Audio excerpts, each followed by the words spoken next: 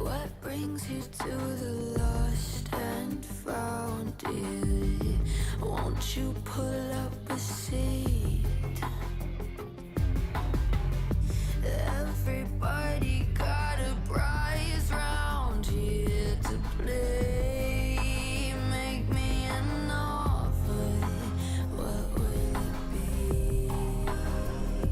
Oh, what will it be? Welcome to the playground, follow me. Tell me your nightmares and fantasies. Sink into the wasteland underneath. Stay for the night, I'll sell you a dream.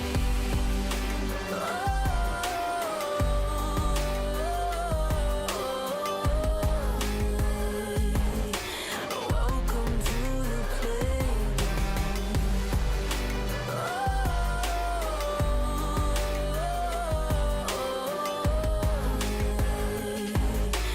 Welcome to the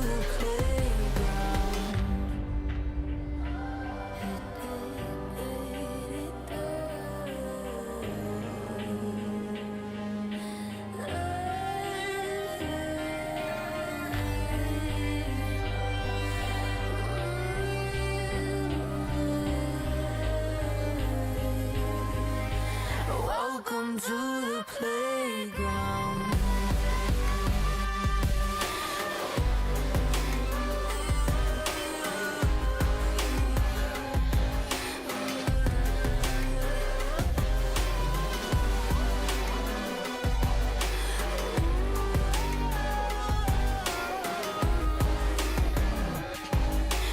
Welcome to the playground.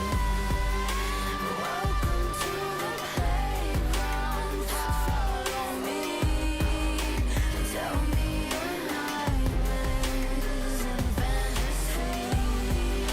Sink into the wasteland underneath. Stay for the night, I'll sell you a dream.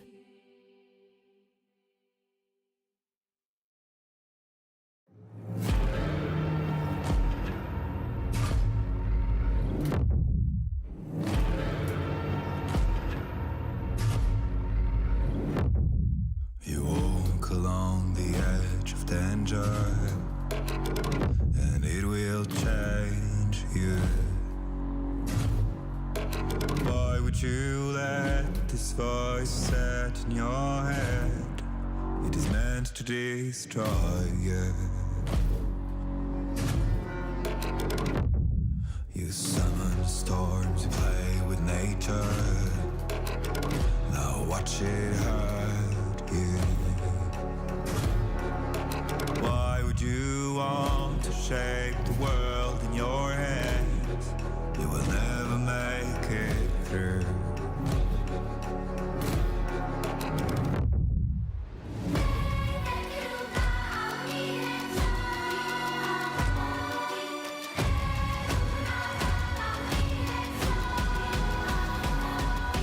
Catch the fire burning out your soul.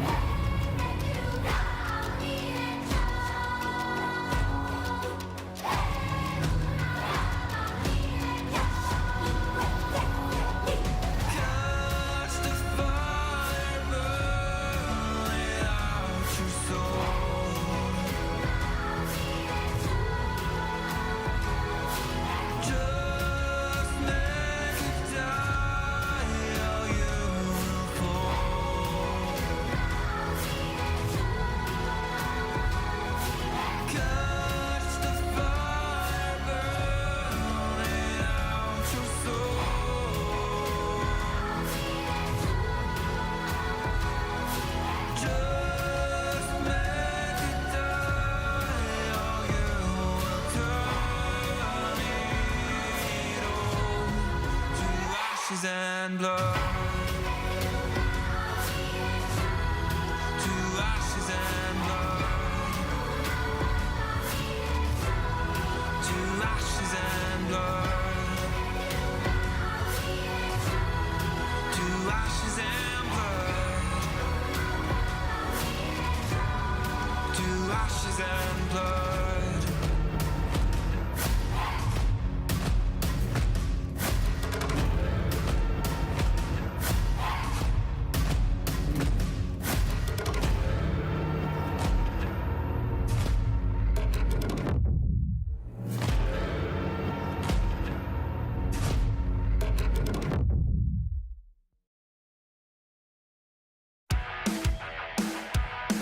Hey, what?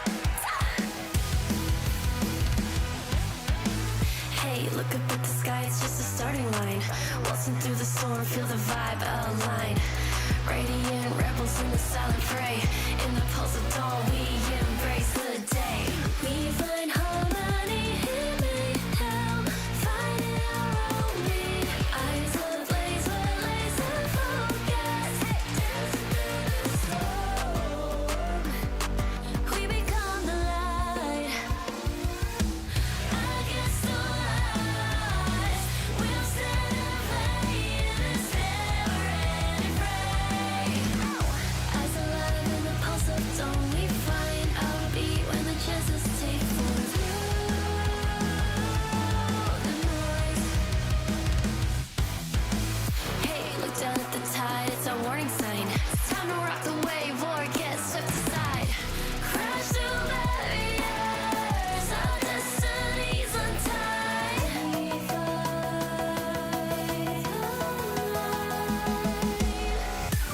We find harmony in mayhem, finding our own beat.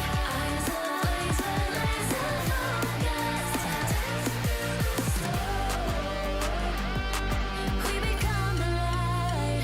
We become the light against the lies. We'll stand and play in this never-ending fray. Eyes alive in the pulse of dawn, we find our beat when the chances take form through the noise. Hey, look up at the sky, it's just a starting line. Hey, look up at the sky, it's just a starting line. Radiant rebels in the silent fray. In the pulse of dawn, we embrace the day.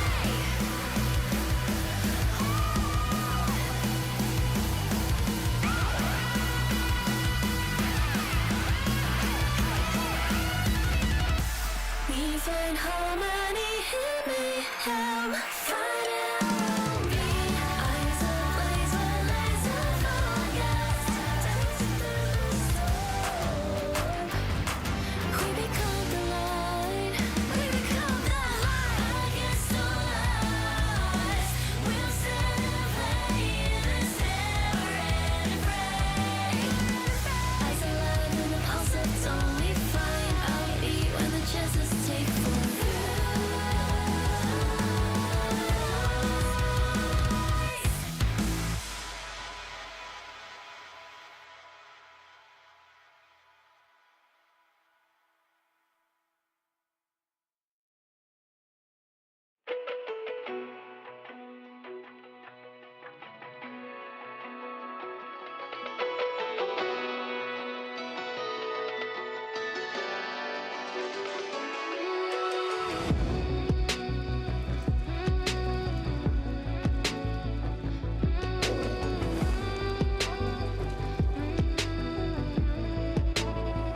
When darkness falls, you are my light. You take my hand and hold it tight. You are my home, I know it now. Don't let me go, we're safe and sound. I see your beauty shine, you radiate with light.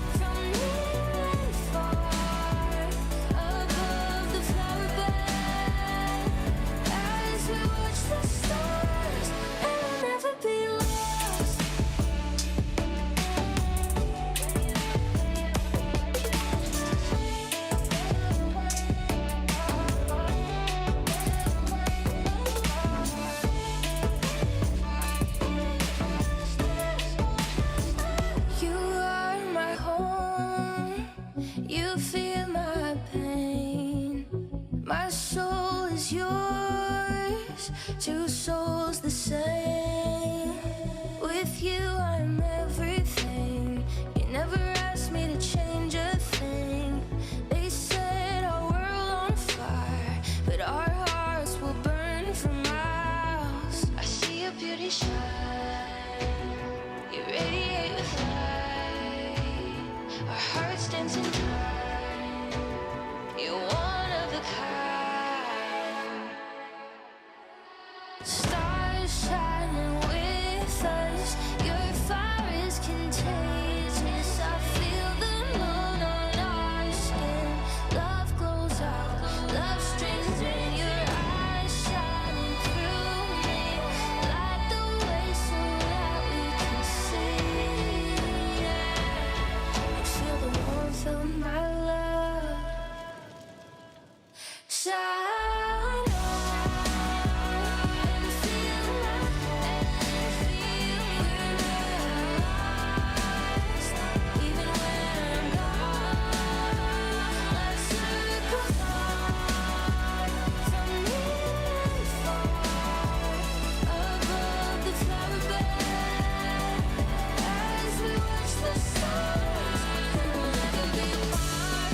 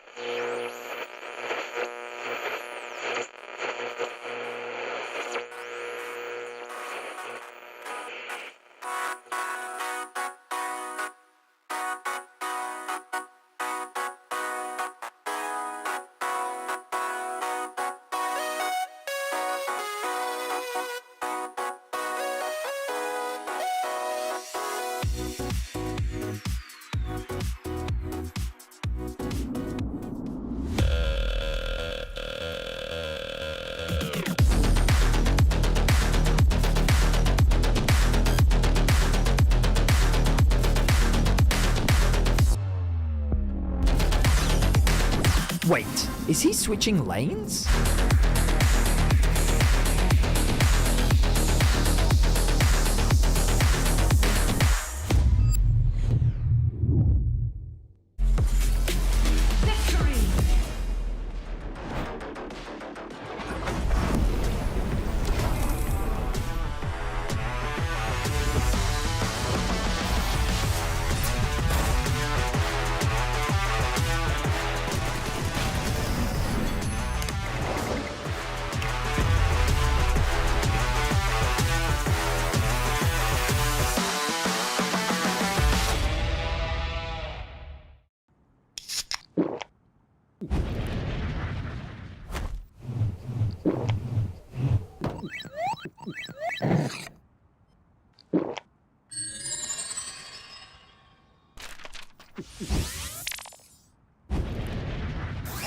Red Bull gives you wings.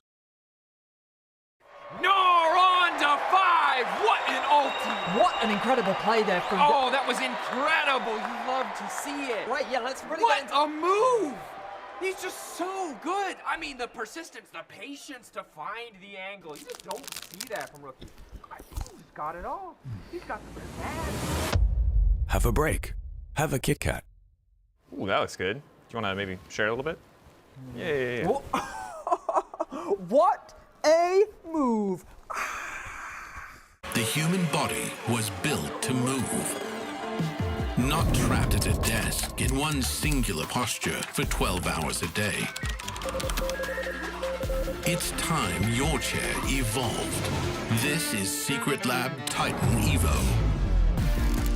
Ergonomically engineered for you, gamers, hybrid workers, artists, backing your every move.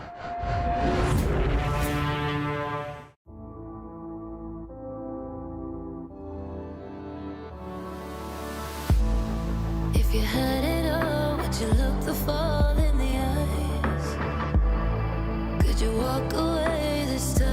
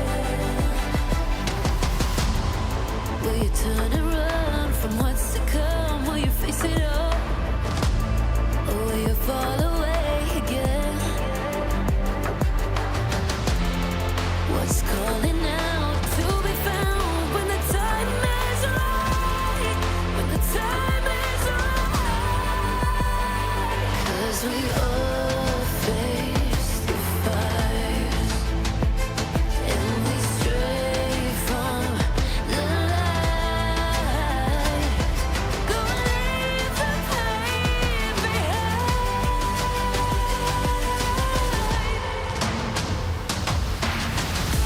Feel that rush, feel the taste. Can you feel it with the pain? Wash it away and stand again.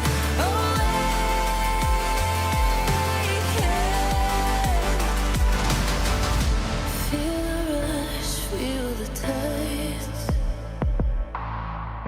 Wash away what used to be.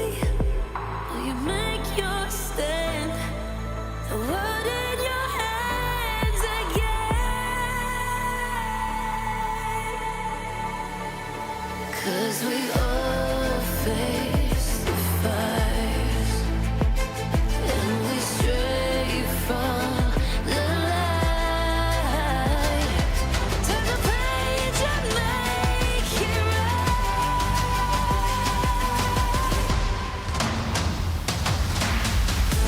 Feel that rush, feel the taste. Can you feel it with the pain? Wash it away and stand again.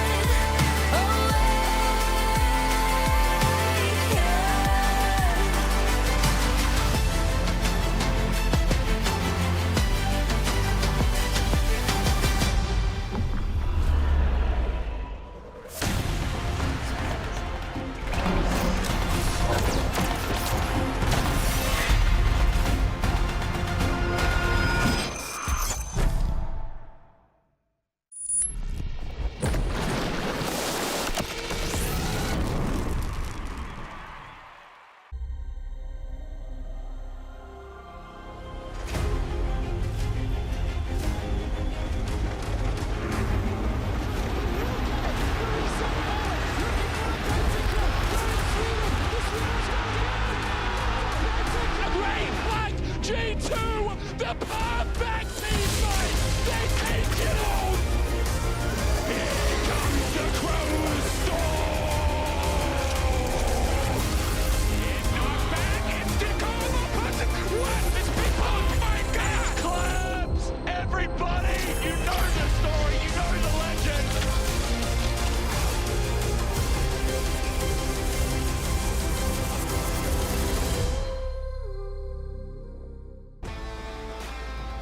Mondays suck, I agree. Mondays aren't fun, but they are made more fun because the LEC is on day 3. My name is Shox, and I'm joined by GB and Finn, and we're gonna get up to some fun. We're gonna tier list. Well, rank is the word I'm looking for. Rank all of our junglers in our league, and later Laura is gonna catch up with some of the cool co-streamers we've got on site today to hear about their thoughts about the league. So that's awesome. Yeah, I'm gonna judge his tier list. That's what I'm gonna do. So he's gonna do the tier list? Hold up. Last time we made a tier list, you guys read it up against me, and I couldn't get my points in because it was like, oh, I think Jojo should actually be here. And both of you were like, no, we're putting him in C tier. And I still don't think that's fair. Well, we have the stats later. I'm just gonna say that. It's true, it's true. So we'll talk about jungle a little bit. We built this tool to oh my god, I just can't speak today. Rank all the junglers or rank all the roles, and so we're running with it. We're using it all the time. And Skewmond actually already ranked all the junglers, so let's take a look at his tier list so we get some inspiration and see if we vaguely agree, yes or no. We can compare notes after. Yeah, I mean, I think I already have some I want to change around a bit, but it's not massive. But yeah. I have some things as well that I think 113 obviously should be at yeah, you love a little it. bit higher now. All right, so let's start with ours then. Why is there 2 of them? Is there 113 in a bad day and a 113 in a good day? I think that's what happened. There are 2 113s. No, it's within the same game probably. Okay, where do you want to start? I think it's easier with S tier. Yeah. I feel like. Or with which person? Or you just want to start with S tier? I mean, yeah, for me, like, I still have Razork and Yike in both? S tier. Yeah, I do. I have Yike first and Razork second. That's more of a consistency thing for me specifically. Okay. But I still think Razork at his best is one of the best junglers in Europe. So Counterpoint. I don't think we've seen Razork at his best this year. So I don't think it's reasonable to put him at S. I think Okay. you can Oh, have oops. him at his My bad. heights. But I think right now, Razork has shown that he is at an A tier, kind of. And the thing is, like, I can't even argue fully against that, but I do agree with you. Like, the levels of playoffs in winter was definitely off. So, I mean, I agree. I'm willing to concede that, for sure. I agree. Razork is a great player. One of the best junglers we have in our league. Hold up. The other way around, right? Wait, so you're moving Razork down, basically, right? Okay, I got it. I think Yike is like the apex right now of jungle talent and jungle play in Europe, and I think he deserves to be in the S tier alone. Okay, then we'll do that. And then moving on, who do you want to go for next? Well, I do want to put Skewman in A tier for sure. Skewmon, it keeps doubling up the person, sorry. That's One okay. sec. Skewmon in A tier? For sure. Why? Well, I still think the level of play that he's showcased with G2 throughout the year has only leveled up. I think there was a case you could call him B tier in the beginning, actually, but I think for sure he's an A tier jungler in our league right now. You've got a lot of tape on him, right? Not so much for some of these other junglers. Yeah, but I think it's the fact that he's also been so good at just evolving with his champion pool as well. He's really becoming a G2 jungler, specifically where you expect crazy picks for them, but also capability of playing off the pressure that your laners are going to be giving you. Okay, you agree? Yeah, I also really like that he's bringing the G2 flair, that he's bringing up the specific picks like the Mundo that has been making really good anti-meta kind of G2S. And I think that really pushed him from B to A for me. Like the fact that that's a great he's point. kind of now getting into the G2 system and is a part of it. It's not just like an outsider looking in. Okay, let's go to 113 then. Finn, where do you want to put your boy? I would love to put 1-3 in A, but frankly, I think he has to be in B. Whoa, I was going to say, that's a B for sure. We're not putting him in A. B? I have to put him in B just because despite the genius that lies behind him, I still see the same inconsistencies. Okay. He still struggles to execute on simple plays sometimes, and I need to see him fix this because I believe in him. I know he can be great, but something is holding him back. I guess we that's got what... 2 minutes left. So I Oh need God, to move okay. you along. Pick I'll someone. put Sheo there. I'll put Sheo there as well. Sheo in the B tier? All right. I mean, maybe I would even put Sheo above 113. I'm not gonna lie, Okay. but that I'm not willing to get into the 113 fanboy I'll put him with like that discussion here. slightly higher, like this. Yeah, that seems good to me. Okay, great. I don't feel like I have a good image of him yet. Maybe because of the kind of the new team and everything. Yeah, I agree, Like, but when I also... had to rank him in BDS, I would know where to put him, but now it's harder. For me. I still think he brings a lot to his team right now, and you True. know, there was when you have good laners, of course the jungler's gonna look good. When you have bad laners and your jungler still looks good, there's also something that speaks for He's that. got great macro knowledge, and I think it shows in the games. You Yeah, know? for sure, for He's, sure, for sure. Directing. To a me, little bit. like just a quick point, if you take Shio out of Heretics, I think the team looks vastly Yeah. different. Yeah, for Vastly sure, weaker. that's a great And I point. think that's what like keeps him high for me. Okay, next up, Isma C tier. playing today. C Yeah, tier. yeah. I think it's just been too long since I've seen anything where Isma really showed me something where I was really impressed with it. And of course, you can make an argument he's been on a bad team or it's been difficult with a new team. But the fact is just that we haven't seen enough for me to really put him elsewhere. Okay. Yeah, I agree with that fully. All right. Maybe we'll see something today there versus Rogue, of course. Elyoya, where are we putting him? Ooh, A? Yeah, I think he still has he has that aura about him. He still has that kind of confidence and the fact that he's larger than life in a way. He's just pulling the team together. Yeah, for sure. I think Elyoya would still say better than 113 and Shale, but I'd say worse than Razork and Skewman right now, currently from what we've seen this year. So I'd probably put them in A tier behind them. Behind them? Is that how we're doing that? I mean, that's kind of how I like it, if you want to have a little ranking. Yesterday, going. though, I mean, they beat KC. And that was very impressive, for Yeah. sure. So do you want to change it? I mean, that was Fnatic that beat KC yesterday. Yeah, we were talking. Oh, sorry. I was looking at Razork's head and thinking about Elyoya. That's how it happens. That's fine. That's how it happens. Opposite of us. Malrang. Malrang, I think it belongs in C with Isma right now. Yeah? I think we haven't seen Malrang doing the things he's good at.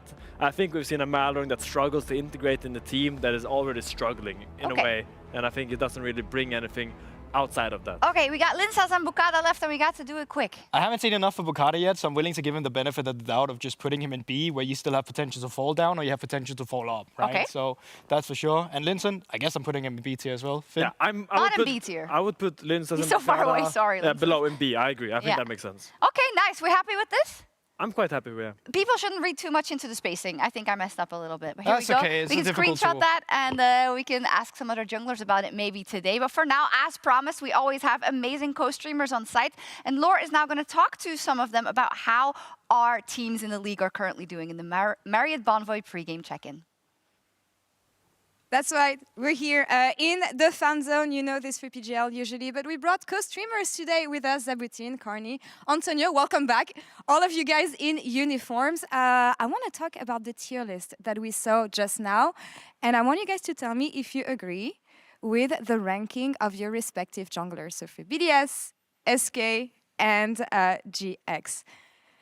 I think. What do you guys think? I think it's actually pretty relevant, at least for. I think Boom 113 is ranked like in average. I think he has really good performance sometimes, but he's not very consistent. So I wouldn't say like he's belongs still to the high tier, but I don't think like he's running it down every game. So I don't think he belongs to the bottom of the pack. And Carney, Bukera has been insanely hype, honestly, since the beginning of this. Actually, I'm really happy to see him in B tier. I mean, it was his first series in the LEC, already getting his Play of the Series award. I think he deserves B tier.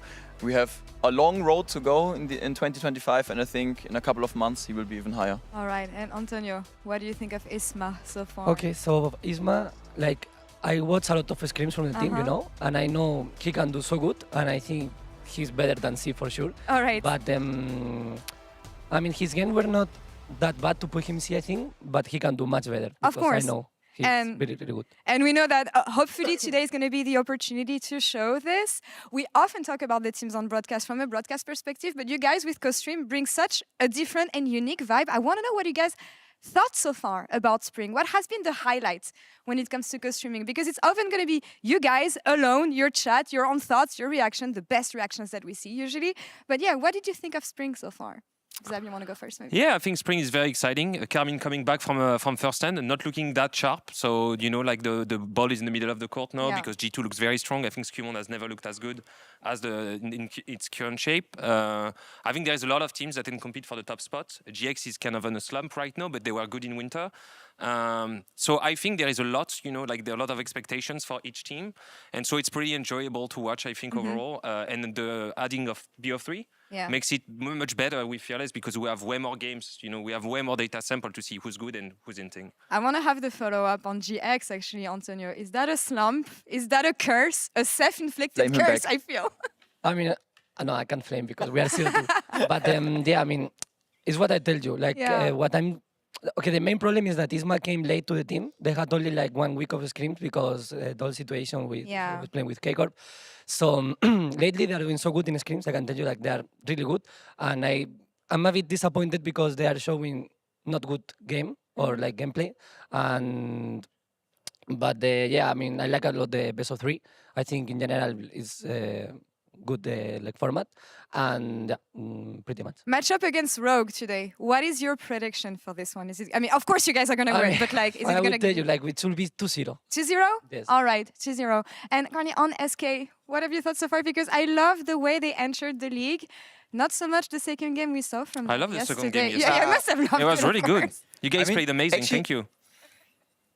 I wanted to credit you and your team now, but after that, I think BDS was just really lucky. We had a week day. And actually, as from an SK perspective, the entire split is a complete roller coaster. I was really happy to see like the German BDSA bros reunited again. Actually, maybe same like in GX. We lack a bit of practice due to the roster swaps, but I'm really excited, and you never know what happens next week, but I hope we win again. Yeah, I'm super excited. Honestly, all 3 teams have been really exciting so far. I hope GX can pick their things up together in the next game. You guys have to. And guys, thank you so much for joining me. We'll see you today in the studio all day. Enjoy co-stream. And Finn, back to you. Thank you, Laura. As we see the players arriving at the studio, let's take a moment to look at our first match of the day, Rogue versus GX. I think Rogue showed some real spirit on Saturday, closing out their series with a clean 2-0. On the other side, GX has looked a little shaky, and that is exactly what we're going to dig into. My name is Finn, and we're going to take a closer look at some of GX mid-game decision-making, particularly around objectives. So, let's see here. It all starts in the top lane, as I think it's rare to do. Here, we see Lot takes a really poor trade against Naknako, and Naknako gets a great advantage. That advantage being that Lot has to now recall and TP back to his lane.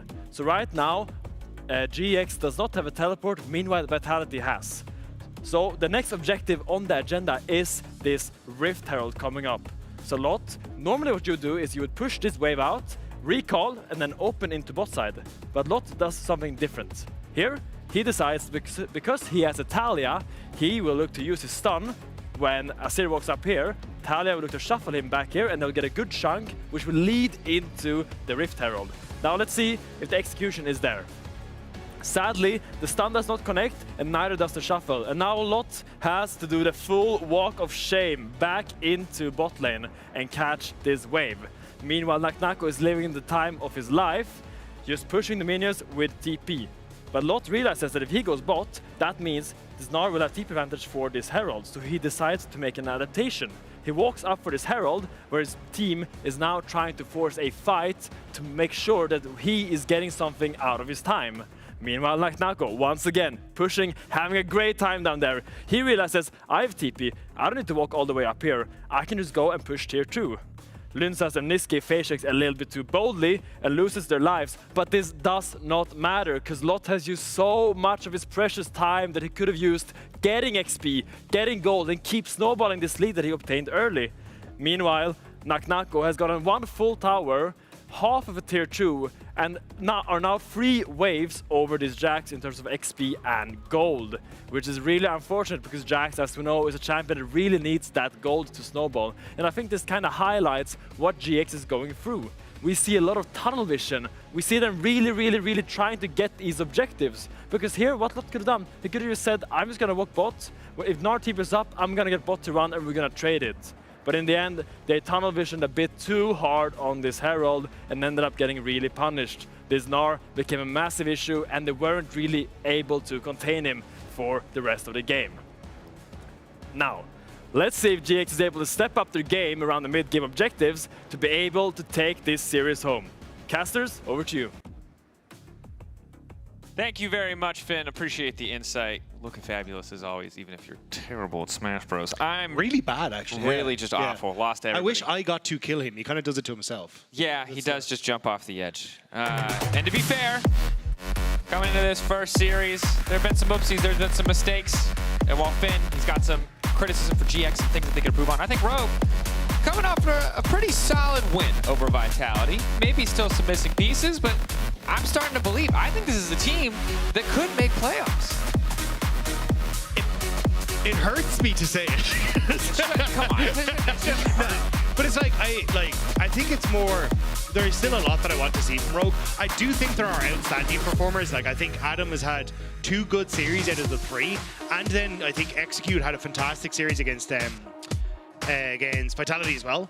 So I think there are people that you can look at to say like, okay, these are the parts that I want you to build around. Yeah. But I still think that like when they get leads, it still looks a little dodgy. I think there's still moments where I'm unsure of them. So I think this for me is kind of a moment for Rogue to step up and say, no, we're going to grow as the season goes on. Because at least from day 1, they've improved quite a lot over the course of it. Question is, can they keep that momentum going, that progress going? You talk about Execute doing well, going up against Noah and Jun. Obviously top 3 bot lane last year. Had some good looks on GX in winter, but as GX have rebuilt, replaced jungler here, hasn't looked quite the same level of consistency, but this is a tall task for Patrick and Execute to win out in this 2v2 and need to see if Noah and Jun can show some of that dominance that was so iconic to them in last year's performance on Fnatic. Yeah, and I think still they are very strong in the 2v2, and I think when you look at Giant X, Noah and Jun have kind of been the people that I'm looking at to be those carries and step up in those team fights. It's just kind of the same problems plaguing Giant X, and even Isabel talked about it in an interview he did with Sheep Esports. They just feel like they're on very different pages a lot of the times where they're not really sure where they're supposed to be in the map. People are going different directions. So I think that's where GX at least understand that they need to try and improve, but identifying and fixing are 2 very different things. Very true, but Skarner, I like that start already. Yes, of course, it's powerful. Yes, it's pretty boring as far as junglers go. But again, when your team is struggling to be on the same page, I think simple is always better. And Skarner is kind of the heart of so many of these very powerful but straightforward team compositions. Yeah, my only worry is Adam kind of popped off. I mean, it was some help on the Jace. So if he goes back towards, hey, we're just going to go for a long-range composition here, I think you're in an okay spot as Rogue. It's one of the things that I think people have really identified against the Skarner. Like, take the Varus, or you can go Maokai, Varus, go for a Jace on that top side, and I think you already are off to a running start here as Rogue. do they want to go for the aggressive option for Adam? I agree with you. I think that game 1 in that first series and yesterday's series, so many excellent individual performances in and out of lane. But for now, it's going to be priority. Early 80 carry for Patrick, the Varus. I mean, just generally good, right? Safe blinds from both sides. Nothing too crazy quite yet. It's also, like, the thing I like about the Varus is that you've got the 2 very different styles you can play through, right? You can go for that poke style and be like, hey, I'm going to sit on middle lane because I've got 2 side laners that are really strong. Or I can go for the on-hit version and actually be that DPS in a team fight as well. So it's just the flexibility that he offers to any sort of competition means, or composition, means he just slots right in. The upside, though, Gwen taken also still sets up, I think, for that Jace for Adam in that top side. It looks like it'll be the Corki in the bottom side for Noah.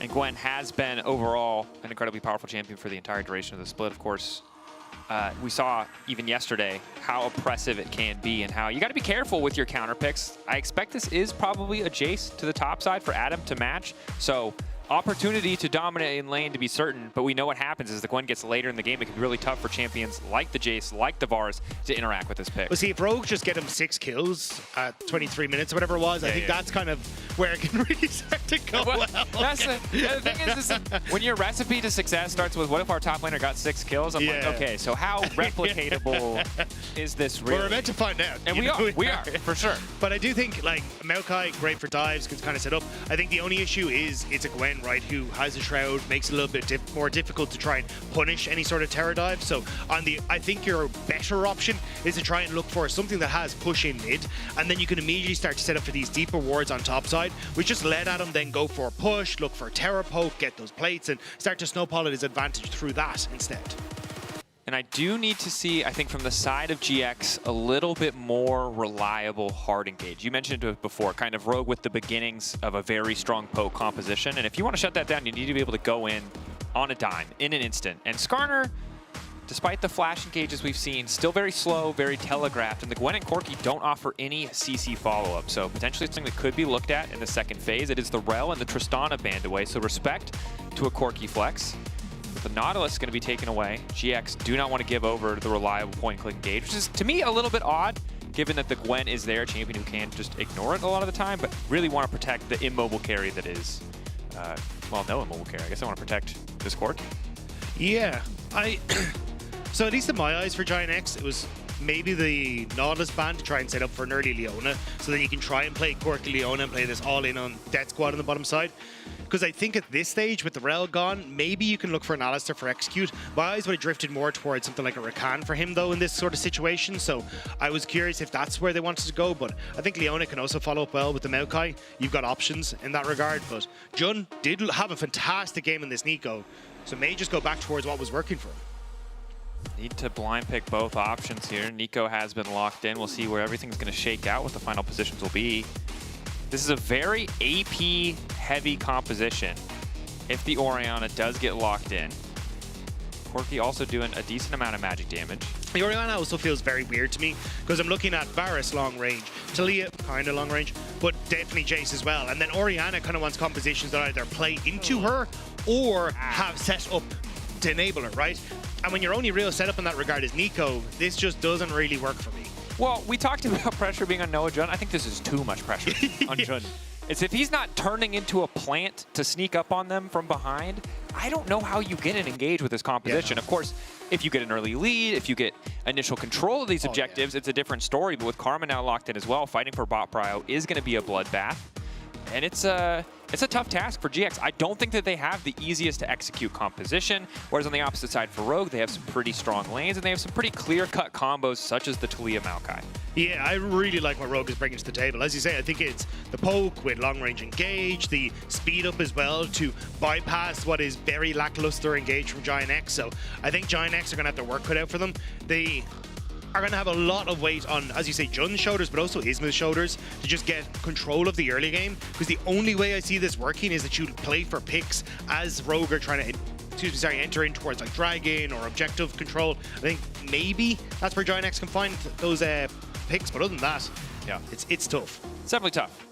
There's a world where GX find the right position, the right angle, and they get to leverage the power of the Nico into the Orianna. The Gwen on top of that is a lot of magic damage, but even MR isn't going to stop the sheer amount of AoE coming out.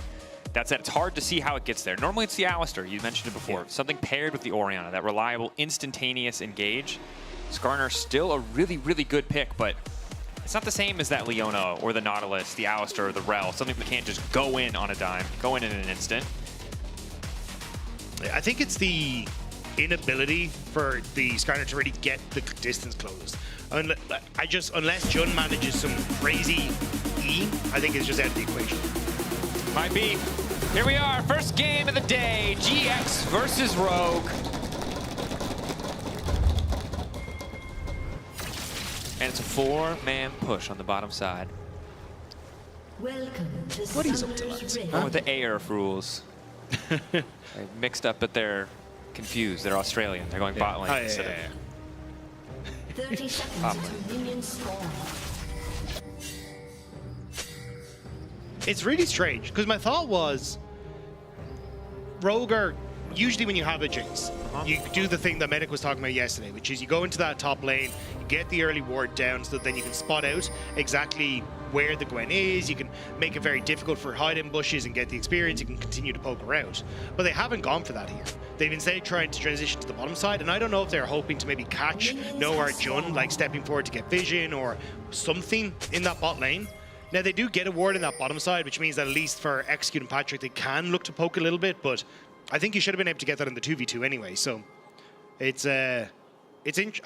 I'll see if the value in the ward is there. I can kind of, it's like the same concept of we just want to push and poke, but it's not where I expected that ward. Yeah, me either. See what the decision is. Patrick also opting for Comet, so it's a double Comet lane, so better poke. Sometimes Halo Blades feels pretty good. It's a Corki. Can do a lot of work if he does manage to find the all-in angle.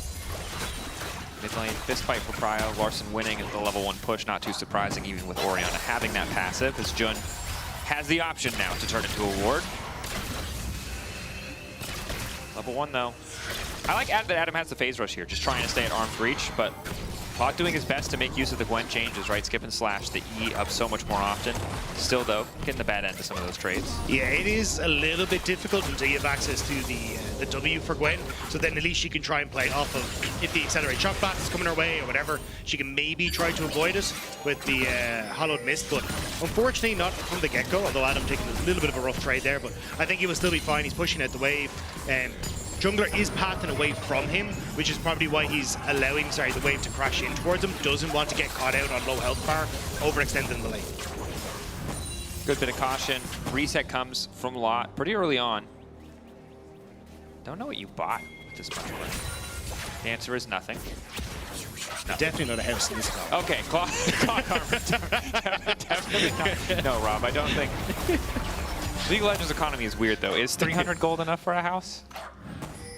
How do I know? I don't know actually. Is gold, what is the conversion But rate? gold, the price of gold's going up, so apparently That's what I'm it's saying. just, yeah, It's it's just like, getting what better, is the you know? conversion rate?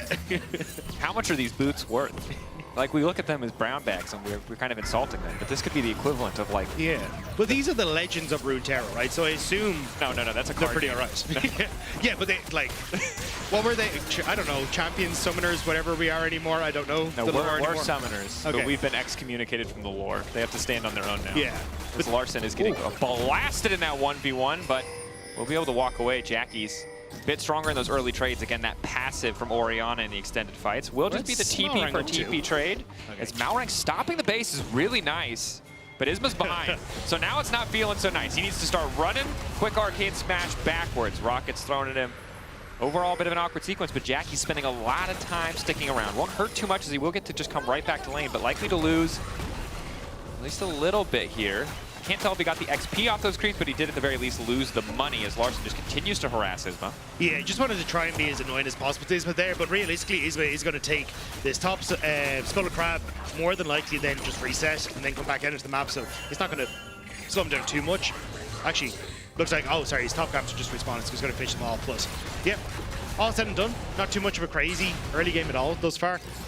I expect for Rogue, it's more of a, hey, we're just going to let the lanes do what they want to do.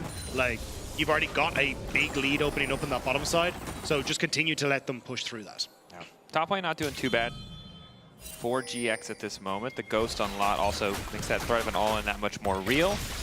CS still within touching distance, and Adam holding onto a very slight XP advantage. This is the wave pushing out from those. So I do think you need Malrang to come up here to at least shadow him so this wave can be pushed out, because Lot definitely starting to hurt, as you can see. But yeah, I think maybe just taking a gamble there. The Malrang had gone for top clearing out of his camps before resetting, and now moving to the bottom side rather than the other way around. Because otherwise, you could have had Malrang coming in over this wall here. So yeah, Rogue at least being safe at the moment. I will say there's a lot of attention being paid to mid lane from the side of Rogue. Malrang's been once, Execute's been once now. Jun also finally responding and coming through. It is very weird, despite how good Jun was on the Nico in the previous game, to see Jun and Execute, because we were both kind of hyped for the support matchup. These guys can be so bloodthirsty, and now it's Karma versus Nico.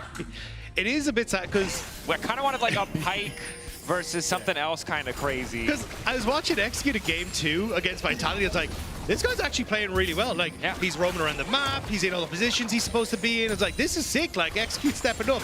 And now I'm like, yay, he gets to show up on time and hit you with a Q. Heck yeah.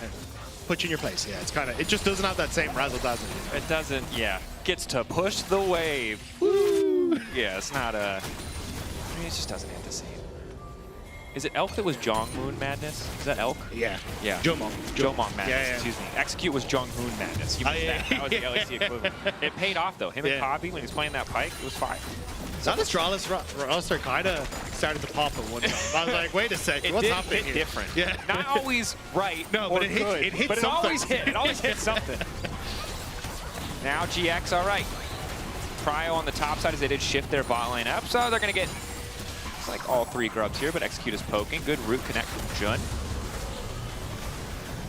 Barbs, Isma going in, level 6, but Execute nice sidestep on the big old rock. Meanwhile, bot lane, it was a trade. For the Drake, nothing too flashy. Lot has to be careful not to get baited into the all-in here.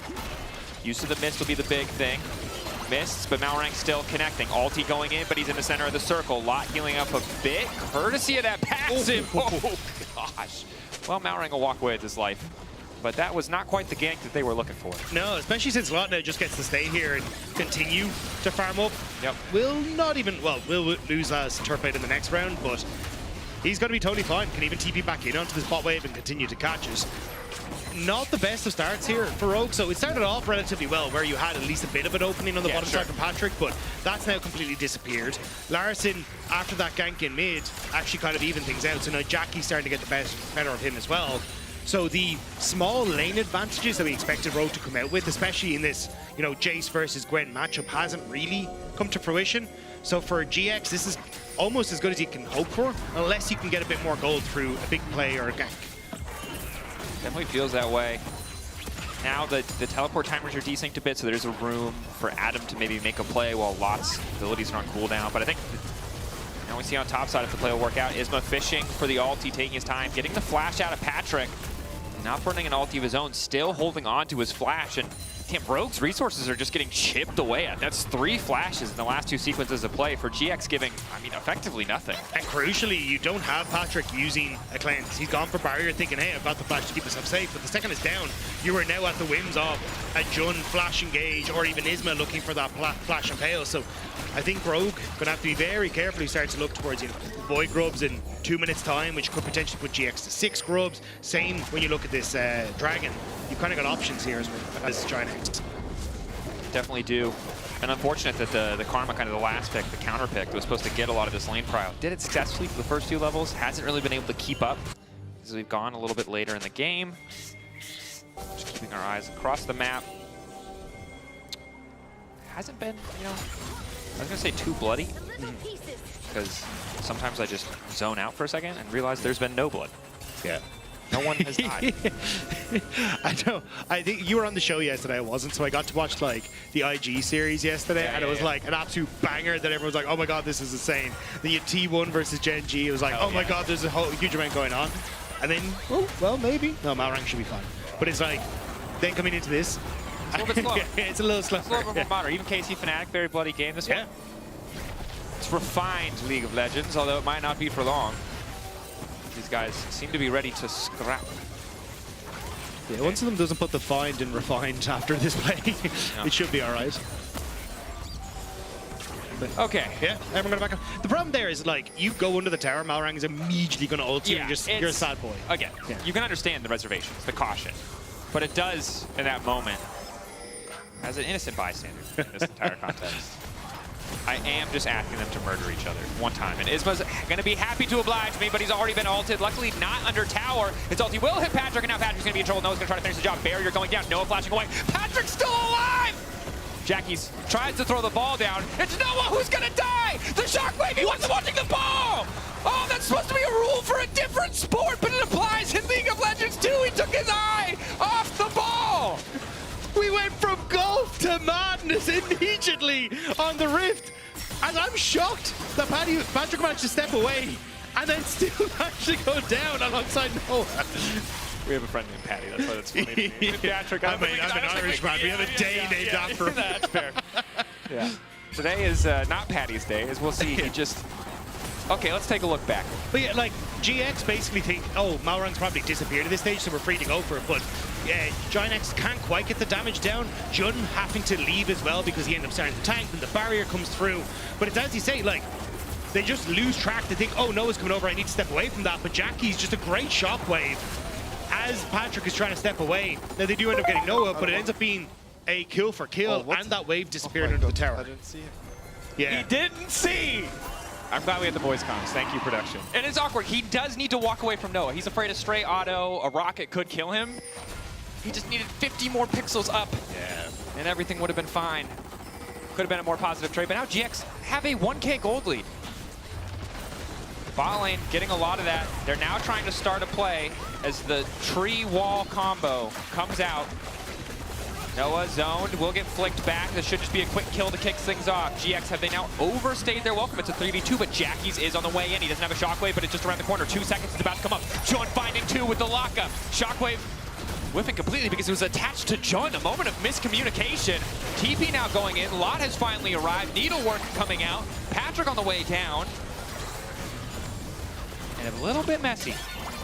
That's kind of what we saw in Isma talking about in that interview with GB Sports. It feels like people sometimes on different pages, communication isn't there. And prime example, Jun flashes out, Jackie misses the shockwave, and now it's Rogue who get the pick, get the TP from Lot as well, and will secure the Dragon off the back of us.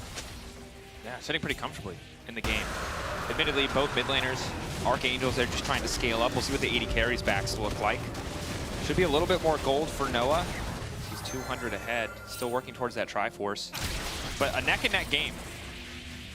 Do a little bit of throwing, a little bit of back and forth. A lot of sports happening in the Climax. My knowledge really being tested. On all 3 of the sports we're all collectively. I don't know if you can do the math on how many years I've been playing Magic, but it might lead you to understand how little sports I played. If only they did a baseball set. Yeah, just give me something. There's no baseball-themed MOBA. I don't know anything about baseball. Baseball-themed God of War? Like, you gotta give me something or I'm gonna have no idea what's going on.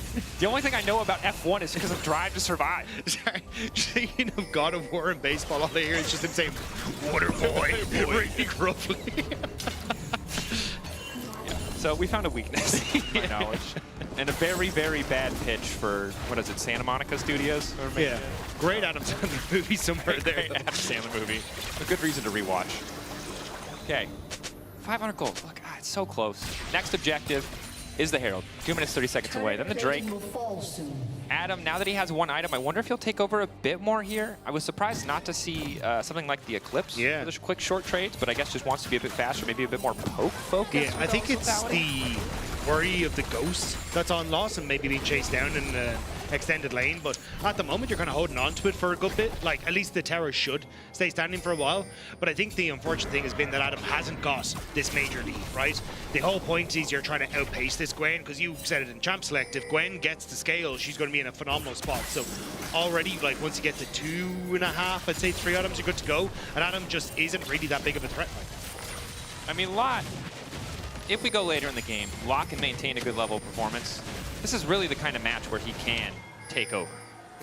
Other than the Maokai, they effectively have no peel. But even the Maokai, it's like, he presses W on Maokai's ultimate and waltzes through it, right? So yeah. Maokai kind of has to give his life for that. And the seismic shove. And the Karma's not going to do anything. Isma determined to steal the blue, will do so successfully. Noah grabs that one. Yeah, I do think though Rogue are kind of hyper aware of a lot because you look at like the items that they're picking up. It's Yoma's Ghost Blade on Adam, which you already talked about, but you've also got it here, and then I think we're going Shirelius down here as well. So I mean, we have everyone's like, let's just run really fast. Locket Maokai too. I think they just recognize giant AoE ultis are how we lose this game. Let's just get as much defensive utility against that as we possibly can. Would not surprise me to see some spell shields coming through, whether it's the Banshees or the Edge of Night. There's a lot still sitting comfortably. Neither side really too dominant in the side lanes. Jackie's is getting pushed at the very least. But we're vibing. 3 kills, 15 minutes. Wouldn't have it any other way. Next objective will give someone the thing that one of the feats. The feat of objectives, whatever it's called. It has a fancier name than that. Feats of strength? Yeah. No, but if there's like, remember there's a feat of warfare and there's the feat of... Oh, yeah. Towers. Feat of objectives. Yeah, I'm not gonna lie. Names are not my strong suit as a colorcaster. That's more on what you're supposed to know. Murder, vandalism, and making PETA angry. Those are the things we value in League of Legends.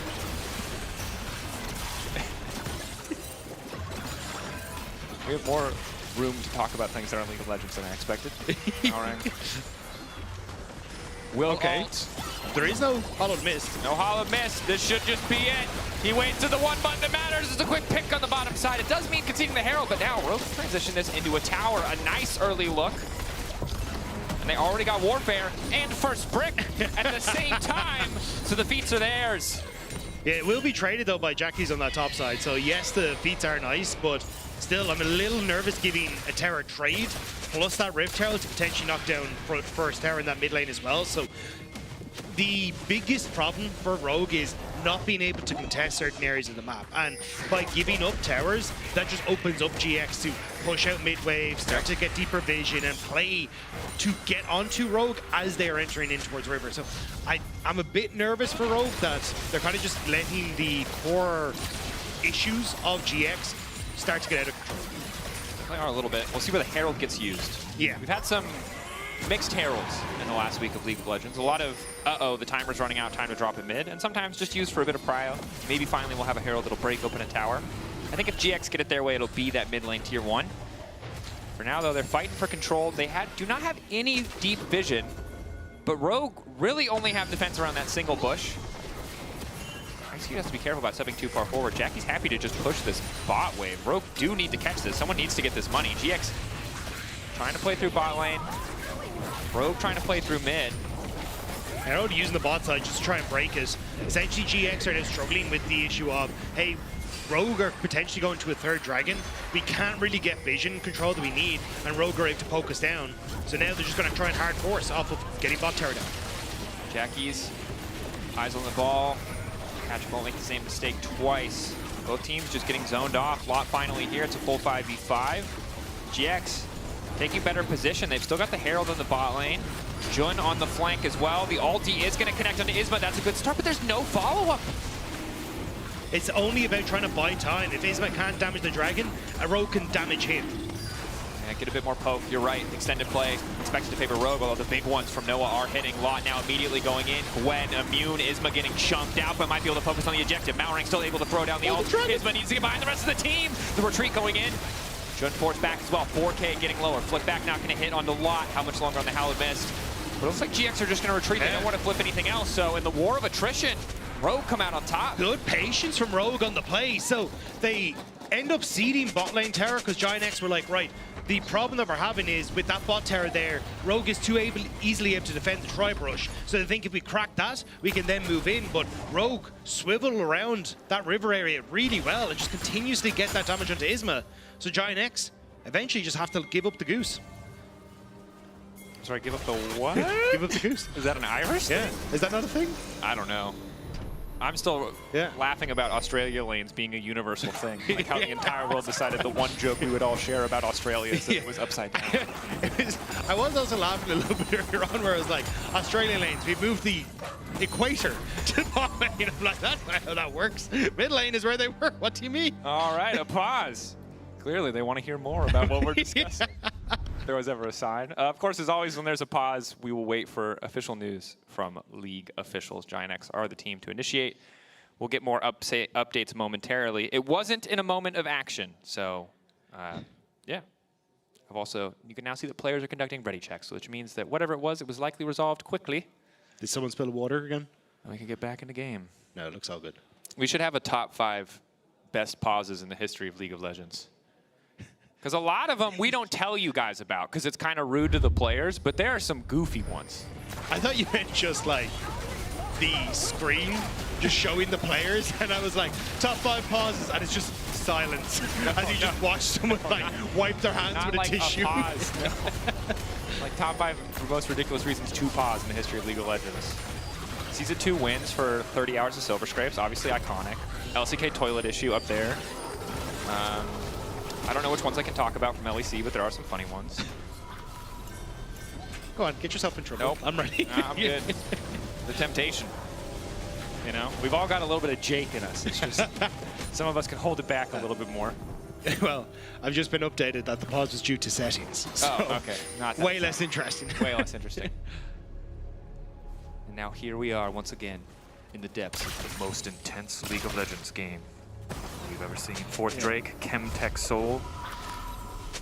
But the problem is, like, Rogue are objectively doing the correct thing. They're playing this crazy slow. Agreed. They're not overextending into Giant X. And we kind of highlighted all these issues coming in from the draft, was that Giant X can't start a bloody fight. So Rogue are just like, great, we'll just poke you. Like, Patrick using the Chain to Corruption on towards Isma at the Dragon fight was really smart, because it's like, okay, now we get to just land poke onto the crucial person at this dragon. Like, just play like that, and I think Rogue have it. Like, I think, unfortunately, this is the way they have to keep going, but it is really smart play from them. Does make sense. The drawn-out fights, they do reign supreme, and we'll see. And just, I mean, obviously context, both these teams not feeling super comfortable in the context of the standings, and GX, while they have some solid early games, have yet to win an actual game. So the pressure is high, as much as we're joking around. You don't want to fall any further down. It is about making top 6. This isn't winter. Top 8, you know, it's not about just being a little bit better than 2 teams. Top 6 a much, much harder achievement to get through. For GX, need to get that first win, need to get that confidence back. Ooh, they're just going to try and rush the Atakan. Rogue aren't really in a position for this. They're trying to get there now, but I don't think they realize this is going down. Only now that's we said when you don't have engage, this is one way to get a fight that's favorable. They just force an objective.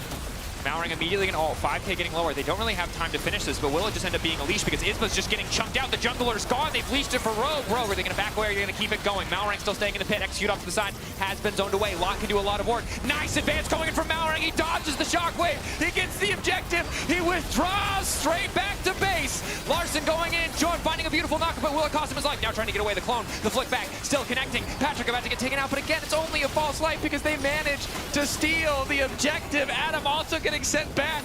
It's a huge gold influx for GX, but a pretty tragic steal. It's tragic that the steal went through, but Loss kind of played out of his mind in that fight. It's a bit sad he's not going to get any of the kills up on the scoreboard, but fighting off 2-3 members on the bottom side of Rogue there, especially when Jackie's whiffed the ultimate, Isma went down early. That could have been an absolute disaster for Giant X, but Rogue, like we see it here, right? Jun trying to basically hold that drive rush, and that's the crucial point we're talking about. Control Rogue as they come in towards River, but Isma gets taken down super quick. Now watch the shockwave as well. You called it out in the fight. Malrang ends up using the twisted advance to get past Jackie's shockwave. Patrick steps away, but now as this fight starts to go on, keep your eyes on Loss. He immediately moves down onto Patrick, finishes off, executing just a second as well. So as you get all this on the top side of the fight, Lot is getting a ton of work done. So while some members are going down on that top side, the fact that Lot was able to deal with the bottom lane and then get Adam as well really kind of saved that fight, because if there was a front to back, I think GX all would have died there and Rogue would have come out massively ahead. And now another fist fight. Rogue completely grouped here in the bottom lane. Poke again connecting onto Isma. This is the struggle of the Skarner we mentioned before. It's so hard for him to just dive in and start a fight, but now Lot is that much closer. Lockup still there from Execute.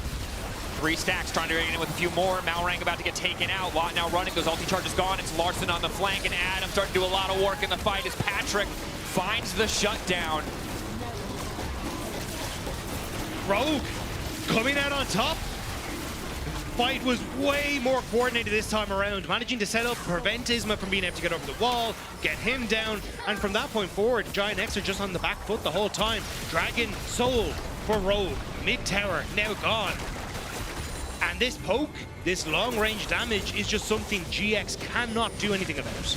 And again, we highlighted and picked Bam, but we'll mention again here, this is so hard for Isma. All his champion does is run at people, and Rogue have such great tools to stop that. He tries to go forward, he gets Chains of Corruption into the Maokai ultimate, into the flick back then from the Talia, and then just dies.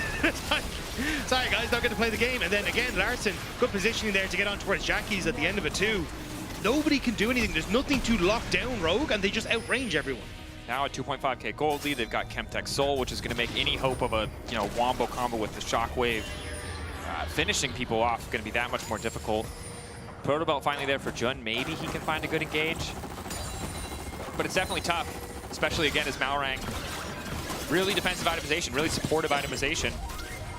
But I think it makes a ton of sense. The Knight's Vow, the Locket, he knows that as long as they can absorb that initial blow of cooldowns, there's really no hope for GX to fight. Again, though, it is all the movement speed options as well, like your Ghost Blades, you got the Shreddia's Reverie, you've also got the Solstice Slay, so when you hit people as Execute, you then get the movement speed to chase people down as well. Like, so much of this is Rogue understanding that, look, we've only really got the Chains of Corruption and the Maokai Ultimate to keep people in place, but we kind of have to use those defensively, so now we can continue to follow up afterwards thanks to all these bursts of movement speed we have. Like, the Rogue clearly understand how to play out this composition and like what are the necessities they need to make it work. Yeah, it's clever. Good assessment of what they need, and of course shutting down also what the opposition needs. I think you could see Isma trying to match some of that speed with the Dead Man's Plate. Hasn't really worked yet. 0, 2, and 1. 100% kill participation, but only the single kill thus far for GX. Lot now at 2 items. Earlier we talked about how much work Jun would need to do, how it's a lot of pressure on any single player, a lot of pressure on Isma as well, but Lot really is the one who can try and take over. That said, he's 2v1 right now in the bottom lane. Isma trying to find a fight in the meantime, knowing that they have a man advantage. Lot being zoned away from the tower, but Rogue eating a tower shot, taking down that tier 2 for free. It does mean conceding their tier 1, and also Rogue want a full commit here. TP's coming mid, Lot wants to join. Execute, getting away from the ball as quickly as he can. GX being shepherded out of the mid lane.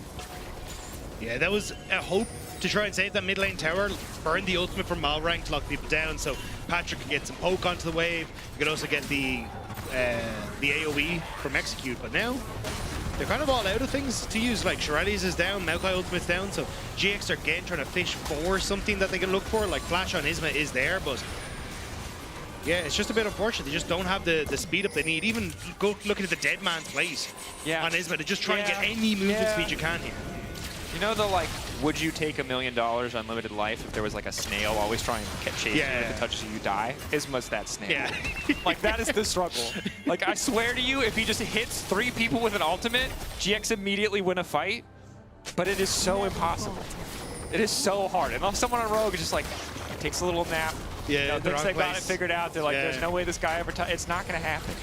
It is tough. Rogue have made mistakes though. This is one of the big criticisms we've had for them.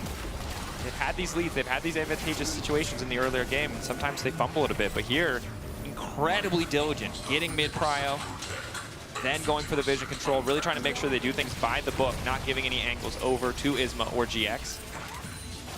Which is very weird for Rogue, right? When you look back at what was Winter and what was last year, this would not have been a composition that I would have been then expecting them to actually be able to run successfully. Like, this takes a lot of coordination, and it's a good look for them. Definitely is. Another ulti going in for Patrick, exclusive reserve to stop Isma from playing the game. This poor man. Larson continuing to poke, and that's their engage option gone. I'm not gonna lie, I would hate my life if Isma right now. Hard. It's so miserable. I am not a good enough, like I am not a, this is why I could never play Skarner. I don't have the mental fortitude in a game like this to stay in that game. No. I would break the Summoner's Code. This man, mental of steel to continue trying, hoping that this time the VAR Assault would miss. Patrick just continues to free hit the objective. Jackies can try and find a way in. Jun here as well. Nice wall from Larson, but a little bit late. Lot now coming over the wall. They're looking for the fall. If they steal, this game can turn around in an instant. Adam now on a killing spree. Malrang taken down. Isma the only choice. What a pin! And he hit multiple people with the ult! It finally happened! They touched the slug! They died! The one thing they had to do was not go into the pit so GiantX could do exactly that. You play it slow. You make sure you've always got an escape route. But they backed into a corner, and that slug stood at the door and said, I finally got my hands on you. Those were the rules when we drafted the compositions. It was going to be infinitely harder for GX in a fight, but if they ever get their angle, it was going to be them. They were going to find it. They were going to make it work. Wow, here on the flank. I mean, just look, this is perfect. Yeah, it's a lot going in, but also, again, like, everyone on Rogue is now stuck in this pit. The shockwave then sets up for Isma to actually close the distance. Like, Jun is able to get that flash close, and it's just because you have that wall behind you. You have nowhere to escape to. All those movement speed items that you have mean nothing in that scenario. And now, maybe this gives a window to GiantX. Now, 2 minutes left. You kind of have to do it another time, but Elder's now up. And it has to be Rogue who retake the river, so maybe GX can find some creative angles. Malrang Rogue need to show us that same restraint, that same patience, but it's no longer on their terms. Isma chunked out, but is able to walk away before the root connects from Execute. GX trying to poke a little bit back. Good big one coming in from Noah. Jackie's with movement speed steroids, the shielding as well. Ulti from Patrick again onto Isma. This time it looks like they have the damage to finish the job. Isma dead, but Lot's found his way into the back line, but it's not enough. He goes golden, he bites a brief moment. Jackie's now follows up, looks for the shockwave. It's a flashback out. It only hits onto Larson. Lot still retreating. The arrow! Patrick finding the target as GX continue to push forward. They're being zoned away. The Baron empowering them, but they're getting lower and lower. Patrick continuing to poke. Jackie's desperately wants this tier 2 tower.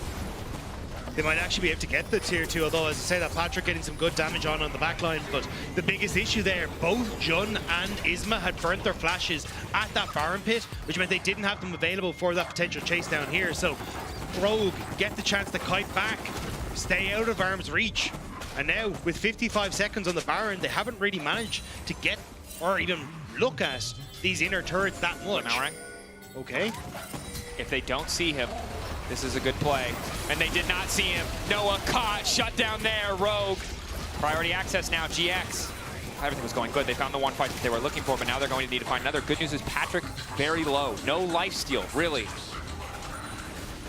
Might not matter, however. Isma can look for the steal over the wall. They have some vision. Actually, won't actually spot where the Elder is. Clone will, though.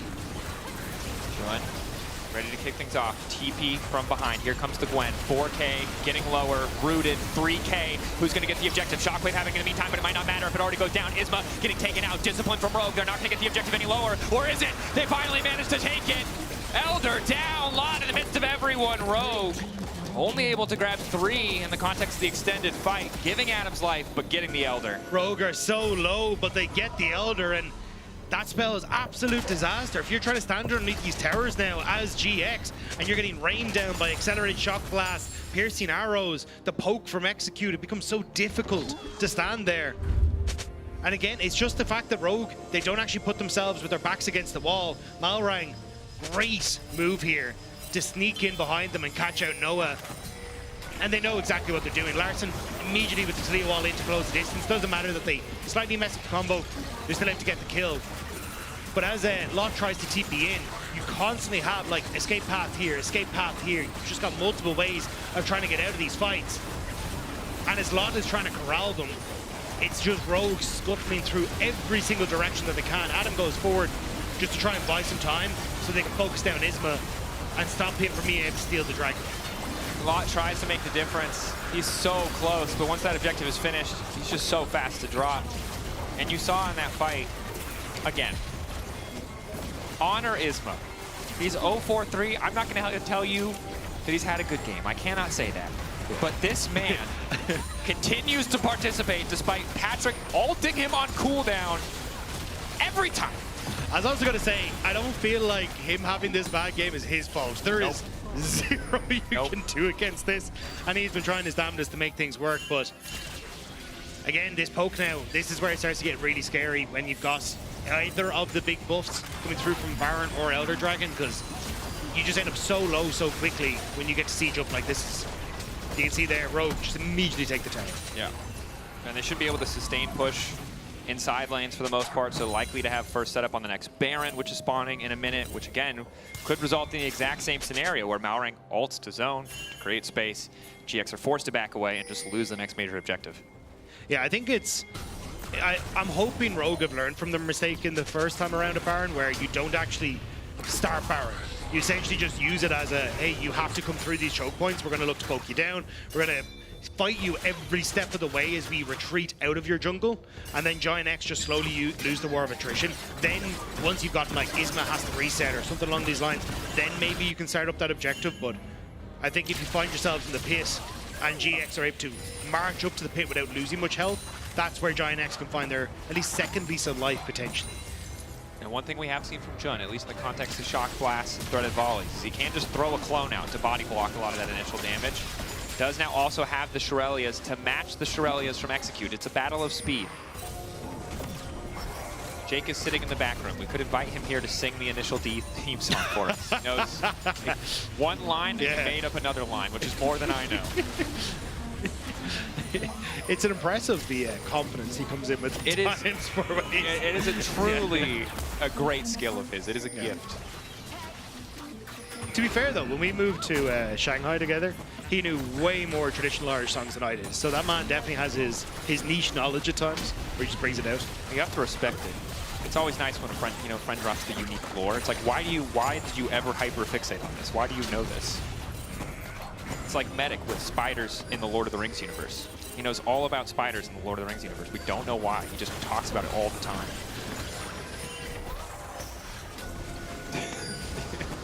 He also does a hand gesture, which is what that silence was Rob doing the hand gesture. All right, both sides squaring up. Drama, League of Legends, posturing. Every second we spend here, it gets better for Rogue. But that ult missed, and that's the cue for GX. Speed is on their side now. No disengaged tools left. Surely they can just walk in, take what they want. But they're not feeling it. They're not confident. They don't want to go for it. No shove. There's no Maokai ult. There's no Varus ult.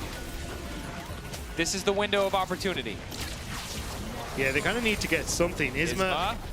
Oh, might actually find the angle. Got an angle. Only managed to get Execute, but that's a good start to the fight. Execute immediately retreating. Isma also just walking away. They get the flash off the Karma. And now he can reset. Yeah, Jun hit Shurelya's as well. They thought that was their moment, but couldn't actually find the angle on towards Rogue. So it feels like, again, Rogue, like, so many of these crucial tools were burnt by Rogue, but GX just can't find that window in. It's tough. Maybe now in the next fight, confidence to just go, knowing that that flash is missing. But Patrick's ulti's back up. Malrang's ulti is up in 7 seconds, so Lindemann did window, and all they got was the Karma Flash. I think not ideal, but tough to just run face first into a Varus, the Jace, the Taliyah. Just because the CC is not there does not mean that the damage isn't. Yeah, the problem that you have as well is, like, if Isma tries to embark on a solo journey to find himself within the mountains of bottom side blue jungle for Rogue, and try and find some sort of flank angle, it leaves the rest of his team vulnerable. They are still incredibly fast on Rogue. With the ultimate from Malrang, they will just chase you down. They will find angles, so you kind of have to play this 5-man ARAM at the moment, as maybe actually Isma, yeah, you can see there, he tries to go in on the right, and Rogue just exits over to the left. It's tough. Yeah. He's in the middle. It's, you know, he wants to take a gap here. He wants to find himself. Still has to pay bills, though. Still got to show up, you know? Has to be here to take care of the boys, as Rogue starting the objective, trying to force GX into them, but they're a little bit split. It's Execute off to the side. I don't know what the flanking Karma does. I guess it watches out for other flankers, does a little bit of poke. 10K. This is a very slow objective for Rogue.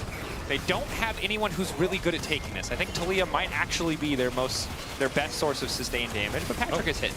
So 5K. GX going for Elder instead. They're just going to concede the Baron.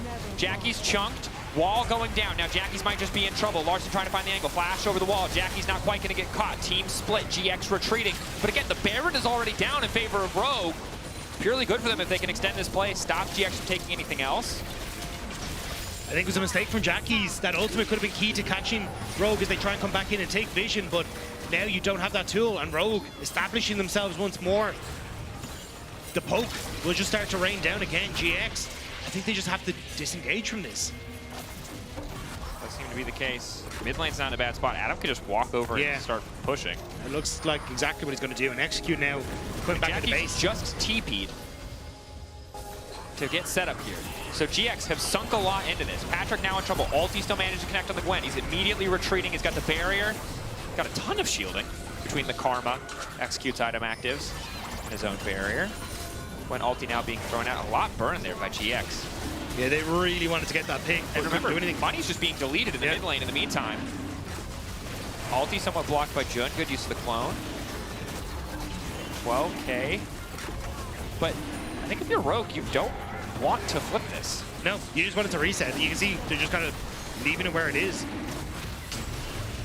Dragon will just get Yeah, loose. you're fine with that as Rogue. Again, look where Adam is. He's just got pushing. mid. Yeah. Ooh, GX in a tough spot.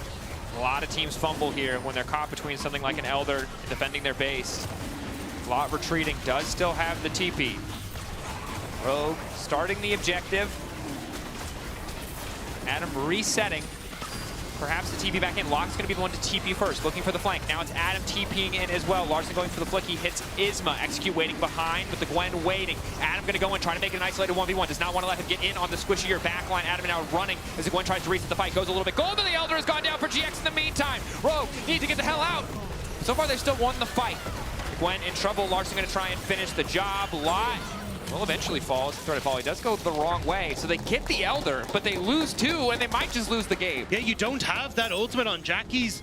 Jun kind of needs to make a serious hero play here if he wants to hold on. Maybe you can get the burn with the Elder, but 3 versus 5. This is a tough ask for Giant X. See the damage Delta champions, the poke, the story of this entire game. No chance for Corki, Orianna, or Gwen to team fight. It's just the Jace and the Varus endlessly throwing out these skill shots. Flash forward, they're trying to lock up Jackie's. Jun looking to turn the fight. Noah needs to do so much work, needs to do so much damage. The Karma's so low, but the shields are still there. Noah wants to finish it, but he just can't get any kill done. They're all blinking.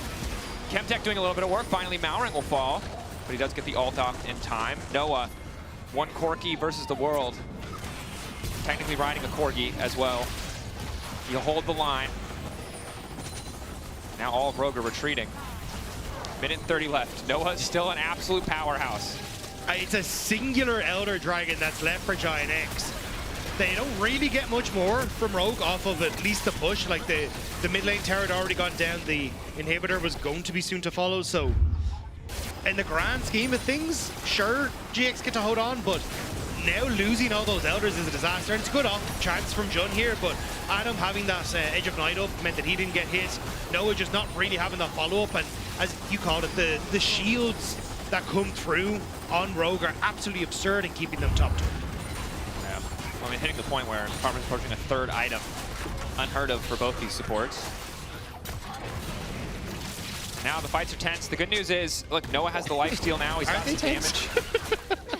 Okay. Sometimes, and this is a play-by-play secret that I'm sure no one has ever noticed. Your brain just says things. Yeah. Words just come Do you out want of to your know a secret? You knew Casters do that as well. I cycle through my, it's tense. Yeah. Tense is a safe go-to. Oh, yeah. It's not tense. A little anticlimactic. I think Rogue have won this game. Yeah. But I've thought that before, Rob. I said there was no way that GX could find that fight, and Isma found that fight. So you gotta hold on to that little bit of hope. Yeah, we can ask Yankos about what he thinks about betting on games being won in specific circumstances. I'm not getting rid of my eyebrows. He looks like a weird alien. I don't look like I have eyebrows already. I don't need any more help in losing them. We can get the makeup artist to Sharpie him on for you every day. I'm not going to lie. We can Sharpie him angry if you want. A few different expressions. Yeah. Can I just get a piece of paper that I can just hold up to give me different looks like a cartoon character? Oh, just like, wait, if Yankos is listening, Yankos, just please, whiteboard marker, non-permanent marker, just give yourself different eyebrow expressions. He's going to accidentally grab the permanent markers. You know what? That's just good content. We're just looking out, trying to make some content for him and his audience. Do you think we'll get a 16-minute game, Rob? I don't think so. I mean, Baron for me is probably the end here. But Isma has Warmlocks now, which is actually a really important purchase. Actually, yes. They can no longer just one-tap. I mean, they couldn't really one-tap on the first thing. They get half health on the first engage, second half of health on the second. Larson concerned he was over pushing on the side lane, so will use the ulti to retreat. I think good cautious maneuver. Knows that getting picked here could mean the end of the game. I really don't think it'll be 60 minutes, but sorry, I thought that was you going. Yeah. Great character. The best part of Nico being in pro is that single interaction. Yeah. Okay, ulti.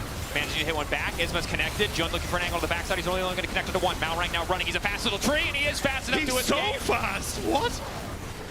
How the hell did he get out of there?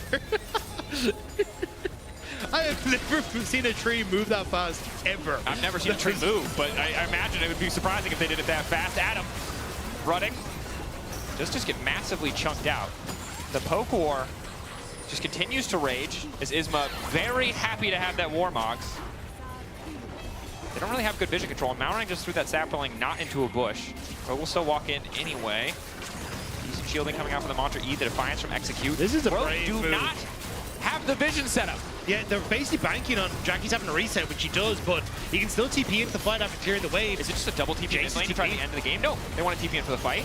Clone there, AK. Isma could just go over the wall. Is it just going to come down to a 50-50? Malrang ulting. Rogue turning for the fight. I like the call. Lot doing good damage, but goes gold. Buys a second. Now it's Noah who's jumping forward. Noah immediate cleanse on the ulti coming up from the bars, but Lot's been taken down in the meantime. Patrick now unstoppable. I didn't even see who got the Baron. The answer is GX. Jackie's running. They managed to get out with 3-4 players. Jun trying to get a bit more space. They're trying to retreat to hold the line. Keep in mind that mid lane is still vulnerable. Could be attacked. Jackie's running away, a bit slowed by Larson. They want to shut down these Barons so they can just end the game. Jackie's almost finding one with the shockwave. Gets two! They line it up for him! The ball finding the kills! Malrang now running Rogue! They just, this catastrophe! What is going on? I cannot believe off the back of that engage that it's Giant X who end up coming out with all the kills and the Baron as well. That was a disaster for Rogue. And it's Baron and Elder Dragon about to spawn. I think Rogue might have just thrown the game. They might have.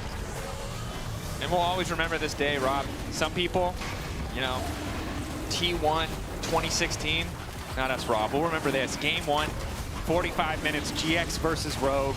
The weirdest fight we've ever seen and ever cast. And it might be after that entire mid-game where Rogue looked like they were just doing whatever they wanted. GX running away with it. Yeah, because here I saw Lost go in, buy space, and buy time using the Zanya's Hourglass, but Noah getting a ton of work done onto Malrang as everyone on Rogue had moved out. Then you end up getting the steal in the pit, Noah flashes out of the back, and Jackie's actually gets the damage done on the opposite side. So now you've managed to pick off Adam as Lot has gone down. Jackie's then gets time to get the ultimate back up and available, which is crucial here, but you called in the fight here. So Execute goes low, and they both flash on top of each other to then give the double kill setup. And now Isma's actually managed to find the fight that he needs because he's able to get into position to lock down Malrang. It was a comedy of errors across that, but Jackie's... Exactly. We don't even need to speak. Just replay that reaction 4 more times. It's a perfect summary. Okay, well, gold is fake and is no longer real as we cross the 80K threshold. We'll look at items. We're never buying a house at this stage. We're never buying a house at this stage. Yeah. 80K has to be enough, right? It's gold. GX. How big are the coins, though? That's a very good question. We need more details. This is the lore that they're not giving us enough info on. We need a segment called Lore with Lore. I know this has been pitched before, but there's too many rhymes around this. All right, Rogue, disengaging, buying space with the Maokai ultimate. Flick back onto Isma, solid. GX pushing. Jackie's very fast. Shockwave not gonna hit. Quick flash out from Malrang. Lot now chasing down Adam. Wall going in to potentially isolate Jackie's. Lot is fast, but Execute is there as well. Extra shield going in, looking for the knockback. The Lot still standing, but the Glenn force backwards, can't quite finish the kill. They get the mid-terror off the back of it, 50 seconds of Elder. They're gonna break the second inhib here. If GX don't over-push, I think they've won the game. Yeah, all they need to do is just get that top wave now. Lock and TP back in, you push that, you get your final tower down. It's a tough one, as you've only got like one more wave to work off of for Elder, but the Barons, they're gonna do some work here. And I said the same thing about Rogue 20 minutes ago around that Baron. So just reminding people that anything is possible. Don't let your dreams be dreams. This is a bonkers game. 49 minutes. League of Legends. Just a reminder that the design team put the Elder Dragon in the game to end the game. But Rogue and GX have looked them straight in the face and said, Frox, Freak, Champ Design, we don't give a shit. We're gonna keep playing. And I respect that. But I'm not gonna lie. It kind of is just Giant X refusing to give up. Like, a huge amount of this is like, kudos to the boys. This is the plot of the Mighty Ducks. It should not be possible. And Karate Kid, a lot of 80s to 90s movies have the exact same plot, now that I think of it. And the exact same man, which is from a hometown. 5 young boys. Yeah, okay. Rogue, your top side needs to be defended, and I don't know if you're here to defend it. Larson is going to have decent setup. They can zone one wave off with Malrang's ultimate, but Isma's now in a position where he can body block. So the tower's just going to go down. Shockwave hits one, but only Larson. Oh, so Jackie's might die. Ulti fall, not quite going to connect on to Jun. TP back coming in from Adam. Isma chunked out. Shirelli is used. GX now zooming back out. Mundo stonks. Flash once again from Mr. Jackie's. Isma Diamond hands from Jackie's, I think it's safe to say. He's held on. Did not sell early. Did not give up. Don't know anything about finance. That is not advice of any kind. I wasn't sure how long Giant X want to stick around that top side. Isma still had Warmogs, so could just look to heal up off it and then you like TP back in with Jackie's. But that top tower is still very low now, and surely the next Baron in 30 seconds is the one that ends the game. Number 3? 3?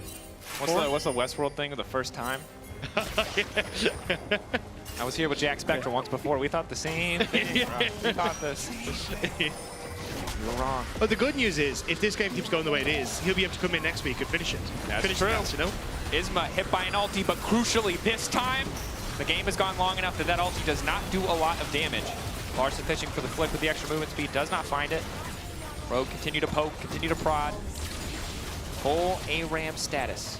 5v5 grouping. Isma on the flank. Good spotted out there by Adam, crucially. So, Rogue, if they like had a minion line, could essentially just try and protect it and run down mid lane and force Giant X to retreat. But you're now pushing into super creeps, makes that a little tough for Rogue, which is why Giant X feel comfortable to just sit in this river and try and back. TP in from the Gwen. Larson and Jackie's trading blows. Locket already used. Extra movement speed from the Shirelias as Patrick flashes in, rinsing and repeating the ult onto Isma. Isma might be in trouble, but he manages to lock up 2. Jun with the follow-up! Huge combo! Larson coming in, but it might be too late. Jun with the flick back. Now it's an even fight. Lock continuing forward. Noah trying to lay down a bunch of damage. Now the Gwen ready to take over. Malrang and Larson, the last 2 surviving as Execute continues to run for the hills. For the rest of GX, eyes on the prize. They don't want the fight. They want the game. Sprinting it down mid. Trying to end it. Lot needs to stop the bases. He doesn't know where they are. They're split up. He's indecisive. He gets wrong. No, Lot. You could have stopped 2, and the game will continue. It's the only way you could go. This game will never end. Baron will never be taken out of Dragon up in 10 seconds as well. Lost. Still has his crew here though. I don't know how they feel about taking a fight because Lot doesn't have ult. Jackie's just as about to come off cooldown. They probably know he's there thanks to the ball. Malrang's taking a bit of poke. Courtesy of the Merc Tread shield upgrades. Meantime, Noah 1v1ing an Elder Dragon. That's pretty epic. Yeah, I mean, he sold his boots a long time ago, so he's a big tower, vulnerable. Shockwave hitting 2. Execute flashing out. Malrang trying desperately to hold on. But the Elder Dragon, they haven't finished it yet. 6K, getting lower. They don't have a jungler in the area. 10K, it does reset. Noah has to stop his 1v1. Instead needs to return to his PvP aspirations. Malrang getting massively chunked and completely deleted. Surely that's the end. Yeah, Rogue just getting sloppy. Malrang wants to try and get in towards Elder, but they're losing their inhibitor, or sorry, their Nexus turret as well. Giant X now. They have it.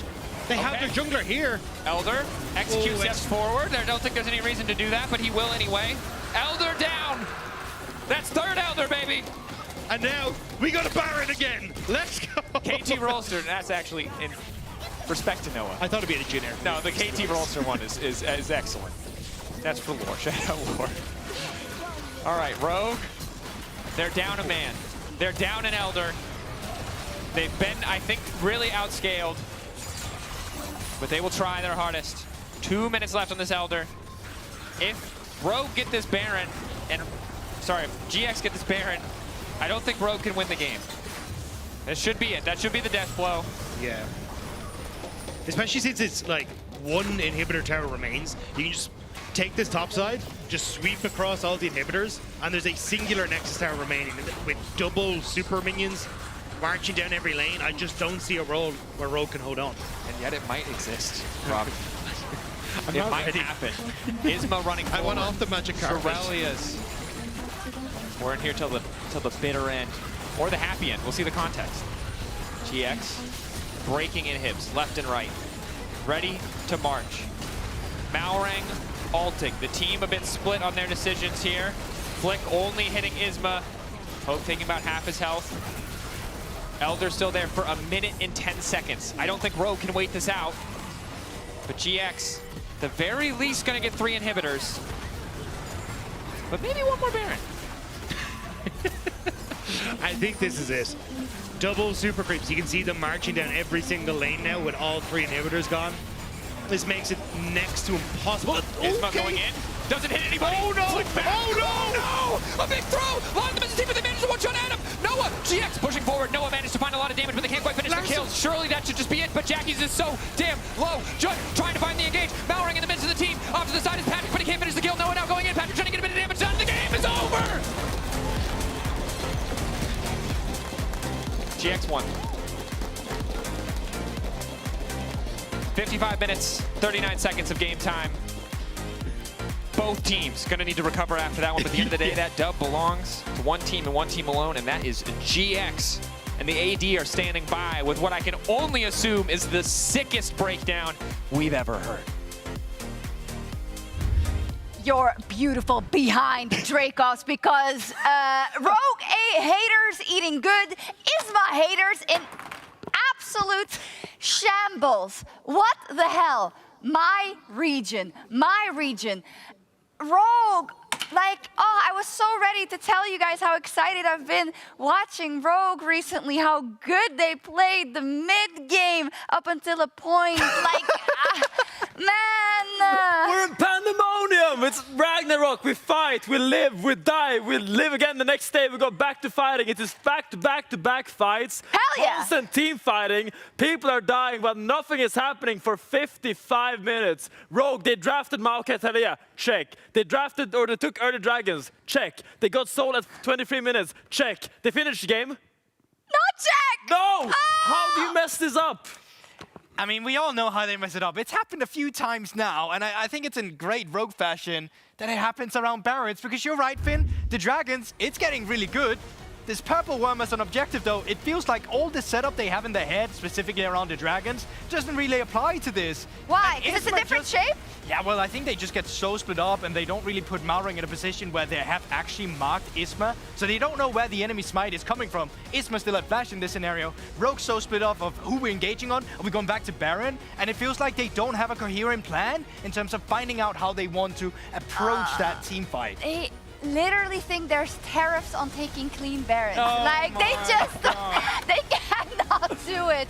I'm so frustrated with them. And what often happens in situations like this is that it gets lost in the sauce how the other team kind of caught the throw or kind of took control of the game. That's the look of a man right there that know he should have lost the game, but won it. And I'm sorry, that is what happened. Like, GX, disaster, I was going to say. And the fact that they come back, I mean, it all comes down to that never... stole one of those Barons. That is very true. I mean, that is impact. We were praising Yike to the high heavens yesterday for that versus Fnatic, so we got to do the same for him. I don't know if they got Asap as their assistant coach or Never something, because they brother, never FF. And I want to bring up that unyielding spirit of GX. Big kudos to them. They were getting bashed in early game. They were losing their lanes, losing the dragons, but somehow they kept trying. And you got to give it to them. They've been losing. Is this their 4th series? Yeah, they've been losing since winter. Yeah. But they still have some fight in them, and this is what we want to see. We want them to get punched 7 times, but still get back up and still show that they're here to play. Oh my God. Okay, let's cool down a bit. Yeah, let's cool we down have a a series ahead of us. We're long ahead. Was it actually recoverable? You think after which Baron was it unrecoverable? Well, probably the Elder and the Baron, I'm gonna say, but Which one of them? yeah, exactly. Which one I of lost them? track, to be honest. So where did the magic run out there? Because they had that great combo, right? They had the long range Chain of Corruption, the Maokai ult follow-up, but then it seemed like they just couldn't kill anyone quick enough anymore. Well, they were at a position at the game where they could just kill first target all the time. Yeah. And then at some point, Isma had just been in that game so long that his itemization actually made sense against the enemy team comp with the Warmox, but also the extra armor you finally got in there, so you could survive the burst. And GX, they were so conditioned to the fact that or Rogue was so conditioned to the fact they could always blow Isma up. So they kept sending the entire tank at him, and it just never did. Yeah, fool me once, shame on you. Fool me once, twice, shame on me. Fool me 7 times, shame on Rogue. Like, come on, we have to see you step it up, because they really had an easy game plan. They executed so well. They did so many good things, and we were so excited about them. We were so excited to see them finally actually have a good game that we could praise them for. But again, they let it go so long. They let it go so late. Like, it's almost like they're inviting fate to kind of knock them on their ass. It's crazy. Yeah, but that's why it's so bad, right? Because we are seeing improvements with Rogue. We generally are. Like, they're not just rolling over. They're still throwing. It's still bad, right? But they've already played against Team Heretics and lost. They've already played against BDS and lost. They're playing against GX now, who's a 0-2 team, and they might be losing to them as well. You need top 6 to make playoffs, and while you're improving, you're not doing it fast enough. This is alarm bells ringing for Rogue. They need these wins desperately if they want to make it further in Spring. But also, let's bring it back. It's the same for GX. If they lose to Rogue now, that playoff race is almost unobtainable at the point. So this is also crucial game time for GX. If they lose, here we have the stats from the game that Jace and Varus damage while you are poking all game.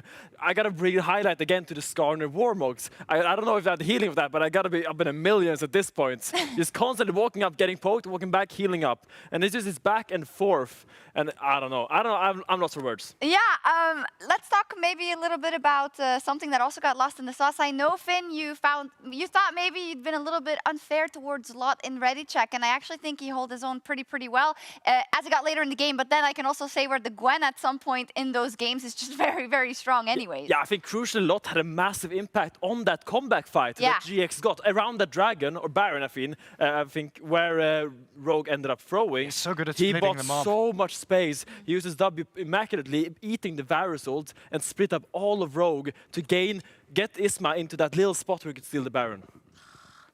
Hey, 2 more games maybe. I thought when we came into the series that it was going to be 3 games. It might just be 3 games each at 55 minutes. This series might last us 3 hours. You know I'm here for it. Never miss a Rogue game. I mean, it's hard to as well because it lasts for that long. Yeah, so you're tuning in later. You like accidentally put the TV on. Rogue is still playing. It's still a Rogue game.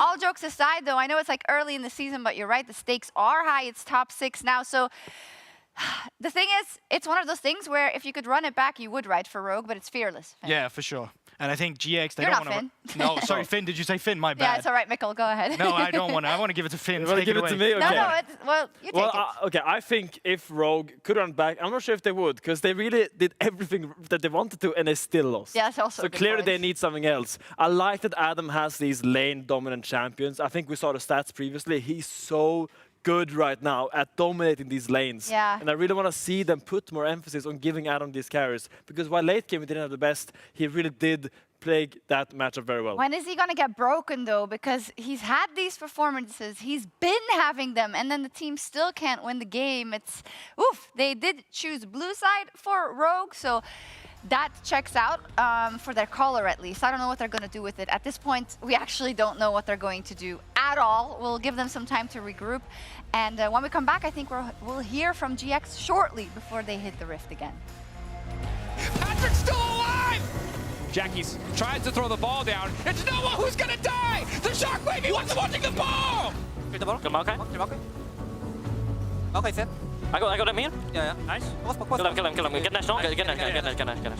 Nice. But Elder in 1 minute. Insta base, no? Control both sides. Yeah, scanner. No shockwave Oriana. No shockwave Oriana, guys, okay? No, duel there. We have Elder. Go bot, mid. That's a banger game one. That's Hit it. Nice, somehow.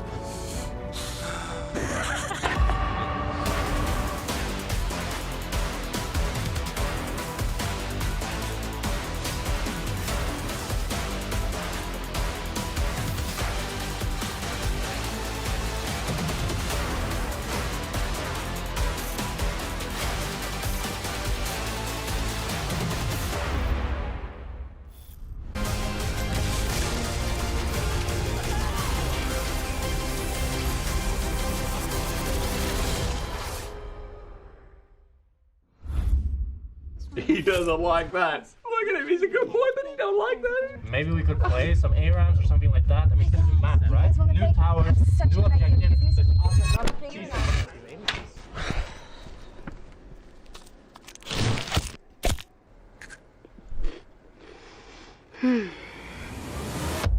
Have a break. Have a Kit Kat.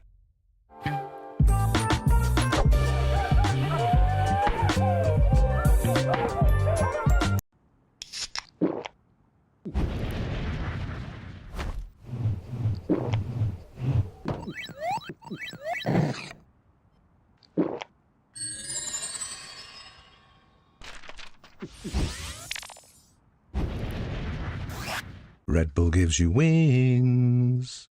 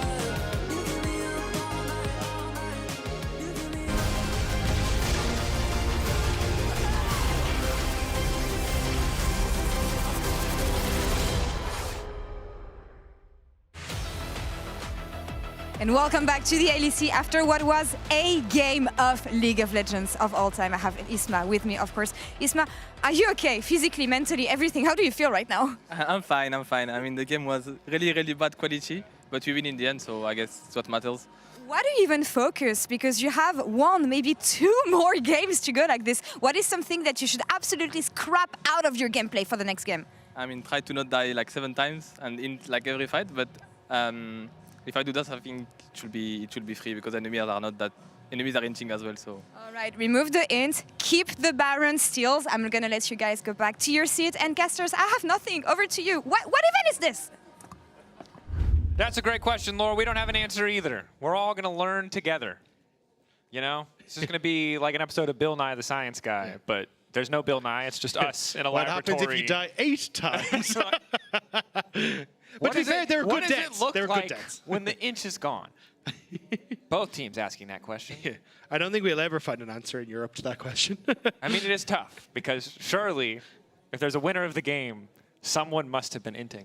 So unless they want to lock us here all day long, like some kind of crazy League of Legends slumber party, which I'm pretty opposed to that. But yeah, I was gonna say I don't think we sell pillows as merch. It's gonna get a little. But we do sell onesies, I think. Do we? I don't know. Historically, Riot Games has at some point sold onesies as a merch. This is not a legally binding statement. Do you own an LEC onesie? I wore like a Tibbers onesie. There's a Maokai onesie. Oh, the Tibbers ones, yeah. Or the cat Meowkai, sorry. Meowkai. Oh, yeah, that is fair. Okay, we enter the pick and ban phase. And I'm not going to ask for a lot here. But I will ask for a hard engage. No matter what else happens in this draft, I think both teams need to reconsider their stance on reliable hard engage.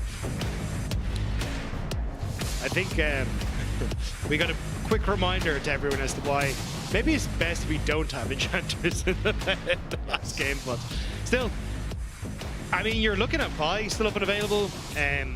The Sejuani still there. Nefiri, if people really want to get a little bit crazy with it. But I'm curious, yeah. I imagine we will just go back to bog standard support picks here. I also think Sejuani might get first picked. I feel it. The last of the conventional tank options in a game where both teams are not doing the best, you know, like closing out. I think Sejuani does a lot of work. Point-click CC, but Victor is going to be the lock-in, is going to be the option. So another great scaling choice, good defensive option as well. Not the most proactive pick, but if someone's going to fight into you, Victor does a very good job of punishing it. Yeah, I think it's kind of, once you get rid of things like the Azir, the Oriannas, he kind of just becomes the dominant lane bully in the mid lane, so it does make a lot of sense.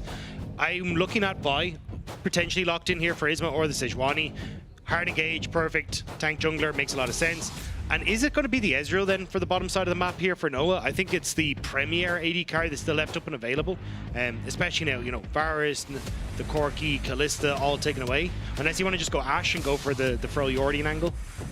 I like the Fro Yordian angle. More CC, more reliable ways to start fights. Again, I'm just going to repeat that one thing a lot this champ select. If you saw it last game, you'll understand why. If you didn't, you know, just roll with it.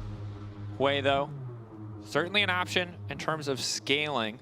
Will mash a lot of what the Victor can provide. Also has that additional range. Can be a bit more vulnerable though. Lacks some of the Hwei's E abilities, the Sorrow abilities. Not quite as good of a defensive tool as Gravity Field in a lot of situations.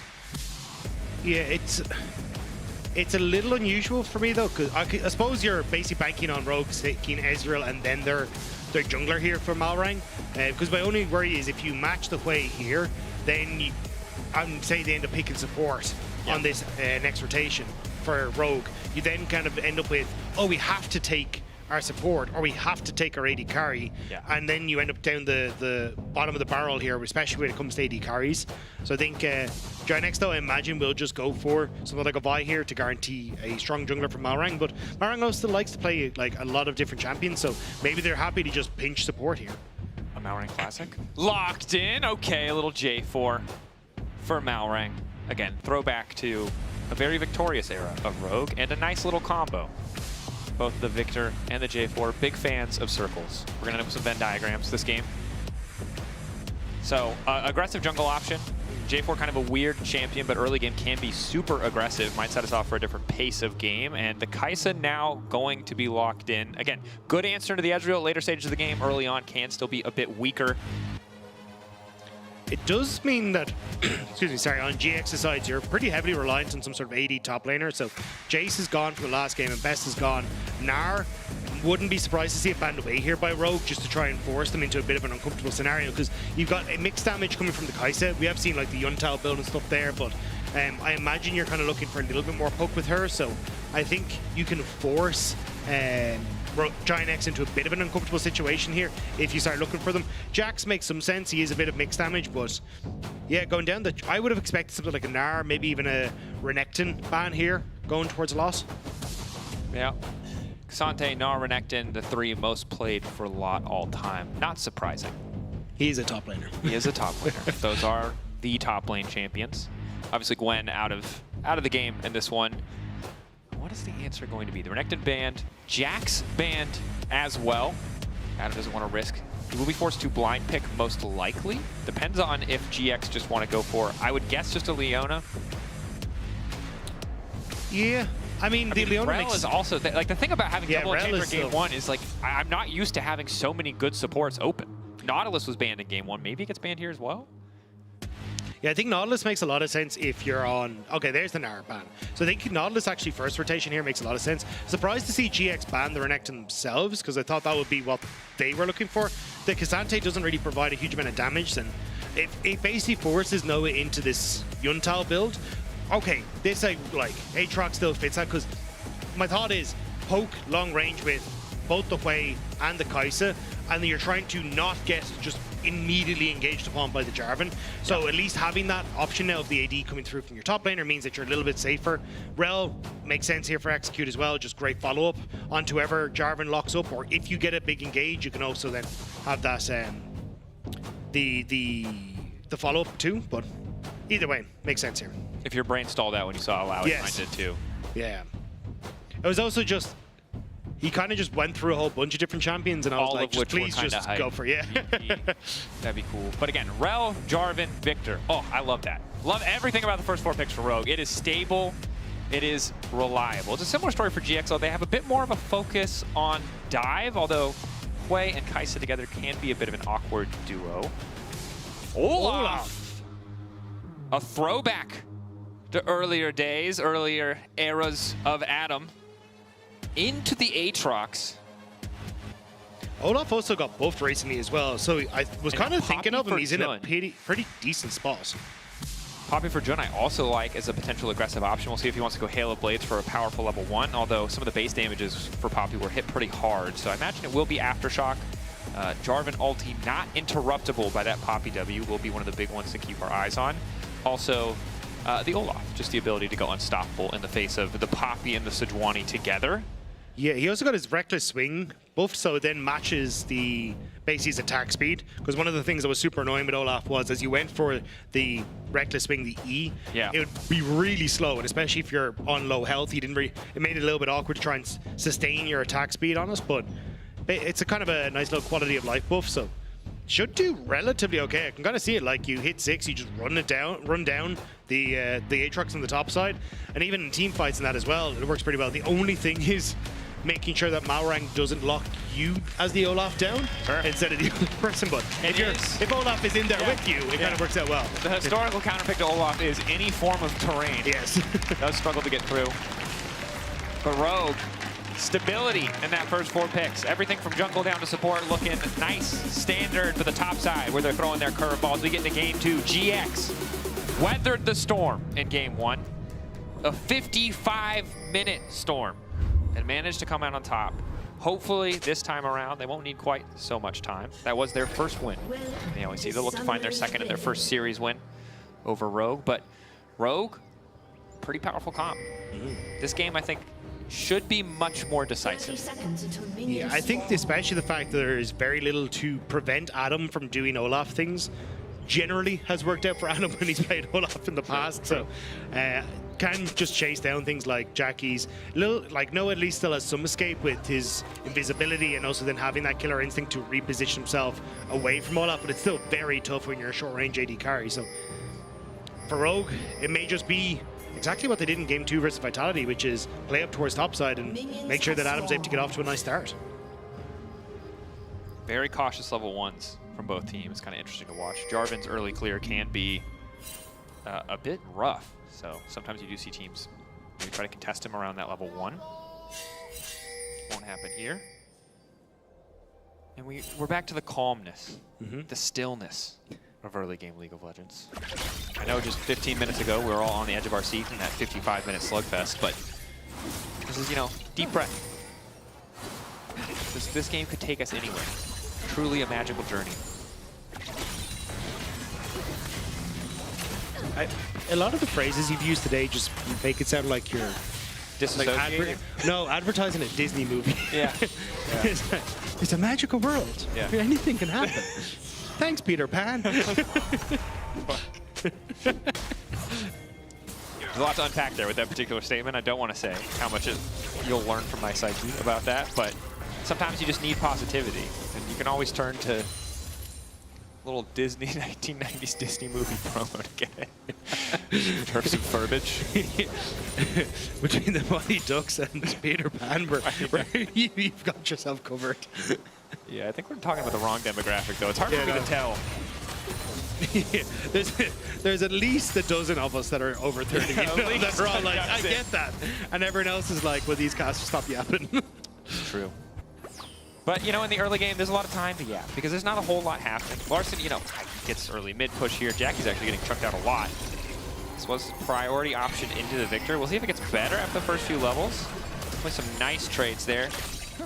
The WE and then the EE, which names I have forgotten already.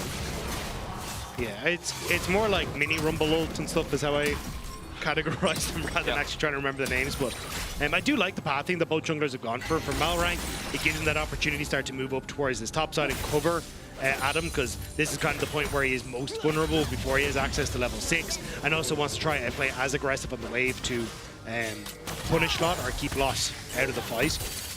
Whereas on the opposite side, I think Isma, like, just trying to keep himself in a position where he can cover the bottom side in case any sort of action happens there early, because again, I think the most vulnerable people on this side are Jackie's and Noah. Speaking of, Jackie's kind of also aware of it at the moment. Yeah, it's a good call out. I think Execute in the bottom side also has to be careful. The Aftershock can do a lot to save him, but Patch with the cleanse, the additional mobility. Jun, if he ever finds that angle for a quick wall bang, quick knockback into the wall, seems to get a lot of damage down. Sejuani's around, easy follow-up. And both teams going for more team fight-oriented junglers. Jarvan notorious for being able to find those early ganks, but we haven't really seen that at all from Malrang quite yet.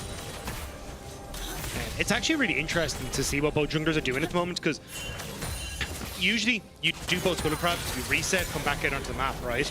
But both of them have delayed their resets and have actually gone to clear in the opposite side. So I think the idea from Isma was, hey, I want to try and sync up with Malrang. So as the game goes on, I'm going to just become a little bit tankier, I'm going to be able to do a little bit more, and we should have a decent scaling on our side, so play to cover any sort of early plays that this Jarvan can make. Malrang, I think, spotted Isma going for that and basically delayed his own reset now. So then he actually moved back down to his bottom side, cleared his own bot jungle, and now has desynced himself again with Isma. So on the attempt in Isma meeting up with Malrang, it's now swapped once again. So it's actually been interesting to see how they've changed their pathing based on kind of what they'd expected in this early stage. It's a good call, and the mismatch can be deadly, especially as solo laners start to approach level 6. A lot of potential burst damage and setup there. You have a jungler like the Jarvan or the Sejuani is Isma. Poking his head around the bottom side of mid lane. Larson not concerned. Jackie's so low, Larson not too worried about it, especially as he has the gravity field. So I saw Isma throwing up the thumbs up. And there was a player over in the LPL that every time they walked into a bush would throw up an emote to see if the other person would emote, and then they'd know there was a ward in the bush.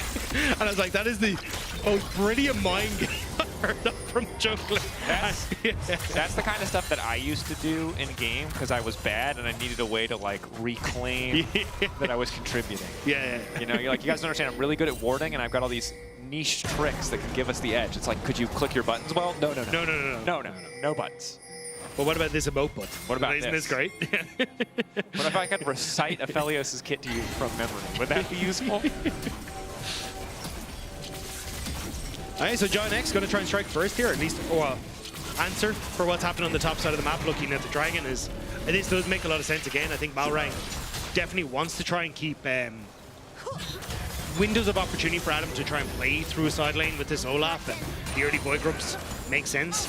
Also, just the fact that you're a tier Nasheen versus a BF sword already on Noah means that it would be a little bit terrifying to try and fight this one out. Yeah. So Adam able to just clear out the wave and keep himself happy.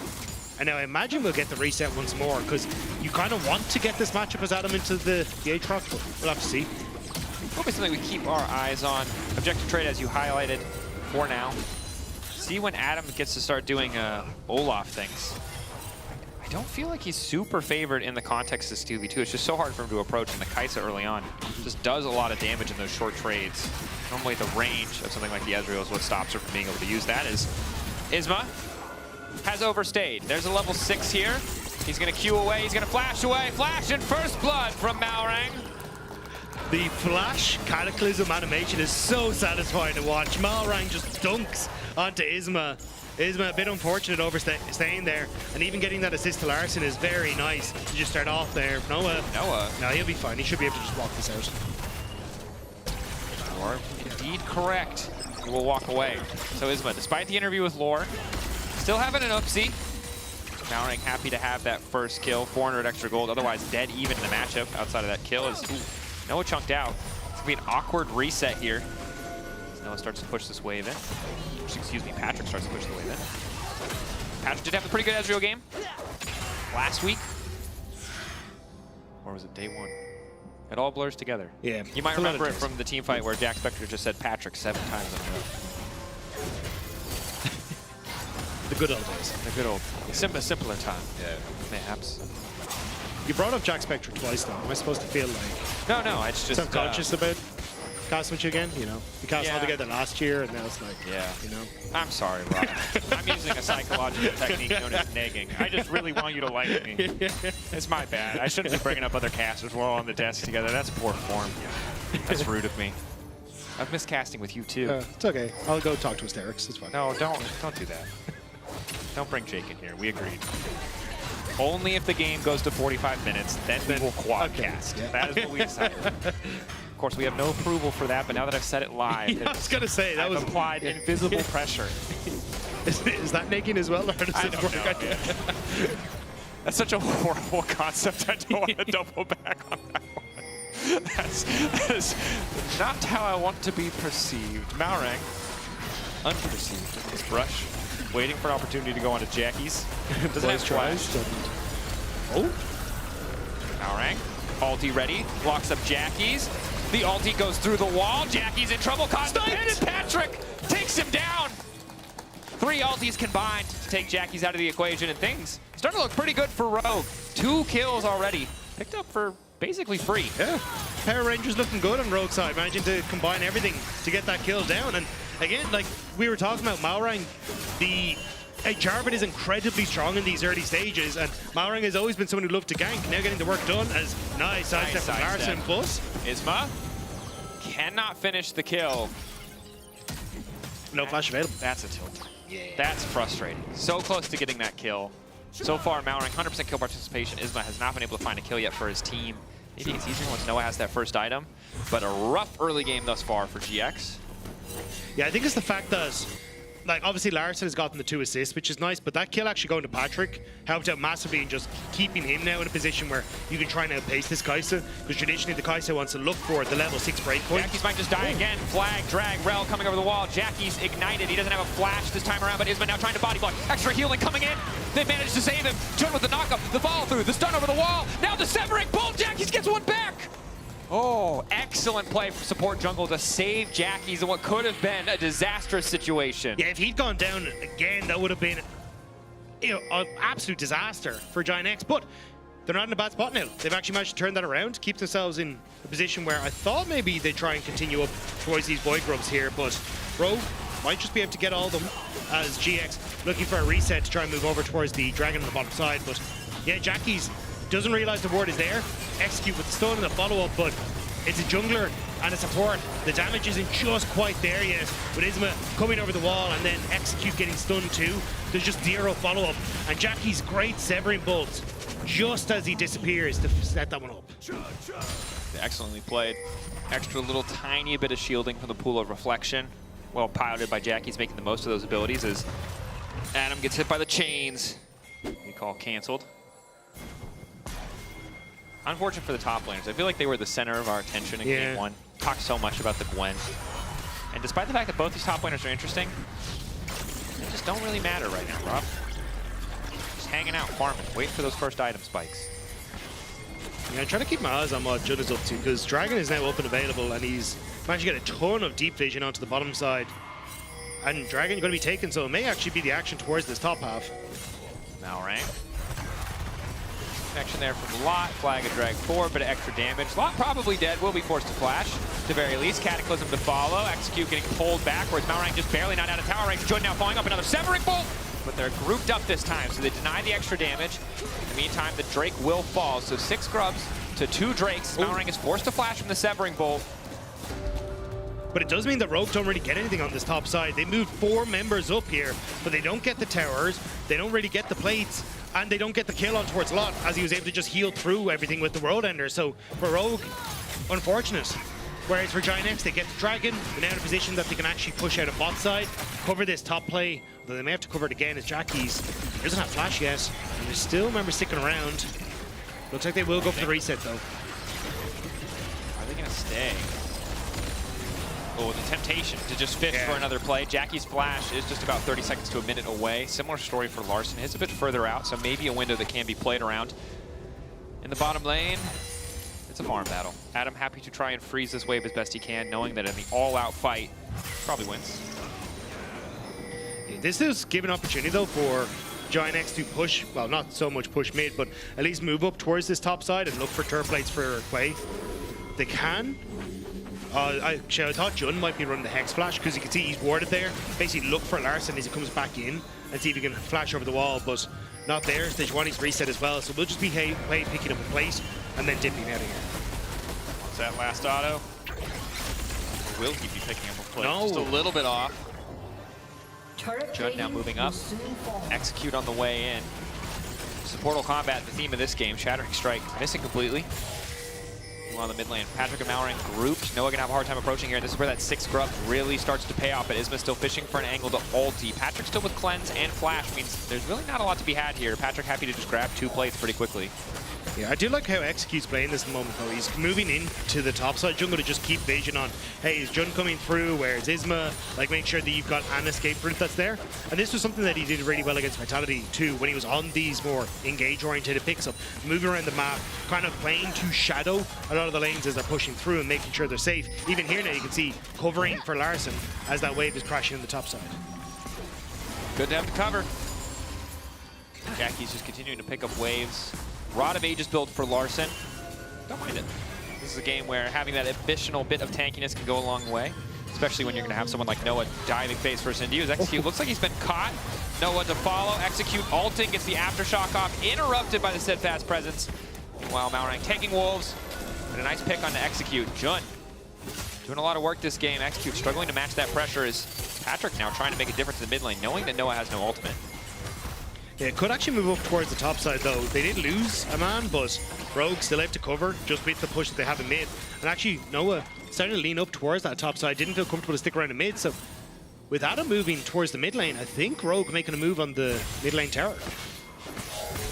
Isma might try to cover, but Adam is here as well. Isma has to be very careful about not stepping too far up. You can see immediate dash out using the Arctic Assault to escape. First tower will fall. A bit unceremonious.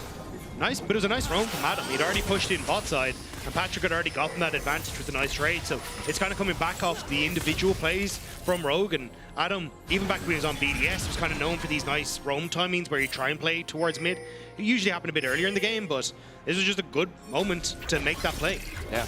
Historically was a lot more about the self-sacrifice. This time, just using a bit of lane pressure, not giving up much of anything to show up to help secure that objective. Is Jun cannot currently see Patrick, but just continues to farm.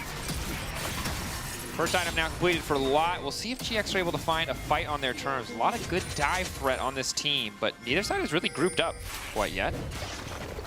Next objective will be Feats. Next kill will be Feats for either side. Rogue so far 1 up, so a kill or an objective will secure them the boot upgrade. Isma? Yeah, I was about to say, you're in a bit of an awkward position, buddy, so we'll end up moving out of that. Doesn't mean Rogue get the opportunity to clear all this vision that has been set up by GX towards his Rift Herald. And it kind of comes back to, well, we got push on mid wave and have your mid lane tower down. So I think for Rogue, they could actually just play to help support Patrick from pushing it in, but they're going to start up this objective, and Giant X have already reset, so they're not even going to be here to contest.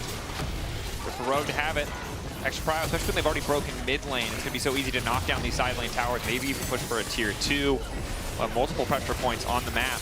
21 seconds till that objective spawns, but this Herald falling does mean objective feat. Boot upgrade to the side of Rogue.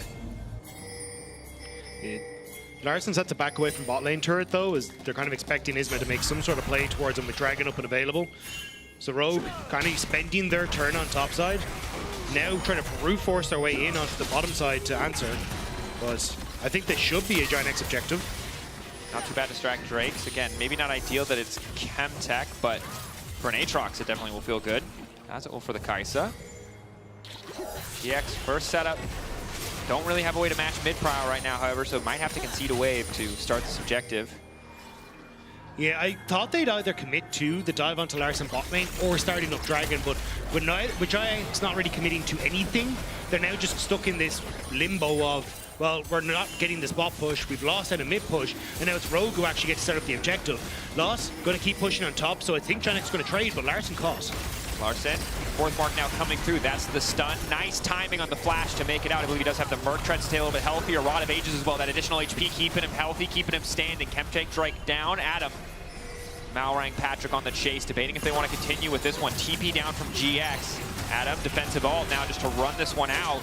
Rogue, good call to just retreat. Recognize the TP is coming in and have backed off, but Adam now in trouble. Spiraling Despair is there. Severing Bolt gonna connect. Kill finish now from Jackie's. Execute running. Huge damage falling from Lot. Malrang trying to turn it back. It's Patrick and Malrang versus the world, but Jun wants to get this kill locked down. No one able to finish off Lot. Malrang getting lower and lower the flag and drag through, but not quite hitting the priority target as the target falls. Jun, another knockback into the wall, another Severing Bolt and a shutdown to Lot. It's a huge swing for Giant X. Rogue tried to have their cake and eat it too. They've gotten the Rift, or the Void Bro playing topside. They got the Dragon, but wanted to get bot lane on top of all of that. And with the overextension from Adam, it just pulls everyone on Rogue in, and Giant X pounce. It's a good look. Again, close circumstance. Rogue recognized that they need to get out when they see the TP, but great timing from Isma. Yeah, unfortunately though, the ult from Adam was too late. Isma had already gotten the CC down, so then he ends up being forced away. Both the support and jungle from Rogue try to move in to help, try at all to help out in this situation, but that completely fails. And then you end up separated again when Malrang stuck underneath the tower. Larson had already gone down, so he was only making his way in towards mid lane. So you don't get anyone, and it's a ton of kills going over towards Giant X. Difficult fight. And again, you have to be careful against the Sejuani Aatrox, that front line, the resets in a fight, the Poppy as well. Once they find that first kill, very easy to run you down. And Noah's only getting stronger as this game goes on, though Patrick is about to hit that nice 2-item spike once the Muramana ticks over. Still super close. GX with the gold lead. Rogue at the very least stop the Dragon stacking. But there's also some standing gold that GX can pick up if they can ever knock down that mid lane tower. Rogue gonna grab some back for themselves. So again, Dagda, we are in a very, very close game. Yeah, I think as long as Rogue actually continue to play it a little bit patient, similar to the last game, they're in a decent spot. But it is these overforces that we saw in the last game that kind of brought Giant X back into it. We're starting to see it creep in this game as well. This like, is a little bit of an overforce, yeah, a little bit. But they have vision control. It's voracious, so again, if they can sneak this, the bonus to objectives would be big. But instead they're gonna back off. I feel like they're trying to fake Larson TPing into this fight, but like, you're not really at your breakpoints. In fact, I think Jackie's is resetting for his second item, first person in the map to pick it up apart from Patrick. But yeah, you can see it there. So I don't think you're in a position to match the firepower from Rogue, or sorry, from Giant X right now. so they do have to back away, and you didn't really get anything for it. You kind of just wasted time, to be perfectly honest. Like, I much would have rather seen Rogue reset, try and move mid, and then you can always threaten the top tier 1 with the push that Larson now has, or you could even just open up with the Rift Tower to take the tier 2 mid. But Rogue, a little hyper fixated, it feels like, on this bottom side of the map. Yeah. Wanted to gamble. Wanted to flip the coin. Yeah. Hey, look, you can flip a coin anytime you want. And it feels like that's what Rogue's thinking is. I mean, it costs them a little bit, but ultimately, if no one shows up from GX, you get Otacon. So, lost out on a little bit of pressure elsewhere on the map. So far, hasn't hurt them too badly, although it looks like they want to try again, as I'm not sure if they spotted Noah, but he is moving into topside. It's going to take him some time. He will finally return to mid lane. Execute trying to lay down a bit more defensive vision. Yeah, I don't fully see why they aren't just using the fact that this Ezreal is in a decent spot to push out mid and then try and shift in towards a side lane and like help set up vision, because at the moment they're just kind of slowly losing the vision control in River. They haven't really got anything. Riptile is now doing its red buff impression. Malrank throws that one down. Yeah, you don't really get anything for Rogue off of the sequence of plays that they've gone for. Oh, it's really awkward because the goal difference could have been made up for a little bit if you had been able to crash a Herald. Maybe topside is the last standing tier 1. Now instead it's just going to be a big creep, which if Adam wants to make an incredibly psycho play, he could mount up, go face first into Jackie's and try to Olaf ult him. He does not, however, so instead it'll be Jackie's very slowly taking down this Rift Herald. Yeah, these are the kind of moments where it's bad. It's just yeah. You have this thing, you have 4 minutes to use it. You really got to plan around using it. Yeah, but it's also the, like, Rogue at times feel like they've, say against Vitality Game 2, felt like they kind of understood how they wanted to play the map. Now they just look like they have no clue, and Giant X are Now they capitalizing. might be caught. Execute trying to find a way out. Interrupt on the crash down. Severing Bolt pre-prediction or aimed at Larson. Not clear, but they managed to find the kill, and Patrick does good damage. Isma healing up, though. Chemtech Rip, that extra shielding, extra healing. So quick, easy pick onto Execute, and now GX can just start the Drake. TP up topside, they're just gonna concede this. Yeah, Larson, but I don't like this from Larson. You are the sole member of your team with teleport. Also, and now you've just gone to get away. Don't they just go Otacon? Yeah, they just go Otacon. That's what I was gonna say. Yeah, this is. GX are the better gamblers. That's the thing that we've learned. These boys know they're Kenny Rogers. They know when to hold them. They know when to fold them. Their Balatro scores are through the roof. Their Balatro scores are through the roof. They got blue chips. They got red chips. Patrick and Malrang at least got this tower. So 2 towers traded in the end. It's not too bad. But it is Otacon. Oh, I thought it was Ravenous. Okay, it's Voracious. That's actually not as bad. I thought it was... It is still with 3 dragons, though. Which Otacon do I think it was? It's Ravenous, so it's the it's False Light. No, it's False Light. Look at the buff. It's False Light. Oh, you're Earlier, right. the icon was the wrong color, Yeah, okay, I think, and that's what threw us both off. Yeah. We thought it was Ravenous. Sorry. Ravenous Hydra's the name of an item. Voracious and Ruinous. Yes. Ruinous. Yes, that's what it was. Yes. Every day of my life, I wake up and think about that. We have too many words for hungry. Yeah. Very hungry Otacon. It's very hungry Otacon. So False Life buff. GX can play like complete psychos in the next fight if they want to. But can we rename him Starvin Marvin? Just Starvin Marvin. They got the Starvin Marvin buff. Yeah, there we go. Now I'm backing away. Again, I think the best use we've seen of this is to force a fight, but it can be dangerous. They just start the Baron here. It is up in 15 seconds. Patrick using ulti for vision, but Jackie still has Pry on the bottom side. Jun there to cover. Things looking really good for GX right now. Their gold lead shrank a little bit in that last sequence of play, but with the False Life, if they can secure Baron, they're in a very commanding position. Yeah, and also you don't really have someone that can really face check these. Like, you look at Jarvan, sure, but he's also gone for Sterix, Sundered Sky. He is not very tanky if you want someone to do that. And look at, like, yes, you've got members of GX on Baron, but there's a lot more members that are in the jungle right now. Shattering Strike missing.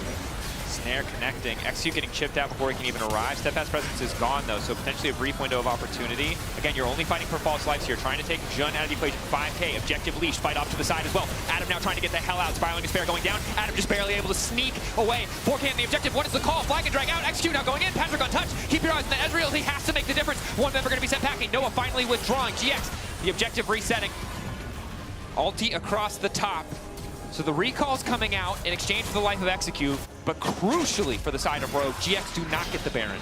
Also, Malrang flashing Jun's not steadfast presence, the ultimate, means that he's able to stay in the fight, because otherwise that could have been a complete disaster for Rogue, but in a position now where they're actually able to continue fighting and pick up a little bit of a win, getting some of those resets. And now Patrick's 3 items. Again, he, I think, is the power point we have to watch. It won't remain that way for long because Noah is working towards that Infinity Edge. But yeah, as we start to come into this, keep your eyes on Malrang. So Giant X started up, Jun gets a good steadfast presence to stop the engage from Malrang here. But as it goes forward, you've got the ultimate from Poppy winding up and Malrang flashes away from us at the last second. So he's actually able to engage. And then on the top side, Olaf find a lot of time here as the rest of the team is able to slowly but surely work through. Like, you do end up losing Execute in some members, but we're back on Baron. Rogue full committal. They see Lot on the bottom side of the map. Maybe they're hoping to get that TP out. Jackie's waiting over the wall. Does see them with the Scryers. Ward behind.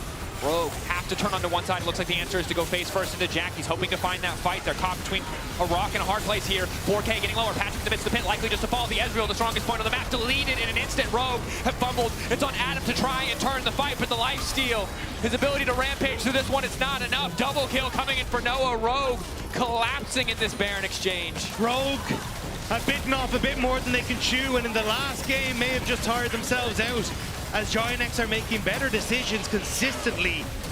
And now they will find themselves with the Baron. Flipped a few too many coins this game, took a few too many bold risks, didn't respect the TP flank. You can see them just being herded in here. Yeah, Lost there to get into a great position. Malrang tries to get on towards Jackie's, who completely shuts him down. And there's no real threat on towards a lot of these carries. You can see there Adam's trying to, but he's sole carry in the back line. And Giant X ripped through Rogue. And now may just be able to pick up with that. It feels like their first win of Spring Split. It's a 7K gold lead. Yeah. This, okay. No. Keeping it? No. I have to say it. Even if it's obvious to everyone, this game belongs to GX now. Rogue should not really have a good way to come back in. Maybe the death cap for Larson, maybe a misstep from GX, but 3.1K gold lead mid lane. Despite the early success Rogue had in trying to shut Jackie's down, the siege now starting. There should be no way. Especially because they didn't actually burn the flashes on Jackie's or Noah's, right? Well, sorry, Noah's is about to come back up, but it means that if you go for a fight, you just don't really have a prime target to go for either. So now you get the full value out of this Baron buff, and you can already see the Red Bull Baron power play, 4,000 gold in Giant X's favor. You also have the arm guard for Jackie's, so that much more defensive utility. And Noah with healing reduction and armor penetration starting to come through. The threat of the Olaf, the effectiveness of the Sundered Sky on Jarvan heavily diminished. So GX going to grab Soul as well. Bounties have now spawned for the side of Rogue. I don't know if they're going to get a chance to get them. Ooh, Noah. Larson just getting one pop there. Knock back to the wall. Execute now needs to make his way out. Larson trying to hold on as long as possible. The pop from the ulti, not quite enough to finish him. The extra shielding coming in, but Larson will eventually go down. Flash you're talking about. Eviscerated where they stood. Rogue try to enter a part of the map that doesn't belong to them in Giant X. They're happy to take those kills. Waves not even in a position to really do anything, so Giant X kind of standing there, staring at Rogue, knowing they're about to break open their home. And credit to GX, holding on in that last game, weathering the storm, coming in stronger in this game too, setting themselves up for success, finding these angles, these fights, and now these immense individual leads. Much more dominant performance. I don't want to say it's a draft diff, but this draft does feel better for GX, I would say, compared to game 1. Yeah, big time. You having engage, ease of access to different folks, it's a good old time for Giant X. All right, Rogue. I don't know if there's a rabbit in that hat, but you need to pull something out of it. Rogue holding the line, but likely the inhibitor's still going to fall. Yeah, it feels a little bit like they just keep pulling more handkerchiefs out of the hat, and it's not really getting anywhere. Malrang finding two, but Noah ready to go with an ultimate. Victor ulti on top, but Noah still has the shielding from the ulti, and Lot is off to the side. Execute manages to fancy footwork around one. Adam still in the midst of the team, but Noah does so much damage. 3-man lockup coming in for the crushing maw. Jackie's finally active in the fight. Isma grabbing that kill onto Larson, but it's all eyes on Patrick. Can he make the difference? GX whittling away slowly but surely. Mid and jungle already dead for the side side of Rogue. Surely this is the end. Patrick doesn't even have enough mana to kill all 5 members. On his way out, GX focus on the objective. Patrick straying too far forward, forced to flash. Not enough mana left. Lot on a killing spree. Adam taken out as well. GX, 55-minute game 1. But in game 2, they find redemption. And now they're playing with their food. It's a whole hell of a lot of confidence. GX will close this out 2-0. One last steadfast presence. One last kill onto Malrang. And they will take this game, their first series win in LEC Spring. And a big win at that, especially after last week losing 2-0 to Vitality. Giant X needed every win that they could against people that are fighting for their steps in towards playoffs. And now with the win against Rogue, with SK next to follow, it's a few confident wins that they could put on the board if they can keep this up. Very true. MKOI, Team Heretics, right around the corner. Of course, while we get ready for the interview, remember that this is your time during the fist bump to vote for your Kia Player of the Series. LEC on X, Lot, Jackie's, or Noah. Extra honorary shout out for Isma Game 1 Mental Fortitude. But those 3, I think, over the course of the series, stronger performance. Jackie's especially. Doing some work in that last game alongside Noah. Yep. I mean, that was a team effort across the board to make sure that this was all going to work out well, especially in game number 1. But game 2, honestly, like, Giant X, start to finish, looked in control. They knew what they wanted to play at the map. We talked about how Isma was moving around trying to match where Malrang was going to be, and it worked out fantastically for them. Yeah, I think a much stronger performance, much more what we'd expect. I think both teams better tools when they were in a commanding position to end the game. I think game 1 draft made it really hard for either team to end. That just wasn't the case in game 2, right? Reliable engage, reliable tools to team fight. And GX ultimately making better use of those tools. Yeah, and I think it's a bit unfortunate for Rogue. Like game 1, we got to see some of their patience there, and it looked like they might have been able to kind of turn a corner for what this team has been, but Giant X just better on the day. Yeah, absolutely. And there's so many situations, right, where it is just 1 or 2 small things for so many teams that are fighting around trying to get into top 6, trying to get into playoffs, where it's 1 or 2 little hiccups, 1 or 2 little missteps that end up costing you.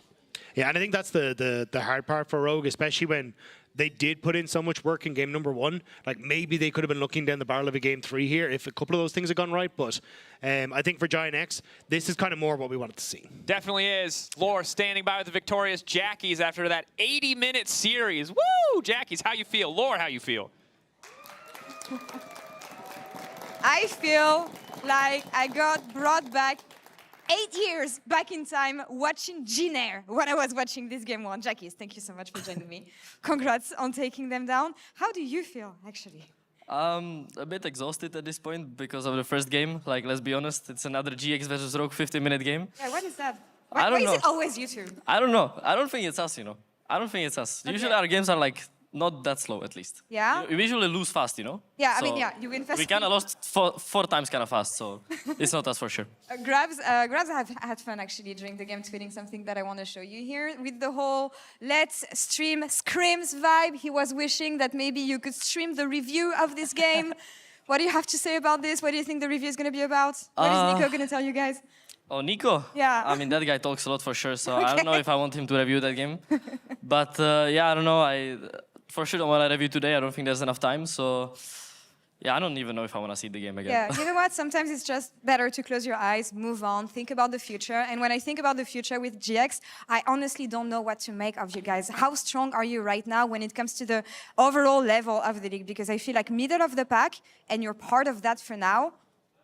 No idea who's going to come out on top. I mean, to be honest, I don't know too, because like what we showed in officials, we can't really say we're like good, right? But I would say we're finally on the correct path. I hope, at least. But and I hope we can show it in the next officials. But at least we could start with a win today. So I asked Isma after the first game if there is one thing that you should scrap from your gameplay. What would it be? He said int. I get that. What else?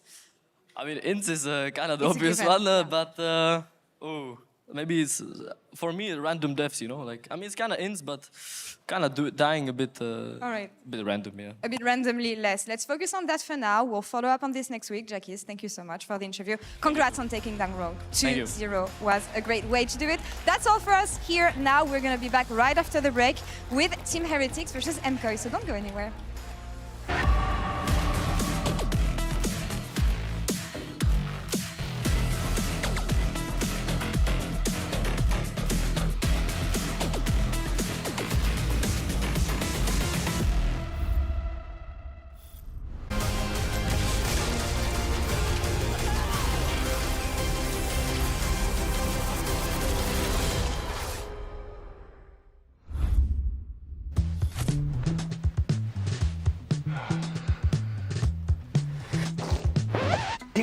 Hey, Dragos, you ready for the...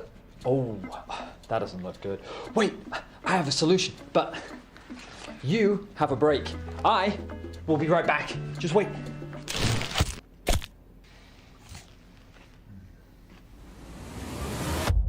Have a break. Have a Kit Kat. See? I told you we'd figure it out. I don't think this counts. Come on, let's go.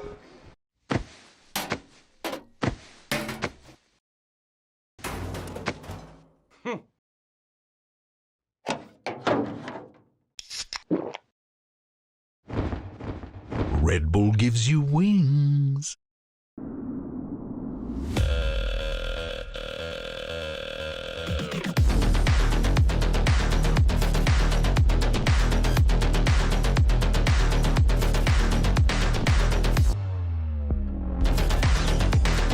Wait, is he switching lanes?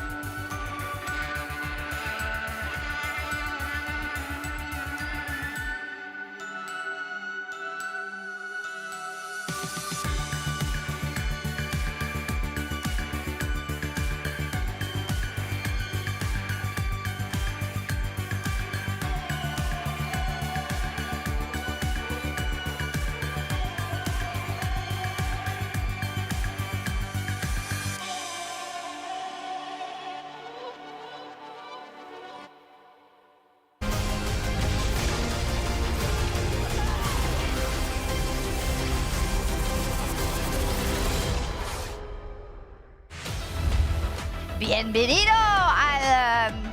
Okay, I didn't think that through, but it is two Spanish orgs versus each other. We've got Team Heretics up versus Movistar Koi. First, I do need to tell you that our key player of the series for our previous series was Jackie's. Congratulations, great stuff.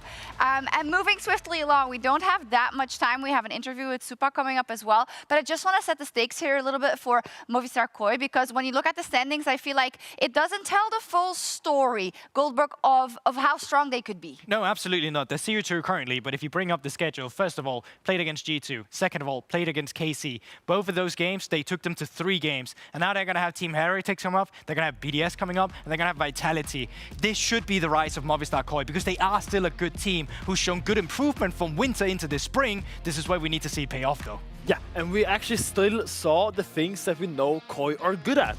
We still saw Alvaro really have good showings, especially in tandem with Elyoya, and we still saw Mirwin have strong laning phases, somewhat with his champions, and we still saw what makes Koi Koi. Even though they played against the best in the league, they still show that they can perform at their level. And coming into this series, we expect them to really come in and show why they are regarded as one of the best teams. Logically, right? Because if you're going to take G2 and KC to a third game, and if you're going to show good things there, then this should be a walk in the park. And that's why I think maybe for me, there are so many stakes on them, even though you might not see it as if you're not Spanish at least, as the best match of the week. But it's about the promise for me. You talked about Alvaro. I think we also need to talk about Jojo Pyun a little bit, because where do you land currently on the guy in terms of how he's doing and what he's contributing to these Movistar Koi games? Yeah, listen, I still think he got outclassed by Caps and Vladdy, but I still think we're still seeing some good contributions for him. I don't think his laning phase has been a very strong suit, especially.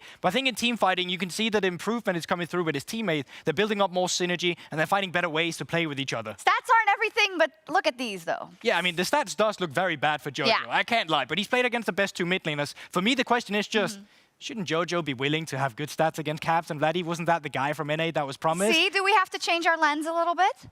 I don't know, for me, when I see Jojo do at his best, is when he's kind of playing together with Elyoya these kind of river skirmish heavy combos. Think of the Vi Ari, like a classic little Wukong with like a Nico or something like that. For me, that is when he's at his best, when he's playing something that works, that he can join fights. I don't see him doing best in the lane, and when it comes to team fights, I feel like it's kind of wavering sometimes. I'm not convinced so far. Who's the most stable actor on Mad Lions? I mean, oh my god, I did it again. It's been forever. Movistar Koi. For me, it's still Alvaro. I don't know if you agree, but I really think Thought you were going to say Elyoya. That's why my mind tripped up. No, I gotta say Alvaro still. I think that guy's been so good at linking up with Elyoya as well, but for me, Alvaro has been a standout performance, and I'm still really happy to just see his career really flourish. Absolutely, Alvarito. He always does well. Do we have the tweets? Oh, we don't have it. It's a cursed image. It's about Flakked and Mirwin. It's on Team Heretics' X. Oh, it's Twitter. But we might be able to show you later. We do have. Oh, we have it. Let's go. Coming in clutch production. Look at this. Love that for them. Gorgeous. Beautiful. Damn. Romeo and Juliet, Flakked and Mirwin fighting for their love right now. Must-watch series and much-watch interview with Supa coming up next.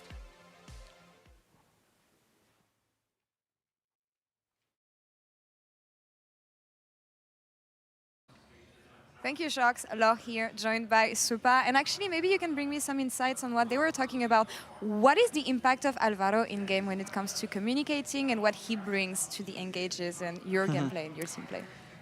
I think Alvaro is really good, and what he brings to the LEC, I think, is he's really creative. Yeah. He really likes to get the crazy engage, the plays without fear, and I think that's what he's bringing to the team, and he's joining pretty well because we have a bit of balance of everything. Yeah? What is the other side of the balance, would you say? Yeah. What is something that you guys and need I would to work say on? me and Elyoya really like to be really constant, something that you can replicate all the time.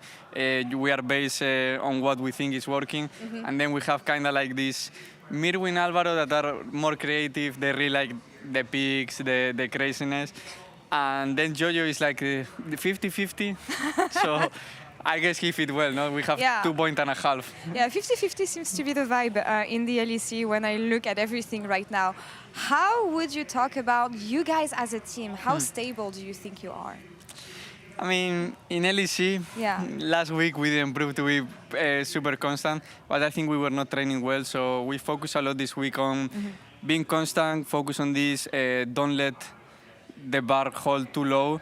And I think we want to show this today. We want to go for a we don't care about the result that much, but we care that we show a good face. And I think if we play good, we play constant, I think we should be able to win into everyone. And thinking about the schedule, because you were mentioning last week, you started strong, but also I know that if you want to be the best teams, you have to face the best teams. What do you think about facing the stronger teams at the beginning of the split rather than in the end? Because from G2, KC into Heretics this week, how do you balance everything? Yeah. I think, personally, I really like it because the strong matches are the one that you enjoy the most, the challenge is bigger.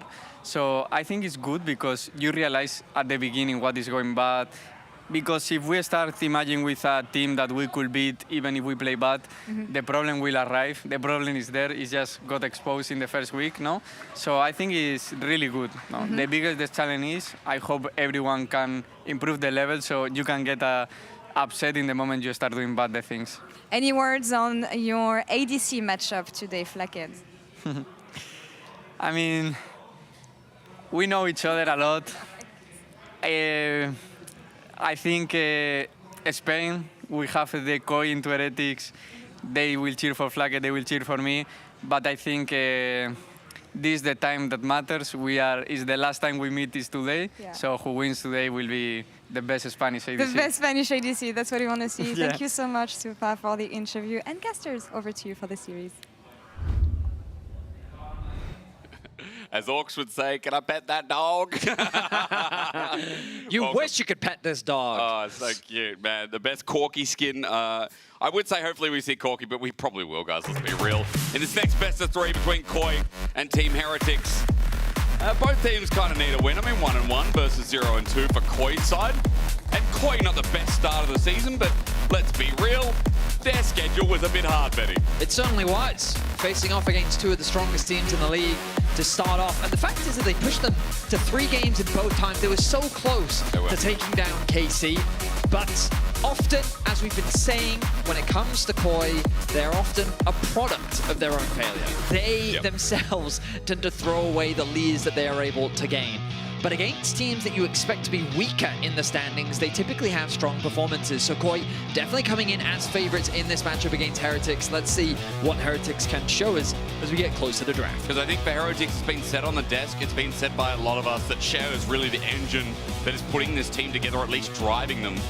It was a common conversation we had when we looked at BDS, when Shao kept that team together and found them to success to get them to top 3 consistently.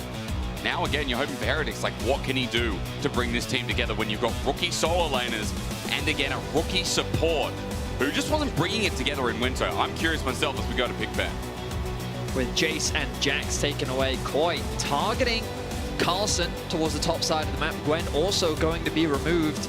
Wow, okay, so a lot of focus being put on to one of the, I would say, standout individuals on the side of Heretics. He's had strong performances. He's had some mixed performances for sure, but definitely a lot of eyes on this young player, as right now his pool is very much being targeted with Maokai quick to join the roster. I feel like he's got a lot more though, so as we see those top lane bands with Ivan paired up, all right, Betty, you know Koi's going to pick a Skarner on one here, right? Ivan always the option to do about it.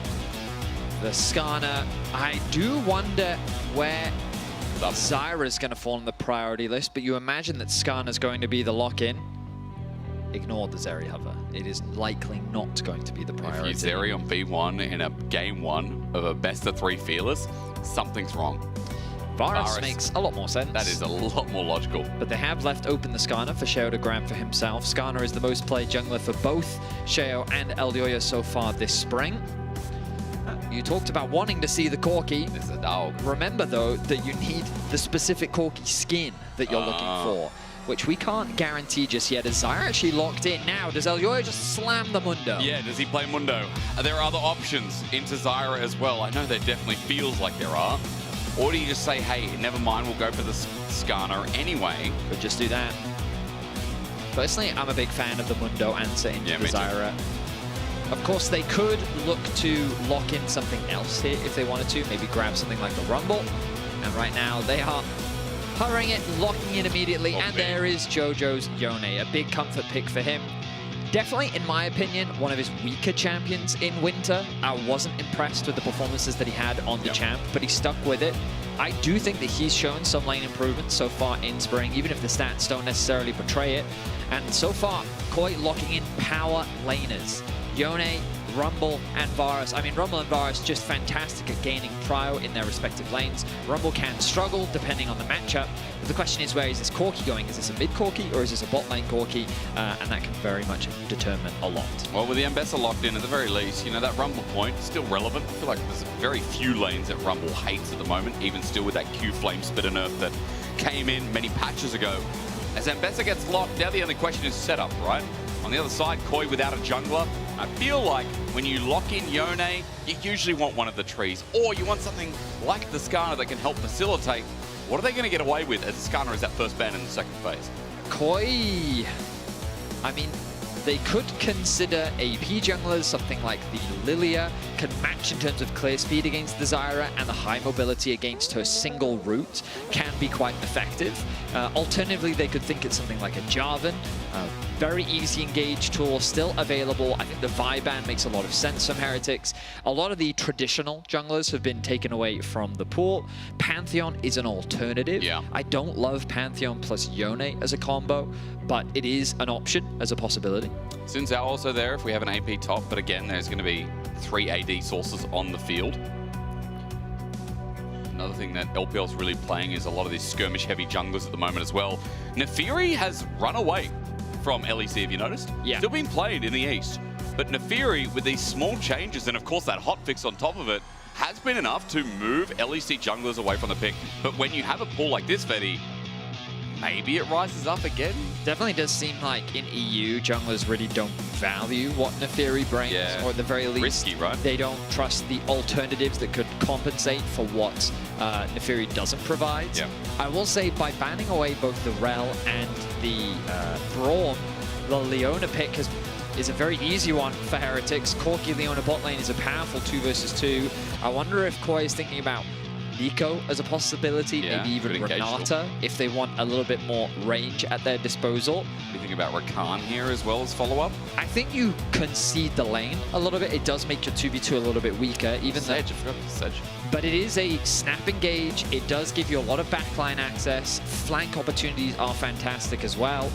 The composition coming out from Koi, I think the Sejuani makes a ton of sense. I'm kind of disappointed in myself for not recognizing it earlier, just because it pairs so nicely with both the Yone and the Rumble. The fact that you can leverage her passive to great effectiveness with 2 champions that often want to be within melee range of their opposition. Great setup, great CC, and provides a very solid frontline.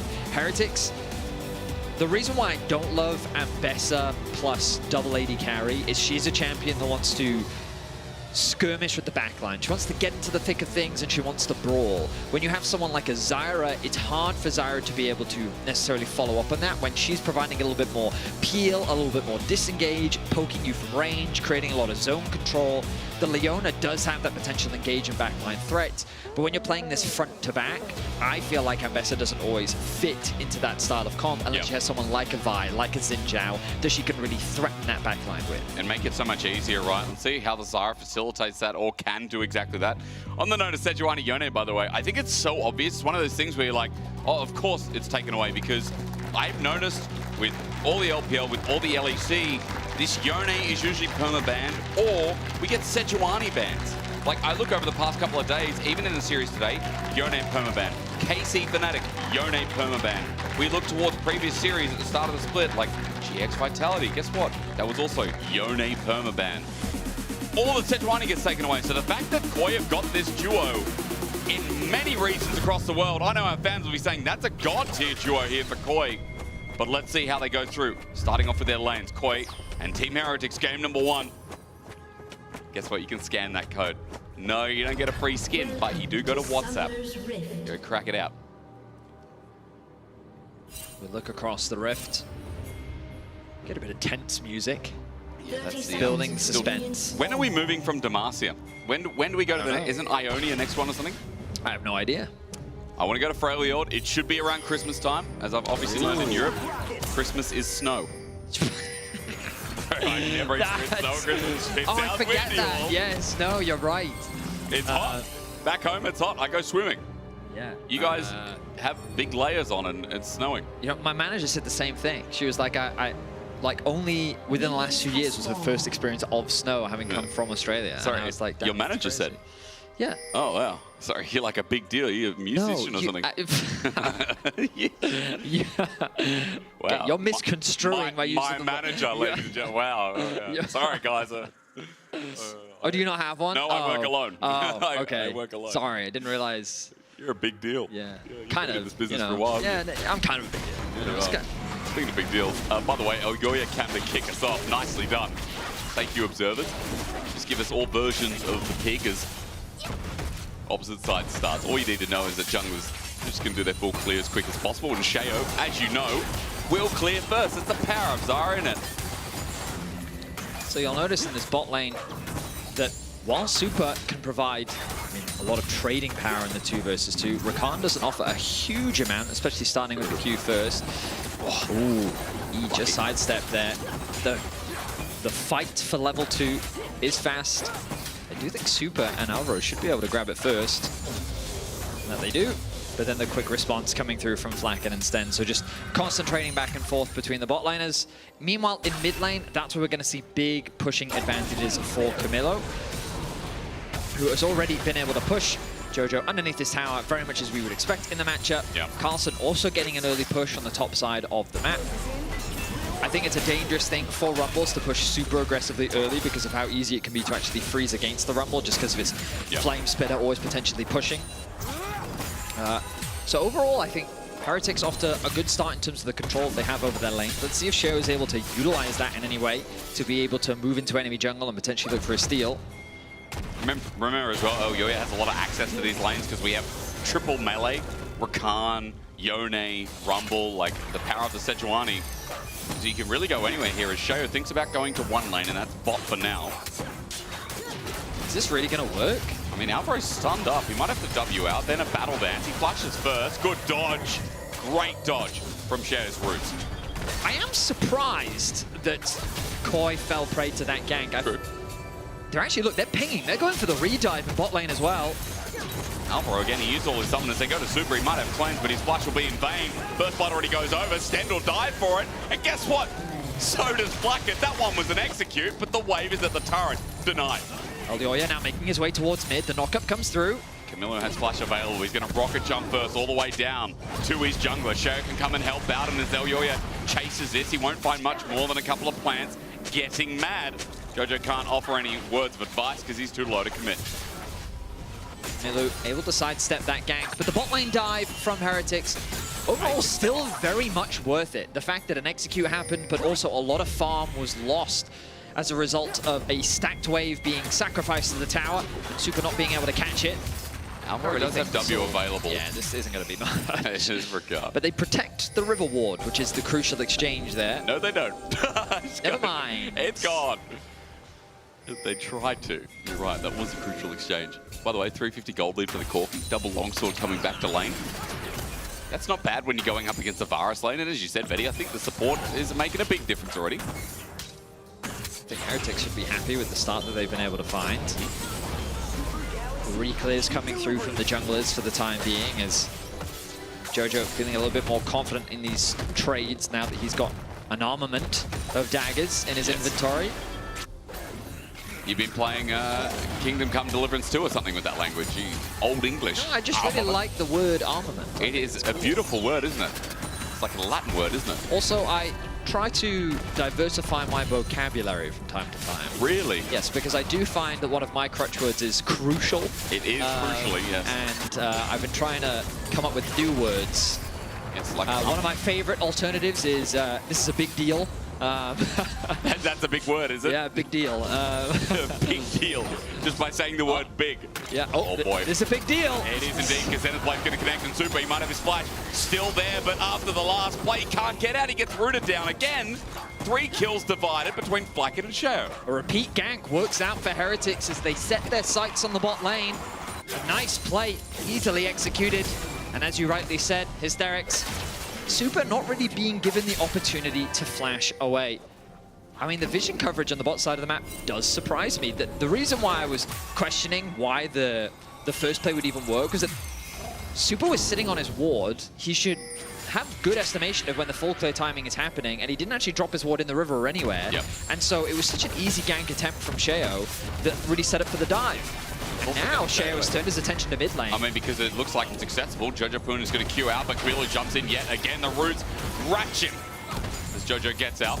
Somewhere between Scratch and wretches him. But Jojo, I mean, he gets out with his ulti, but again, Sheo seems like he's everywhere so far. He certainly does. He's being incredibly proactive on the map. You highlighted him as an engine for the team. And I think this game is a great representation as to what you were talking about. Mewin trying to be disruptive towards the Grubs, but I don't think much is going to happen in terms of a contest as the cross map from Elyoy is coming through onto the Drag. Well, Carlson into that lane opponent. Going to feel a lot better than the Rumble, I guess, as he just gets up his combo. As McCoy going to take Dragon. This is the cost of the Grubs. 3 Grubs against a comp that has Yone, but a comp that has Tristana. Always feels nice as Cloud Drake's going to start off the game. But, you know, we had a lot of question marks as Mirwin is going to ulti. Dog walks right. If Flacket is the dog, does that mean Stend is the owner? What? Well, Flacket's the dog, you know, he's the dog Corky. And Stend on Leona's the one who's walking the dog. I don't think we should be calling our players dogs. Bro, he's got the skin. Hey, he's got the skin. Hey, no. Could be a little bit more professional with the language, please. Yeah, no, gaslight me. Gaslight me. Oh, you mean the skin? Oh, you mean the corgi skin? No kidding, we're throwing it before. That's what you meant. You're a piece of work, Vedius. Did you used the words, I just extrapolated the meaning. I wasn't going to bring this up, but you know what? Last cast, Dagda said day and night, and we talked about day and night, and you're Andrew Vedius day, and Knight is a player in the LPL. Yeah. And you were the contrast, and you were the low portion of the contrast for the Akali. I see. Yeah. I mean, even being put on a scale alongside Knight is truly honourable. Yeah, so thank you for that. I appreciate that. But that was like... The fact that I'm even in a conversation when it was comes the difference to of Knight like of all a hand players. towel to dry your thing and a bath sheet that people wrap themselves in after Hey, you didn't even make the scale, is all I'm saying. Okay. I'm on there. Okay, that's good for you. I'm glad you take it that way because... what can I say? I'm a positive Andy. You are a positive Andy. Good one. Thank you. Thank you very much. Now, of course, both teams don't really have an objective to play for right now, so it's very much focused on the laning phase. There's possibilities to set your sights on a potential tower dive or plates, but given the wave state, it's a little bit awkward, and you'll notice Camilo very hesitant to approach because Jojo now feeling a lot more confident in these short burst trades. In fact, Jojo has been able to build, what, like a 23 CS advantage in the 1v1. Ow. Not normally what you see in this matchup, but Jojo definitely getting the better of his lane opposition. Remember, last split, Camilo did get a solo kill onto Jojo. So at the very least, Jojo getting a bit of revenge in terms of the 1v1 matchup. As we look towards bot again, let's just pause because Sheo is making it all about this lane. Once again, hovering around as Flacken tried to bait them in. That was Super and Alvaro. He wanted to draw the ulti. Sheo now spotted out as we come back towards mid. That is a big question, isn't it? Because Camilo's also had jungle attention from Sheo. Granted, Elyoy are the same, but still. I feel like at 6 normally, Vedi, the threat's there, but he used his ulti to get away. Yeah. I mean, things aren't looking great for Camilo. And I mean, so the thing about this matchup is in the short trades, Yone can have an advantage just because he gets the shield from his W. Yeah. Which is why it's in those windows after the trades happen that you need to keep up with the aggression, which is where I actually feel Camilo is just playing very defensively. A part of it could be that there's not a lot of vision coverage around the mid wave. Oh, fate sealed out again. But he does have the support from his team. Both Stend and Camilo both Stend and Flacket making their way towards mid lane, looking to put some pressure down onto Jojo. Looking for a bit of a fight. Can't do too much, but he's probably surprised at Corky damage. Jojo almost dies, dodges the ulti. Super's now here with flash and ulti available, but he's not going to pull the trigger, not even to get a summon and trade as Mewin gets ulti top, by the way. Carlson just sends out the public execution. Now with the ulti down, has to clear the wave because Team Heretic's going to turn it into a dive. The solo player's down, the flash away from Mewin. Under turret won't save him either. The Strangle Thorns unleashed. Team Heretics with another as Flacket now meanwhile running away from mid. The Electrocute proc proving its value as Sheo is able to secure another kill onto the top side of the map. And Heretics riding this momentum forward, but it's not really translating into a significant advantage. You look at the bottom of your screen, you can see gold lead still in favor of Mirwin, gold lead still for Jojo, and the 280 carries. I mean, while there is an advantage for Flackhead, so far, without that completed item, it's not really translating into a significant lead, and it's actually Koi that's getting the respawn of the grub, so the gold is still within touching distance, and this Yone is becoming a problem in a side lane. The only happy kind of little accidents, I mean, Team Heretics forced out his ulti twice, so he hasn't really been that involved outside the lane, but it is just Jojo, and this is weird to say with the criticism that he got in Winter, but Jojo right now is carrying that gold, I guess, gold lead, because Jungle is 1,100 gold ahead. Sheo is so far ahead of Zazara, it's crazy. As you said, you already mentioned bot. We're going to get a bit of a pick here, and Jojo might be in trouble. If they can find him, deny some CS, that would be the start of more good news for Team Heretics. I don't think I've praised Jojo this much yet. Like, I mean, it's fair. It is true. Bro, he's had better laning, but when have we gone out of way to be like, Jojo's insane? Well, again, like, I think his first 2 weeks, his opposition was definitely not easy going up against both Vladdy and Caps, but I think that he did demonstrate much better laning compared to what we've seen.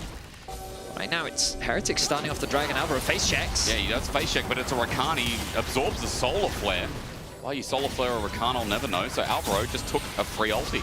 Bit of a whiff there from Stand. Not predicting the dash back from Alvaro.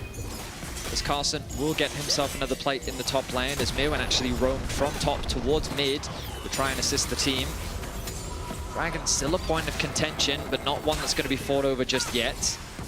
Pings will come through from the side of Heretics as they set their sights on this objective. Reset has just come through from Alvaro, so it will be a numbers advantage in favor of Heretics. And it looks like Koi, I don't think they're in a great position to contest, so it looks like they're just going to give this one away. Dragon for a dragon, grubs for grubs. Yeah, really not bad. Team Heretics fans can rejoice a little bit here in this game. And you know what's crazy to me is, like, we came into this and we once again set up that Koi are going to be our 4th best team, right? Because as we've talked about over and over, their schedule was really rough to start. They took KC and G2 to 3 games.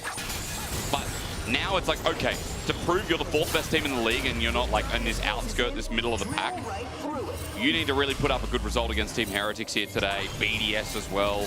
Vitality, another team that are a little bit unquestionable. We need to see a good game here from Heretics, at least to kick it off. Now, as I say that, I mean, you're completely right. It was nice hearing from Super how he actually likes being able to play against the good teams, and I think the advantage of playing against them earlier is that they do expose your weaknesses even earlier, so you can then try to address those issues as you progress throughout the spring split. It is a longer split compared to what we've had over the last few years. It's a 7-week regular season. It's good. Single round robin best of 3s as we lead into our top 6 playoffs. Best of 1s are dead. Koi, after losing to both KC and G2, they won't have an opportunity to rematch them until that playoffs. That doesn't mean that top of the table it will be denied. It just means it's a little bit less in their control. They need results to go their way in order to really fight for those top spots. But as you rightly said, right now they're looking at that 3rd, 4th position, and that eventual fight against Fnatic will be very interesting for sure. Right now, Carlson the target. Okay. I guess he thought maybe Carlson will flash down and get hit by that, but no, good dodges in the end. Ulti for nothing, and Super just gets chunked out mid, and yeah, we are chilling a little bit. The game feels a little bit slow, but Herald comes up in a minute 20, and first items are really being ramped up on the board. Solar Flare again on Alvaro. I think Sten needs to realize it's really hard to alter Rakan. He presses W or E if someone's nearby, like Rakan is not a good target. It's a more challenging target, I definitely agree. Perhaps it's about sending a message, throwing out the threat. Get some sun, he says. Yes. Vitamin D. You are deficient. Quite right. I mean, here in Berlin, I recommend, if you're here in the audience, take a supplement. Pretty good for you. I take one every day. You know, I mean, on average, I would say it's quite grey in Berlin. But then there's a period of months where it's just blindingly sun. Yeah, it's just so warm. But your period here of blinding sun is like 2 to 3 months, no? You say that, but I feel like it'll start randomly in May, and then it'll last until October. You reckon? Yeah. Okay. It's just, I'm privileged, because back home, our sun lasts for like 10 months. Yeah, and that's why I don't love Australia. The natural being that is a massive circle in the sky. You don't like that. They fixed that, didn't they? What, in the patch? Fix what? I thought, yeah, Australia was problematic because it had that hole in the ozone, right? I think we all do, don't we? No, never mind. I give up. Yeah, you should. I thought you didn't like the sun as Alvaro is looking to bring it with him. Sten is going to get chained up. There's not enough damage, though. That is the lethality virus who cleanses away from the solar flare, this time used on an immobile target. It's just about pushing mid and maybe sending another message because Herald is now spawned. It looks like the fight is only just brewing. Cleanse was burnt from Super, ulti as well. Outside of Sten's ulti, not really was much committed on the side of Heretics, but Jojo continuing to be a problem in the side lane. Blade of the Ruin King is such a valuable spike for the champion. And you can see the nerfs not really doing that much to stop his overall power level in the side lane. Oh, he had nerfs? Okay. But Yone is still like a first pick bannable. As it has been, again, I was talking about it at the start of the series. If you didn't listen, I ask you to put your ear a little bit closer now. Because first items are built up. That is rare that you see a Sejuani not go Heartsteel first, but that is the case in this game with Randu and Zoman. Definitely scared of the crits that are going to come out, especially from Camilo. It makes sense, because right now the fight over control over the top river begins. You can see Jojo already starting to move, gets the push in the bot wave. I think he's going to be too late though. Koi, they're a little slow on the setup, but here we are, Mirwan's arrived. Maybe the chase's going to be okay. Finding Sheo is only the tick in the box as well. He has to flash away and it's stolen. Burned down by a Rumble as Mirwan's just auto-attacking for free. Elyoya takes the damage and ends up dying for it as this trade already begins. And Jojo might not find the ulti, but he's going to find Blackett flying through for a shutdown. Chain's Corruption or an afterthought, but a good one. The arrow even piercing through, and Koi, it takes one fight to silence the deal from Heretics. I mean, Koi get absolutely everything. They only lose their jungler and they get a clean ace off the back of it. They'll even secure the Herald. You spotted it out, Hysterics. The Rumble ultimate actually getting the secure in the midst of all this, and the target is Sheo. The jungler of Heretics is shut down immediately. Flacket trying to Valkyrie away to safety, can only Valkyrie towards the burn. Jojo coming in with the cleanup on the flank as Flacket tries to flash away. He cannot escape. And then when Alvaro rejoins the fight, the ulti comes off cooldown from Super during the end of that fight, and we're able to set up.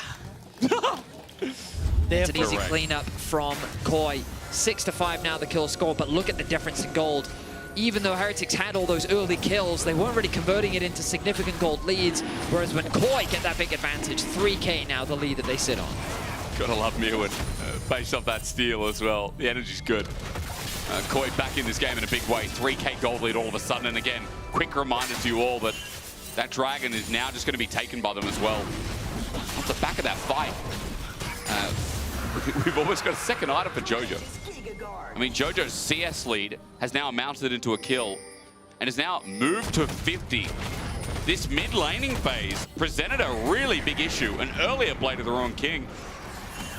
And again, it's strange to say, but like, while Jojo's not the only one, it does feel like this Yone, Vetty, is going to be mega hard to match.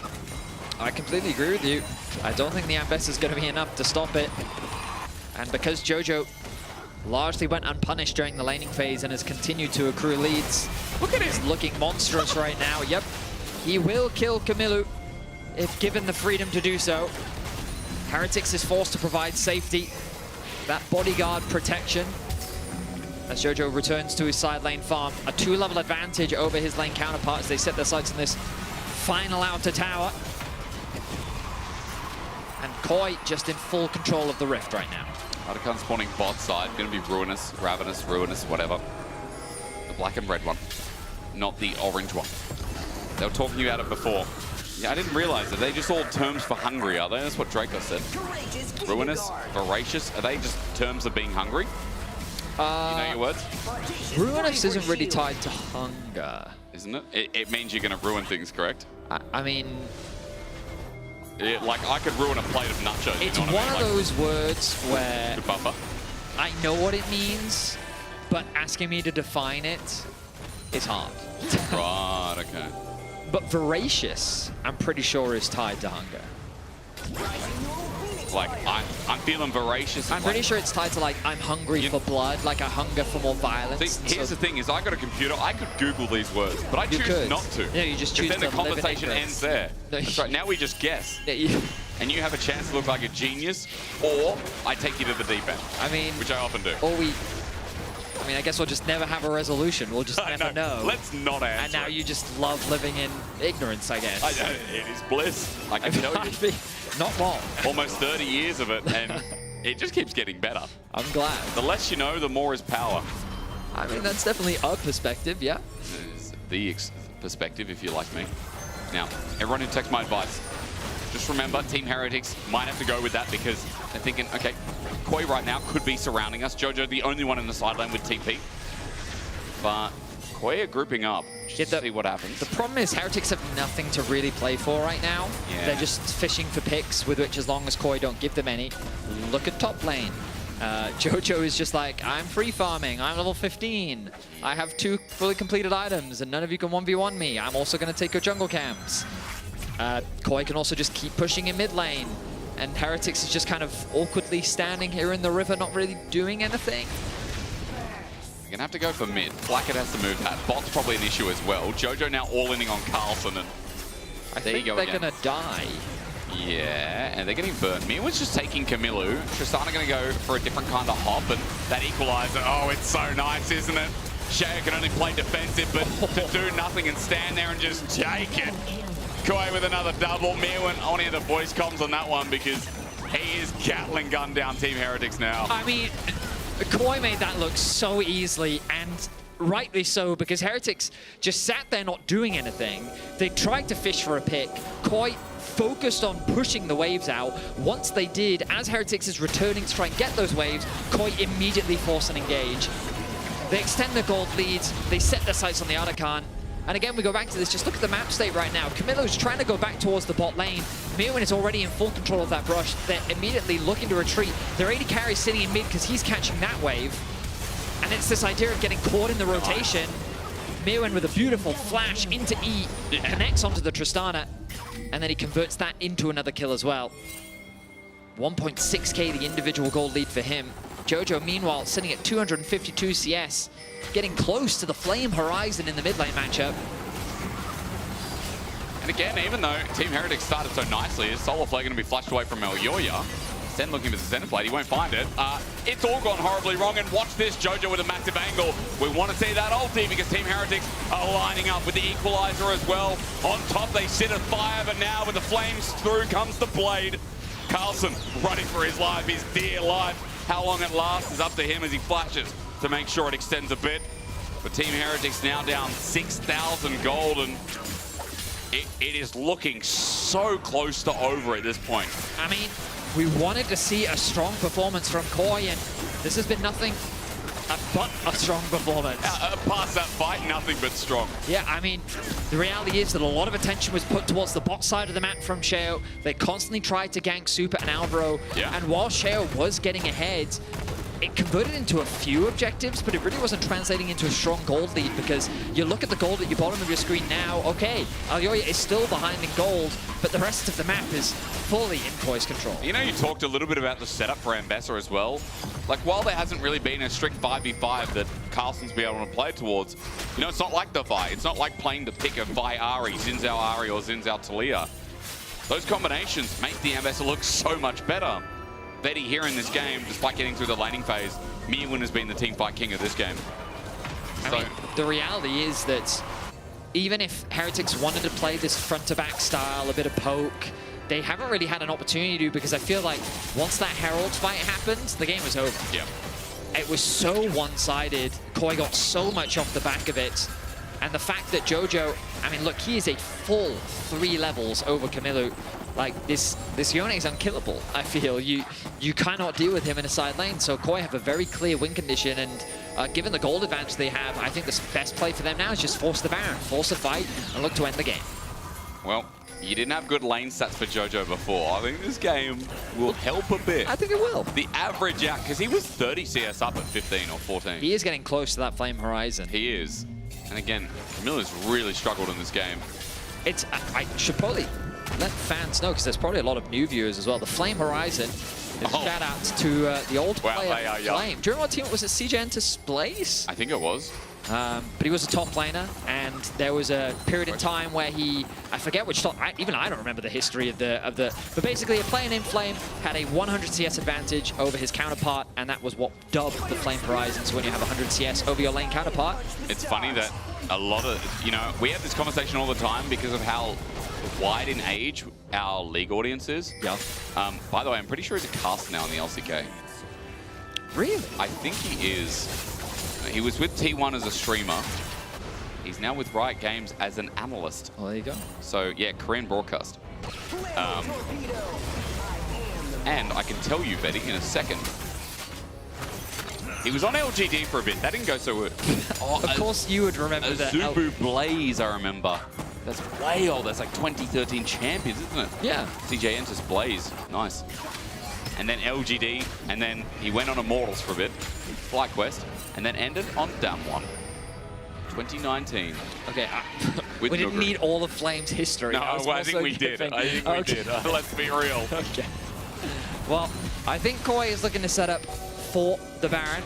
We talked about how it is the next logical step. They could wait for the Dragon if they really wanted to play it, I guess, safe, but they're so strong right now. I think they should play with nothing but confidence, and they should try and force an engage, utilize that Baron to get that fight, and then look to end the game. And they're going to start this one off. Well, Mirwin's bot, he's got TP. He can join anytime he wants. He got the bot wave push in as well, so Carlson will be a little bit delayed.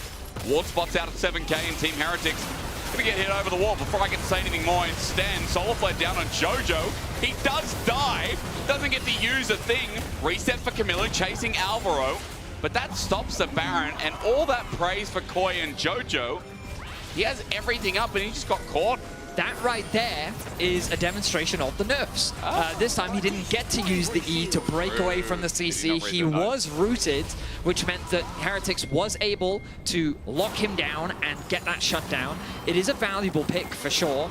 The problem is I don't think it's quite going to be enough to suddenly turn this game around. It will, at the very least, buy Heretics a little bit more time. Koi, though, they have been known to make these errors in the mid-game. Have they? And I would very much like to see them not make those errors. Great analysis, Betty. I agree. Would like to see Koi clean it out, but I mean, that gold injection was about 1,000. You know, yes. Jojo, again, we talked about the Flame Horizon. That dude had a bounty on his head, and what I can tell.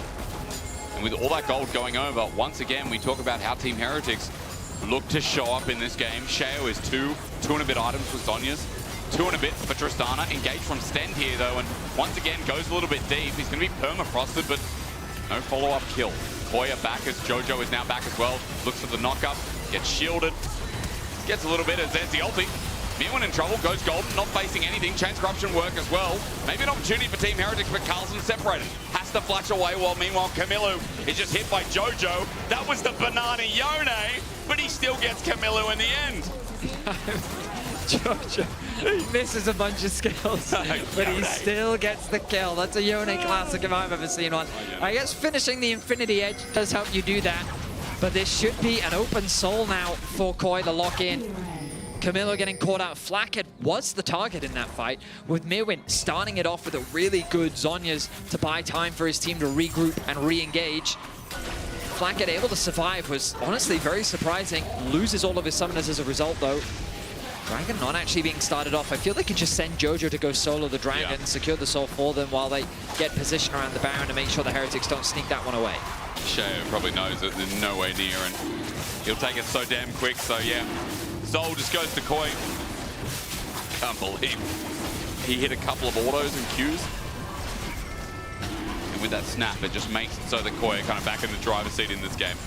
Soul down. Let's see if we go further, because the games today... Hey, the Flame Horizon. Look, he pulled it off. Yeah. Now we can talk about Hachani. Please stop. We go back. There are moments in history that we don't need to remember. Who is better, Hachani or Kasing? You can vote now.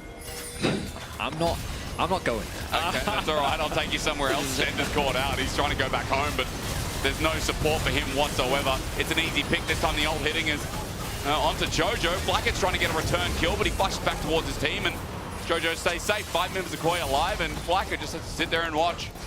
This should be an uncontested Baron now. 5 members still alive. The jungler gone for Heretics. Means that this Baron should be easy pickings.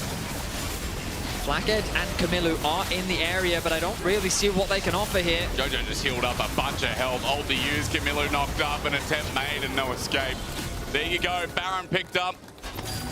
And Carlson on the run, but thanks to Super popping the Yobu's Ghost Blade, there's going to be some chase here. Out of energies, Carlson, he ults back in, but he too will join the names. Flackett burnt down for his fame, and Jojo with yet another one. Koi, this is still their game. A one-sided affair, a bit of a blip when Jojo ended up losing his life around that first Baron attempt, but now this should be an easy win for Koi. They have the Nexus within their sights, and with the Baron empowered minions, they're making their way towards those towers. Yeah, not a bad game from Koi. I mean, those moments in the early game will still be looked at, how all lanes but Jojo were in a good spot for Heretics, but one slick fight, one slick move, and Koi walk away with a 32-minute win here in game 1 in their best of 3. More kills, please. You win 6-1 and 5. Nice end. Dominant performance from Koi as they start this series off strong. I like their draft. I like what they came in with, their priorities in the picks. And they played their individual lanes very well. Impressive stuff from Koi, and kind of what we expected after what was a tough week 1 from them. I will say, though, I mean, again, Heretics early game, if it all just moved into the mid game, it'd be a very different situation, but we'll go to a break and see what returns here for the rest of the series. Give me chaos. Never gonna settle for those boring plays, no way. Give me chaos. Never gonna feed, but we will create some space. Give me chaos. Greedy for the glory, so we're only chasing dreams. Making titles, trophies, highlights, international memes. Give me chaos.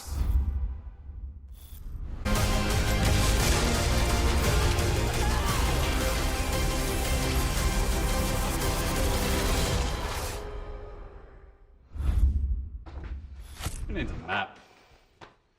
Wait, I'll take care of this. Lord, be careful. That thing belongs in a museum.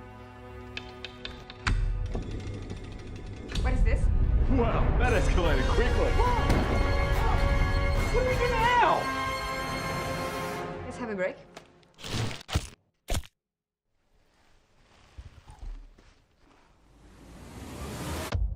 Have a break. Have a Kit Kat. How do we get out? Like this. Say it. What about me?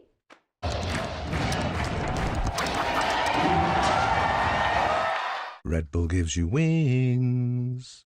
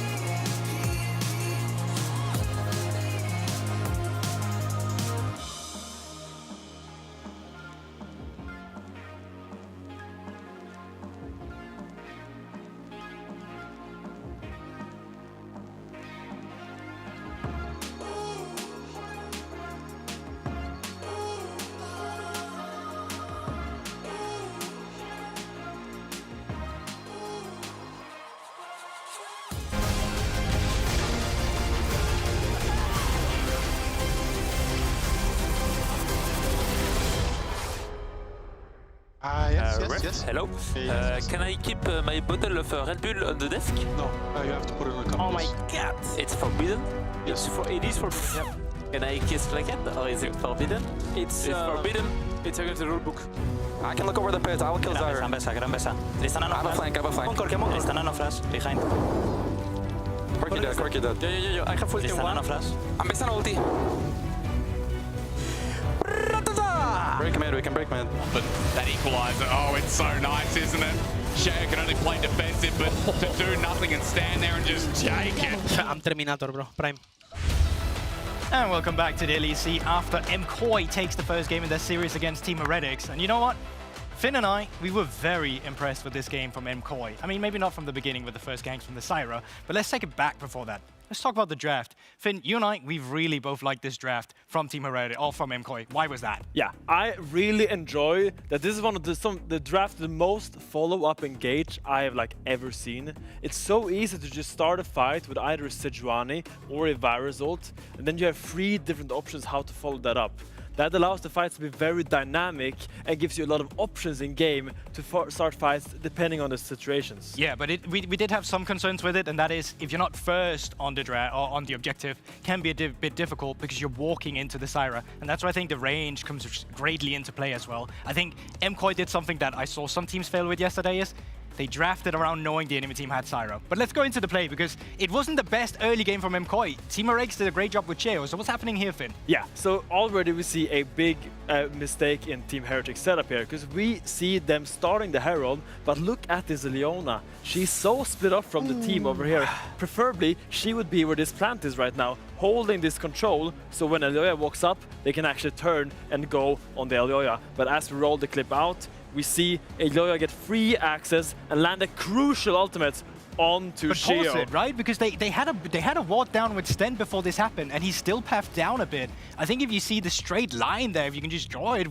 from the Sejuani to the Zyra, no one's there as a backup, right? Like it becomes so easy for MKOI to pilot this fight, and also Carsten's only coming in very late on the TP with Jojo having that push in the bot side, already being able to support now that the fight becomes extended. Yeah, and look, all the ults just calm down. It's gonna be a Yone ult, there's gonna be a Rumble ult, and this Zyra just can't get out. She tries to flash out, but the damage is already done. She's trying to escape, and now it just becomes a barbecue fest. And his Rumble just tears down this fight, and a great arrow from Supa, as you're going to see later, is going to secure it. Yeah, let's hope the arrow is in here, because this is actually insane. I don't even think he's meant to get Camilo here. Maybe he did, but the 2-for-1 special, baby, it's right there. So once again, MKOI, shaky early game, but with the draft they had, what a fantastic way they executed on it. And now Finn and I, in a least awkward way, is going to try and make our way over to the AD now, where Shux is also standing by. So let's go, Finn. Yeah, I think you... oh, is my mic off? Oh, it was off. They neutered me. They turned my mic off.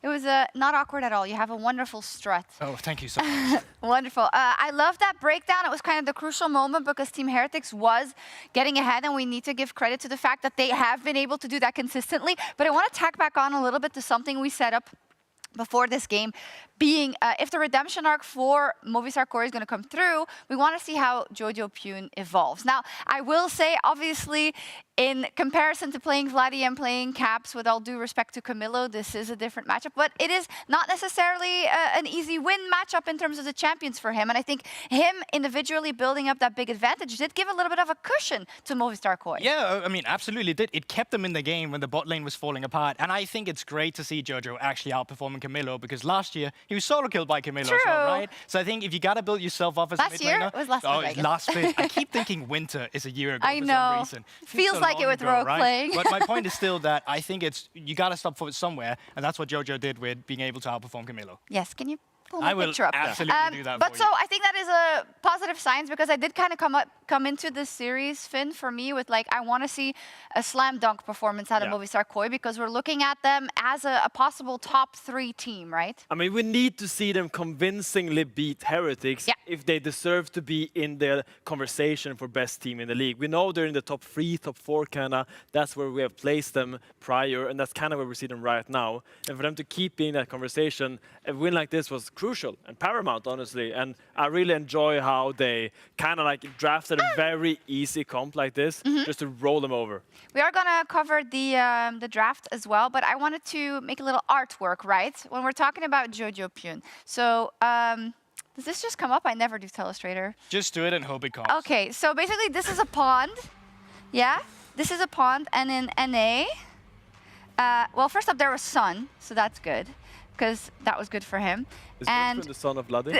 he's basically, I'm gonna try and draw a fish. So this is Jojo in NA, right? Big fish in a small pond. Fish. Yeah. Right? Massive fish, yeah. And then currently the sun is gone. There's literally rain constantly. It's Berlin. It's horrible. And then this is him now. Because like we have Caps and we have Vladi. Unfortunately, I have Camilo. Not unfortunately, but you know, in comparison. So for the sake of comparison, here he is a slightly smaller fish in a bigger pond or a pond with bigger fish. Does that make sense? Yeah, absolutely. Yeah? Fantastic drawings. Okay. And I mean, Vladi and Caps, they're whales in comparison to that small fish there, aren't they? I almost made a living out of being an artist. No, but just to kind of, I think, just to illustrate kind of what he's got going, because I think he came in as a really big signing, and I still definitely agree with that.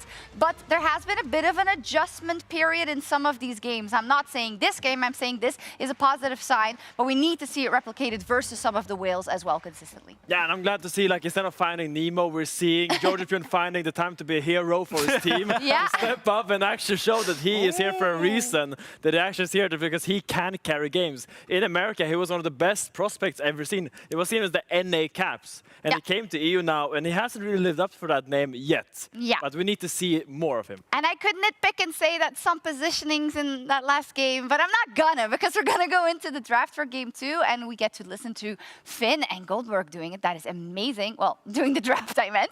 And Team Heretics has selected the blue side. So, yeah. Let's go, guys. Yeah, I mean, I kind of just forgot what they banned in the first series, but I'm going to just quickly look that up just to have out the placeholders of what some blue side teams have started doing is that they have their bans in game 1, and then after some of the OP champions are out in that game as well, some of the bans are suddenly just open. You don't ban them, and now you have them available in game 2. Yeah, we had like a Maokai that was left open strategically, I guess, was not banned, so it wouldn't go into Fearless, and then he got picked in game 3. Don't get me started on Maokai. My hatred for this champion really? Why do you hate it? I mean, I just think it's just so boring. I've seen Maokai for 3 years because it's so easy. You take the first 2 dragons because you draft Maokai with a strong bot lane, come for a dragon, you set up for it, they come in, you turn with your ult, get another dragon, get dragons on and win the game. Rogue lost with it.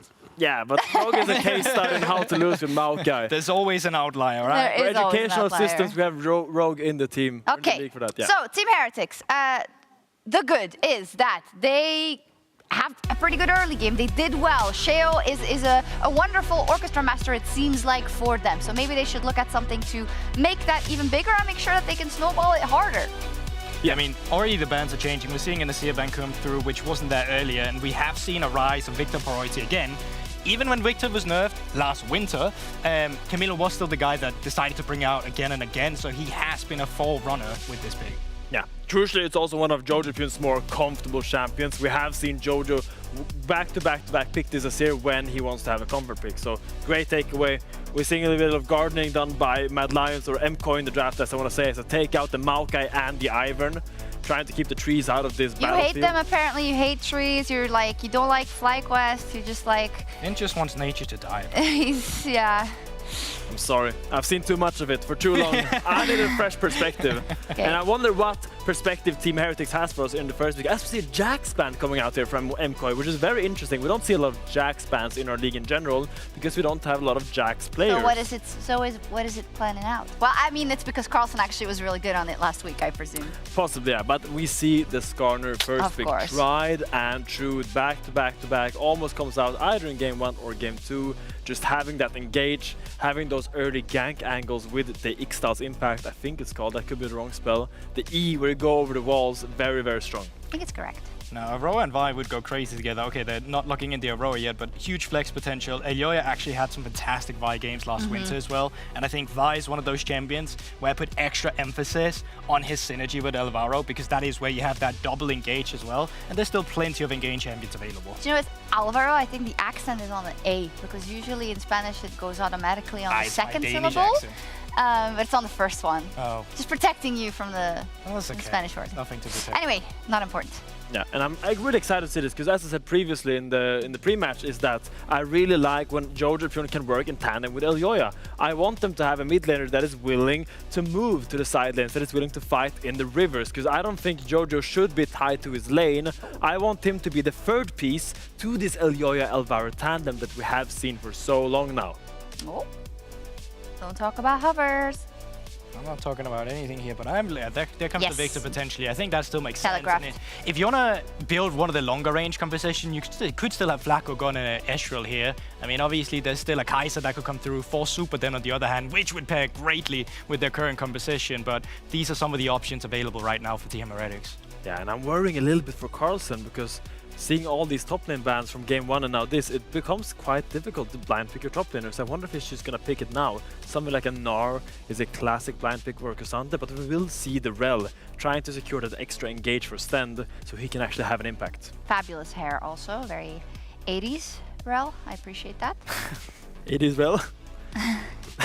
As we see here, the counter pick will be the Alistar, which is classic because you can, with that headbutt, interrupt that Rel W and kind of deny that engage. Kind of like a Poppy would, but with a little bit more proactivity and agency of his own. Yeah, Alvaro is also a really good Alistar. I love watching him play Alistar. He had some real highlight moments on that. Even in international competition, if I recall correctly, That and his Rel was he just goes in. Absolutely. I mean, his flash knock up on Mabel when Mabel was playing That's blind. it. Yeah, that's the one you're thinking yeah. of. Fantastic series. I think Team Heretics here, I mean, you can look at AD carries, but you can also look to take away some of the big counters for potential blind pick that Carlsen will be looking for. I still think that Kai'Sa stands out as a super pick that he could go with when he already has these engaged champions on his roster. Yeah, I mean, crucially, the word of the day for MKOI is dive. They're committing heavily into this dive, making sure this Victor is not going to be able to play from his range safe and sound. So they would love to have some extra dive potential with their team comp. As you said, a Kai'Sa would make the most sense, but it is a bit hard to blind pick a Kai'Sa on 4. So maybe we're gonna see something like a safer AD carry that you want to pick there. I mean, right now, that's probably just the Ezreal, right? Like, that's probably the safest one you could go for at the moment. Jace bans are coming out, so right now they're still suspecting that this Aurora could go into the mid lane instead, but I believe we have seen Muin play Aurora before, and I mean... It was scary. Yeah, it wouldn't be the craziest thing he's ever brought out either, so, you know... I'm, yeah, I just want to see what Carlsen's options are and what he's going to go for. It's kind of a thriller for me, Finn. Yeah, love the Saya ban, honestly, from Heretics. I mean, MKOI, noticing that the only way to counter their comp is great anti-dive, and I think the only AD carry that can really deal with that is the Saya. Yeah, and you can't go Sivir either, because while that's fine into Vi, it's not fine into Alistar at all. It ignores it. It's one of the worst matchups you can go for, so they've kind of pinned a very good champion pool here. Yeah, that Gnar ban really signifies that we're either going to get a Renekton blind pick or a tank blind pick. Probably a Cassandra or an Ornn, or a Renekton. Just something really safe that really hates that pesky little Gnar when he's out-attacks you with his boomerang time and time again. Just a safe blind that we've seen time and time again. Super doesn't want safe blinds though, Finn. You were saying like maybe something safer instead of the Kai'Sa. That's not safe. That's a bit bold, but that's also super. And if there's an AD carry player with confidence, it's a lot of them. But it's Black especially as well super. and super. Yeah, so let's see. And they're most likely, I guess, the Cassante. I was hoping for something a bit more exotic, but alas, tried and true always. I will say now we're entering Mirwin's kitchen. Cassandra blind pick is one of the most vanilla blind picks that allows you to kind of pick anything you want. So here we could set ourselves up for something really creative. And I also don't want to raise your expectations because it's good just to get something really boring as well. Let's raise those expectations. We've seen his solo queue history. He's played some Annie. He plays some Anivia. Flak-Hit Draven. That is something he's brought out in the past. It is a classic. Yeah, and you have to punish this Kai'Sa blind pick, as I said. Like when you blind pick Kai'Sa, no, but it's true. Blind picking Kai'Sa is dangerous, and it runs into these strong lane bowlers. They banned out the MF, but the Draven was still up and available, and this is a really difficult matchup. It's just gonna be the Aurora top, I think. Yeah, so that was the flex we were talking about, but you get a classic here. It's Jojo Pun with a Thalia, and you have a Vi. It's very easy to find someone to blow up here. 2v2, especially good for the mid lane. Looks like, to me, right, MKOI has a really good idea of their identity and what they want to do, and the focus can be clear, but I do see a lot of OP things on the other side as well, you know, the Skarner, the Victor. I mean, this isn't Chovy, but, you know, I think crucially for MKOI, the engage must land. If this Victor doesn't die, and they all dive into his Chaos Storm, they're all gonna die like flies. And they really need to make sure this engage lands. But even more so as well, if you're looking at Team Heretics, you know what they're going for. You're not playing for that Cassante at all. It's about that bot lane with the Draven. Yeah, Camilo's going to be fine on the Victor too, but you want that Draven head, specifically when they blind picked that Kai'Sa. Right, here we go then into game 2. A must-win for Team Heretics if they want to finish the week with, well, a win possibly, but a game 3. And for Movistar KOI, they want to send a clear signal that you have to, that you can't count them out, rather. Like at a traffic light, isn't it? It's like being at a traffic light. You need that signal. Otherwise, when do you go? When do you stop, Eddie? Your brain makes the most fascinating connections. Shock said signal, you know? And that's all you needed. That's me. I was on camera.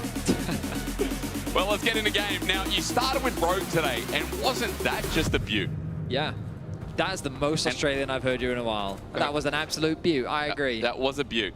But here we are. Once again, in the thick of it. As you say, have you noticed every week you say in the thick of it? You do. Do I? You actually do. I don't recall. I have watched back VODs, and every time there's an introduction, no matter, you're like, oh, now we're in the thick of it. Oh, well, thank you for that feedback. And that's a song or Live something. on air. I appreciate that. No worries. Just take that down. Write that one down. Will do. Now, we were talking while draft was going on that Heretics, the draft seems generic. How did you describe the draft, actually, Hysterics? I called it a bit snowflakey because it's just outside of the Draven. It feels very generic, doesn't it? I mean, yeah. I don't want to offend anyone. Like, that's it. You know, it's Team Heretics. On the side of KOI, it's very meta at the moment, right? And I feel like the nice little piece is super on Kai'Sa. Mirwin's Aurora top is kind of cool, but like very, very meta drafts for game 2, you know?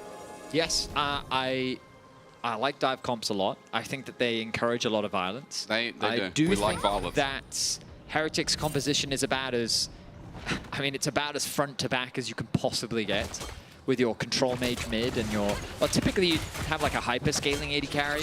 The reason why I don't like champions like Draven in this draft is just because the idea behind the Draven is to dominate the lane. But I don't actually think you have a lot of tools to help you dominate the lane. Like, you don't have... I mean, they could definitely threaten a dive, but you're not going to see a lot of Victor roams. You're not going to see a lot of, like, TPs towards bot. Like, there's not going to be anything too crazy. And so typically I prefer more scaling or hyper carries. Like, I think Ezreal would have made a lot more sense in my head. In any case, in the 2 versus 2 in isolation, you will notice that the Kai'Sa is not going to have a great time. But you're right, aren't you? Because on the other side, they do have the tools to punish bot. Yeah. Like when you have a mid jungle like Vitalia, you can 4-stack bot and make sure the Draven can't play. So 6 seems like a nightmare. And then Mirwin in isolation as well is going to have no problem in this lane. No, he's not. The fact that they've started just blind picking this Aurora too, and it's very commonly being played towards the top side of the map, I think just goes to show that they had a lot of confidence in terms of what... Oh, it begins, doesn't it? Okay, well, at least an opportunity. Team Heretics, good little flip back from Jojo. He gets to trade him to Sheo in the end as well. There's a Vault Breaker incoming, but out of range. Elyoya, no, he flashes for it. Sheo has the match. Camilla just stands there thinking about what he can do as a Victor while things get close. I don't know if Elyoya really needed to flash. I think his Q would have connected onto Sheo, and then maybe he could have followed up in order to actually get that kill. In any case, 3 flashes burned in that exchange. Camilo still holds onto his for now, as the Victor continues to farm up in the mid lane matchup, but Jojo going to be forced to go back to base, will likely TP back into the lane, as we are seeing on our screens right now. And the bot lane still a little bit sad for Super and Alvaro. As you expect. I'll just wait till that's 6 and see what happens. Small gold lead, of course, again, as you'd expect. Don't worry, guys. Betty said there's going to be blood. That means there's going to be blood. Oh, I've said that so many times throughout my career, and then absolutely nothing is happened. If it was like Team Heretics comp ×2, we'd be here till 30 minutes. You know, dude, the thing about Victor, and this is why, like, you know, in the East, Betty, I talk about LPL a lot. Obviously, I watch a lot of LPL as well. Really, do you? I do, actually, yeah. I've noticed that. But Victor is seldom seen because of the weakness he has, which is he takes so long. And you were telling me you actually think that there's a better build going around Well, that it's people not are that picking. I think into certain comps. Yeah. I think Hextech. Hey, be proud of yourself, bro. I think this... The Hextech Revolver, I think, is just a better build. And we saw Vladdy do it once last split. Yeah. And I think that it's good when you're playing into champs that aren't tanks, just because it gives you a stronger one-item power spike. I don't like this comp. And it does just give you a more burst in the early game. So, I mean, I definitely think you could do it in this game. Yeah. Alistar is like squishy until like his Celestial Blessing. I mean, the thing is, ideally, if you're playing Victor, the only thing you'd ever really use on the Alistar is the W, and then you'd be holding. You might want to use your Q in order to create a bit of space between you and the Alistar. Got to create space. You asked me not to say that today. I did because I think since Healy left, like, or maybe it is an ode to him, isn't it? I just think that it's something that now casters say. It's just, it's like, just in do you the remember? leagues, No. Do you remember when rotations came into play? Oh, yeah. And then no caster said rotations, and then I want to say it was Monty. I don't remember if it was, but someone introduced the idea of rotations in the league, and then all the casters are saying, look at the rotations. And then there was the whole debate behind it. Is it really a rotation if you're moving in a line? Oh, You know? yeah. Because you actually have to rotate, Yeah. Well, you know, the next thing that came up was tempo, right? People talk about tempo like, oh, they've really got good tempo. That's still there. So I tried really hard to avoid it because it was coined from chess. But I think a lot of people just don't use it I think properly. it was coined from music, wasn't it? I mean, there's... No, actually, because I originally thought tempo was music, but in the context of chess, tempo does have a different definition, which is like you're ahead of the play. The other person is always kind of reacting to what you're doing, and you're kind of making the first move. Okay. So in League, the idea behind tempo is it's like your turn. Right. When you make a dragon, you're using your tempo to take dragon. I see. It's the really simple idea of tempo. If you're wondering why we're meandering around in tempo, it's because in this early game, outside of bot being Draven favored, so far it is just a race to level 6, maybe a race towards this first dragon. Grubs are coming up in a couple of seconds, but it doesn't look like there's any rotations. Instead, we're really focusing bot side. There's a lot of tempo right now for Team Heretics. No, there's not. Again, you're doing exactly what I hate about casters doing, where they just say the word and it doesn't mean anything. Will there be any rotations? That's the question. Any other annoying words? I mean, I don't think I want to fuel you with those annoying words. There's got to be so many. Outside of creating space King's right now. Legacy Dynasty. I think. Oh, that's good. That is good. I missed that. Do you? I do actually, yeah. I feel like you guys used to say it a lot. Don't worry, just cast the G2 Fnatic game. Ah, yeah. I have. I think last split, my ending call had something about King's. I did have Legacy in it. I had new Emperors, all in engage. Okay, finally some action. Jackson is Alvaro. He's okay. He just walks away. Meanwhile, Camilo is not. And once again, this mid laner from Team Heretics, he's going to be in trouble. This time, first blood going over to Jojo. Very good start. nice collapse comes through from Koi as Jojo utilizes the ultimate to quickly work with his jungler to put Camilo in a very awkward position. He ends up conceding first blood, but Koi don't really have the HP in order to contest this dragon, but they can, of course, cross-map with the Grubs. And once again, Jojo is ahead of Camilo by a sizable amount, excuse me. So with that kill, now a 500 gold lead exists between mid, and this series, Jojo has been by far the better mid lane. I know we've got a small sample size, but last game, the gap was large.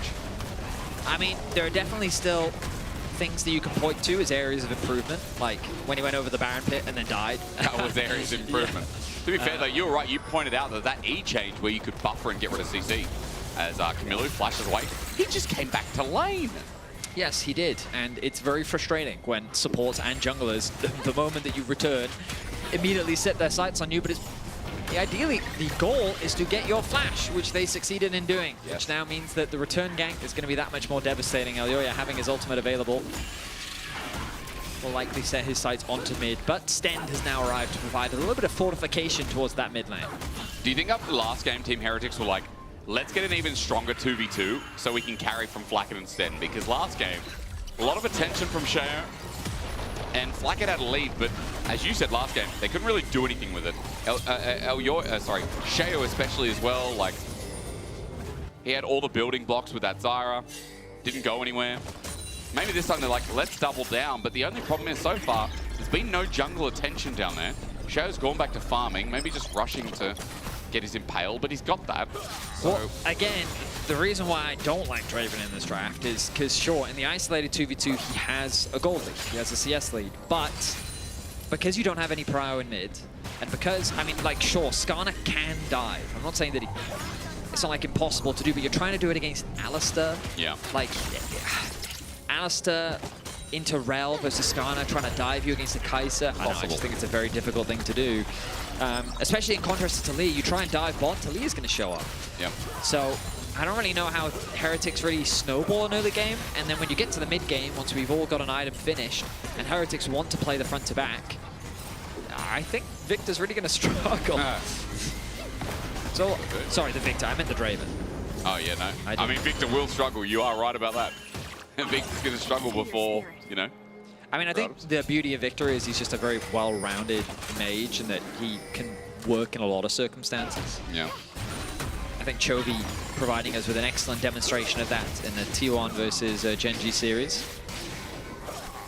Nice. Good trading from Flacky D.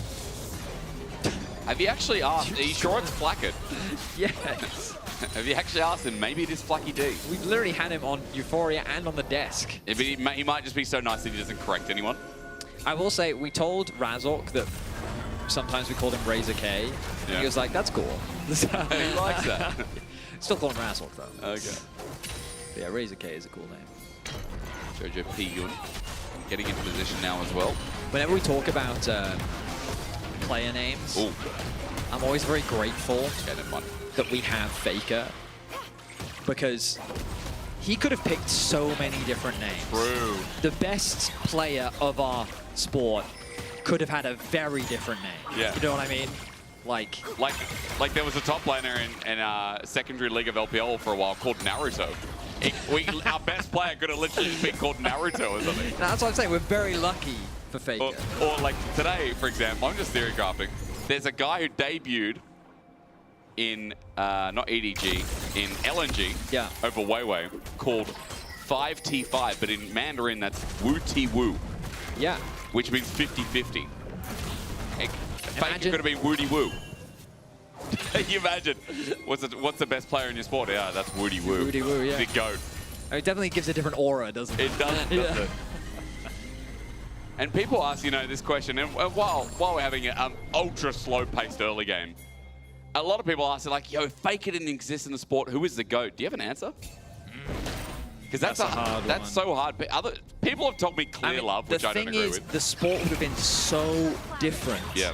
Because you have to think of the number of people that came so close. Yeah. And then Faker just ruined everything for them. True. There have been so many organizations and players. That they were such. I mean, the JDG Golden Road could have happened. Oh, it could have. Engage finally happening. Maybe a pick. Team Heretics need a bit of damage down, but they'll find it, and Flackett gets a cash in from downtown. That's a big cash in. How much gold? That's a 1.1k gold lead now for the Draven. Okay. I'll have to know, actually. Let me check. Oh, you got your god powers, don't you?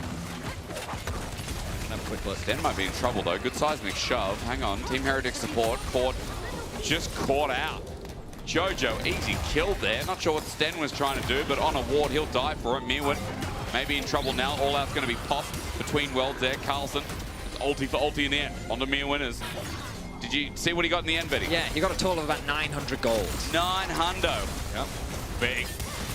Well, that is big. It will definitely accelerate the Draven, which is ideally what Heretics would love to have. Jojo, is he in trouble? Gravity Field going to catch him, but the damage is now out of range. I will say, Jojo is definitely becoming a problem for Heretics. The leads that he is building is something you can't afford to just ignore. I wonder when the swaps will start to come through as the Grubs have respawned, but Koi have set their sights on their first dragon of the game. I wonder if Heretics will feel confident enough. No, Draven is going back to base. So they will not feel confident enough to fight this. Bloodthirst are completed for Flackett, which is a nice item pickup for him. Sten died for this ward before, I believe, and see what happens this time. One more hit. He's not going to stand there while Alvaro gets into range.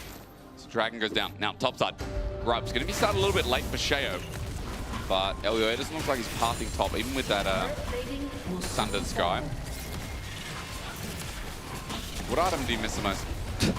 What do you really miss? Like that Fire Grass. Yeah, good call. I used to play Victor with DFG. Yeah. Old school Victor now.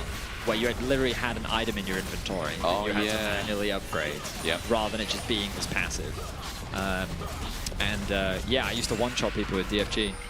It used to catch people off guard a lot. People really didn't expect how much burst Victor had back then. It was cool. It was fun. I miss old Ardent that gave you a little bit of life steal to the person you shielded. Oh. The Ardent patch, I think it was Karma 2018, 2019. Were you around for Atma's Impaler? Yeah, it was the armor AD item. Or health. Warmogs plus Atma's Impaler, where Atma's gave you like, I think it was like 2% AD, depending for each percentage of max health you had or something. I forget exactly what the wording was, but that was the good old combo the tanks used to build. Bro, weird miss, but I missed Talisman of Ascension.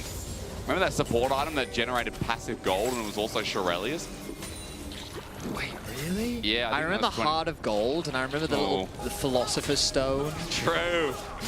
And I used to play. People think you're talking about Harry Potter. They're that young. I think it was Philosopher's Stone anyway, but it was you used to run around on Maokai Jungle and you just build gold per 5 items. Oh yeah. You wouldn't even farm. You just run around and gank everyone. True.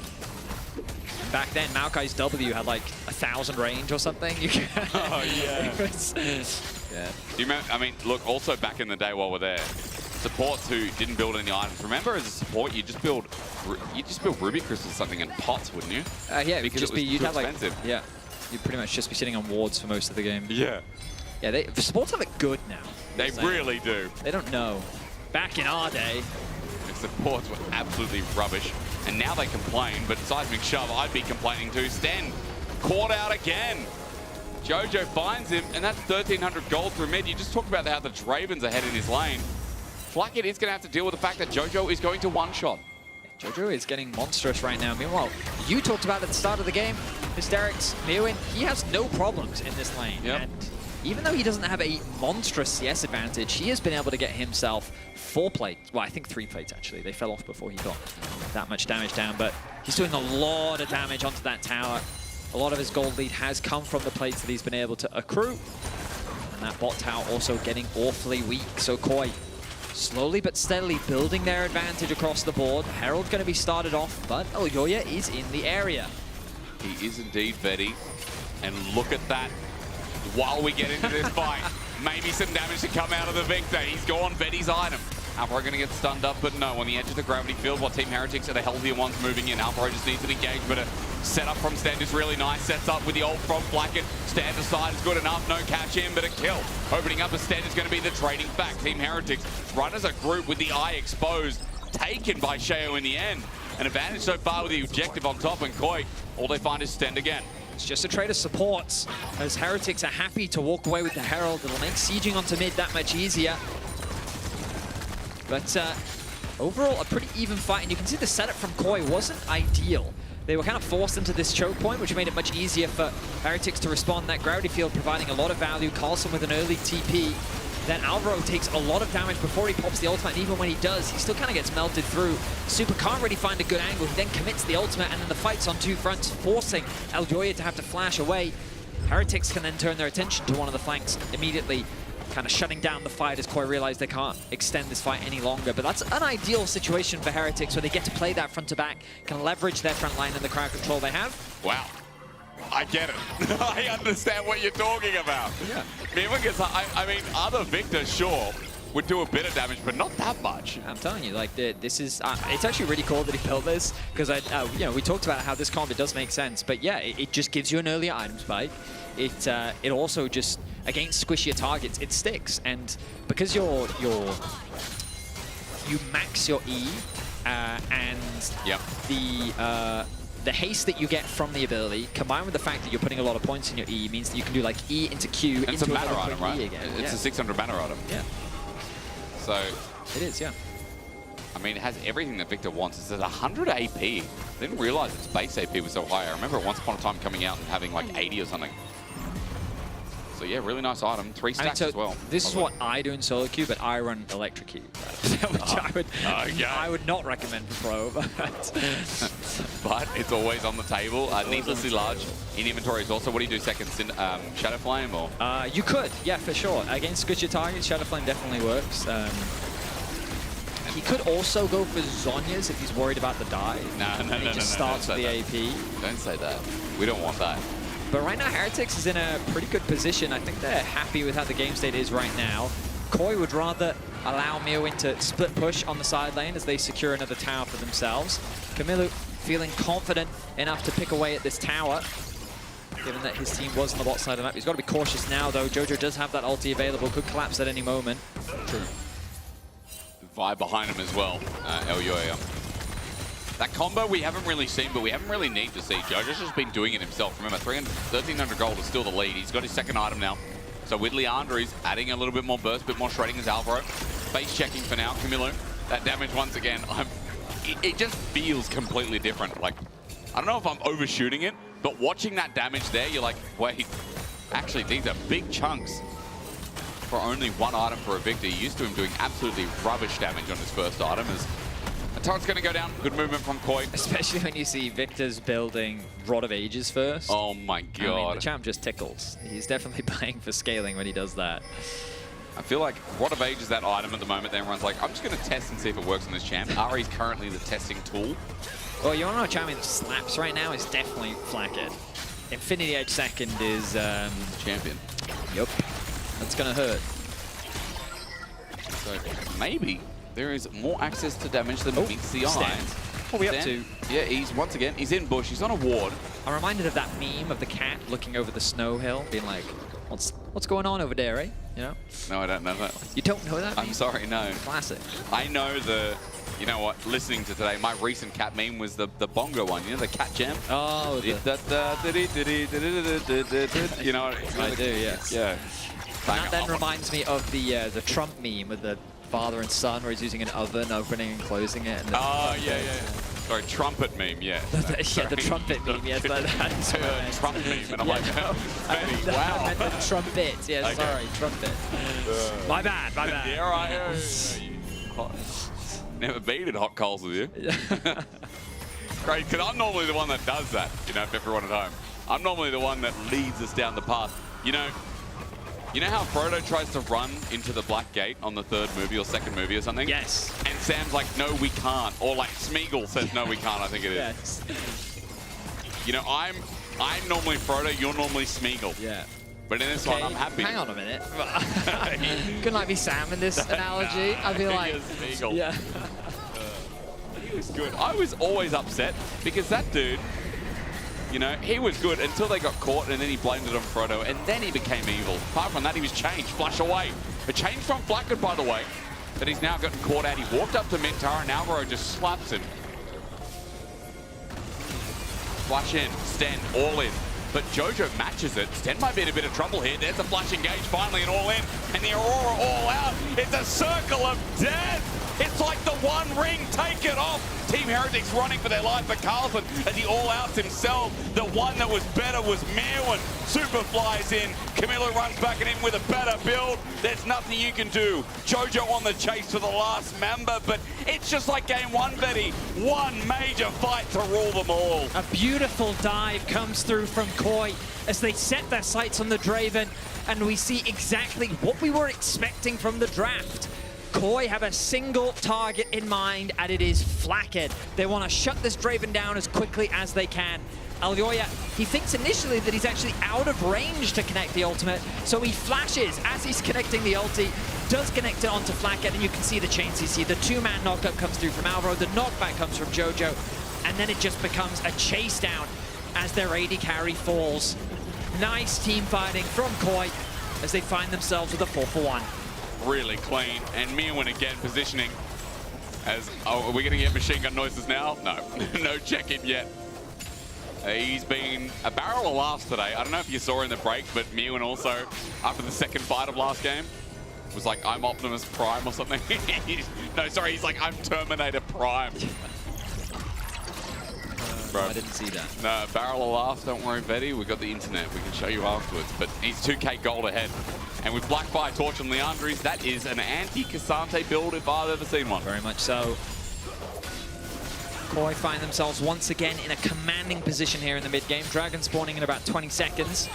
Heretics, I wonder if they'll even try to fight for this. There is that Zhonya's second that we were speculating.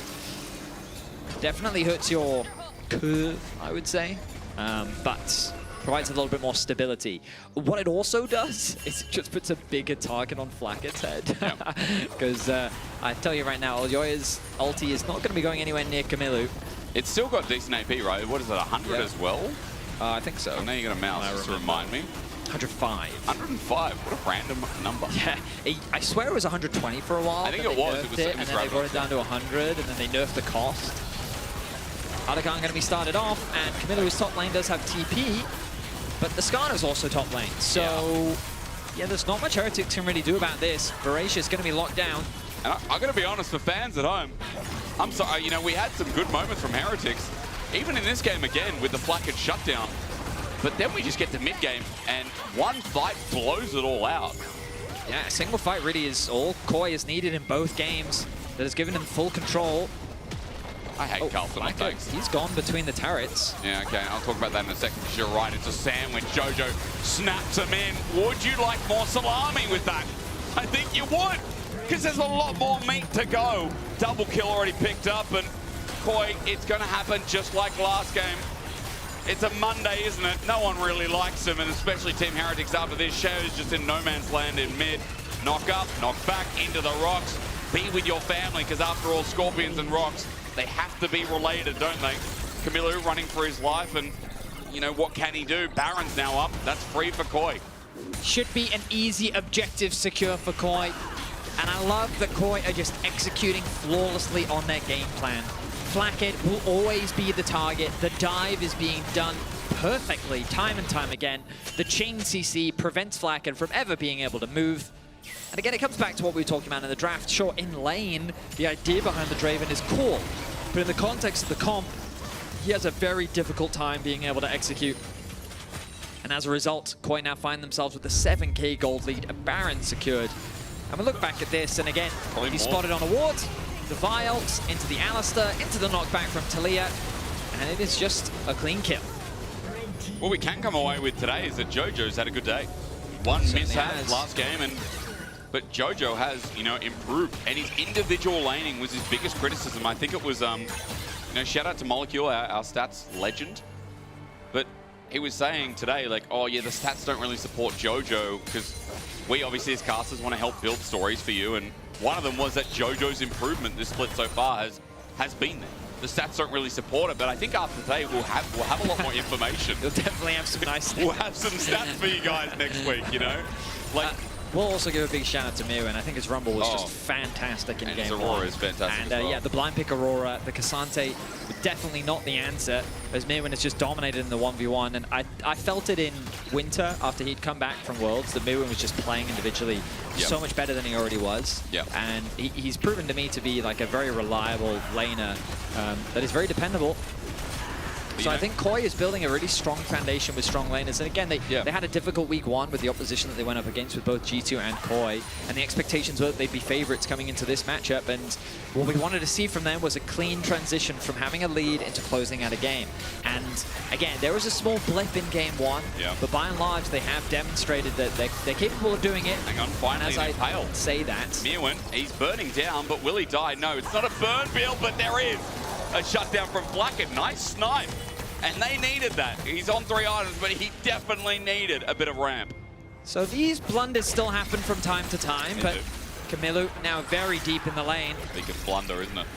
Elyoya can get a free ulti here. Jojo joins in, and with this burst of the duo, there's no way the Victor's getting out of this. Sonya's might be available, but no use for it. Jojo picks up the kill there, and with one good moment comes many good ones for Koi again.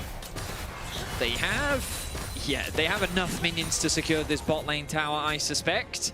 It's going to be difficult for Heretics to keep this one alive. So while this goes down, Betty, my question is for you. Do you think today, Team Heretics, you know, do you think Shao had a quiet day and therefore the engine that we talked about, the driving force that keeps them together? I just... Was the issue? I didn't like the drafts from Heretics today. Yep. And I also just think that Camilo's had a bit of a rough series. Yeah, I think that Jojo really has gapped him, and I think it's been difficult for him to really have presence, which has put a lot of responsibility onto Flacket, especially when you consider the drafts that came through. And when Koi just focused Flacket, then it makes the game much harder for Heretics to play. I think overall, Sheo, he's had a solid day today. I think his presence early game has been felt in both games. Obviously, this one was a much earlier one, but again, I think it all ultimately comes back down to the draft where you don't really have the tools to kind of snowball a lane, especially given what they were playing into. So it was always going to come down to a single team fight, and it was Koi that was first to press the pull the trigger, I guess you can say, a common caster phrase. I guess that's the issue, right? Because you look at games like this, and context is mega important with, like, well, because of the draft, is Sheo just not there? Is he not having that much impact? But you're right, it's been an okay day for Sheo, and been in response of how Team Heretics have had to play, now playing reactive to this Dragon. It's not a soul, but 7k gold down. They're definitely going to feel it with a 3-item Talia, an almost 4-item Kai'Sa that's going on hit, crit build again. And like Carlson, he's trying to get some side pressure, but he's a Cassante. And even though Mir won't really be able to kill him anymore. I don't think he even does any damage to him. But he will be able to keep him here for a bit of time. Carlson, oh, he's TP. I thought he's just standing there. We need something as a spectator, we need something to show they're TPing rather than just a cool stance.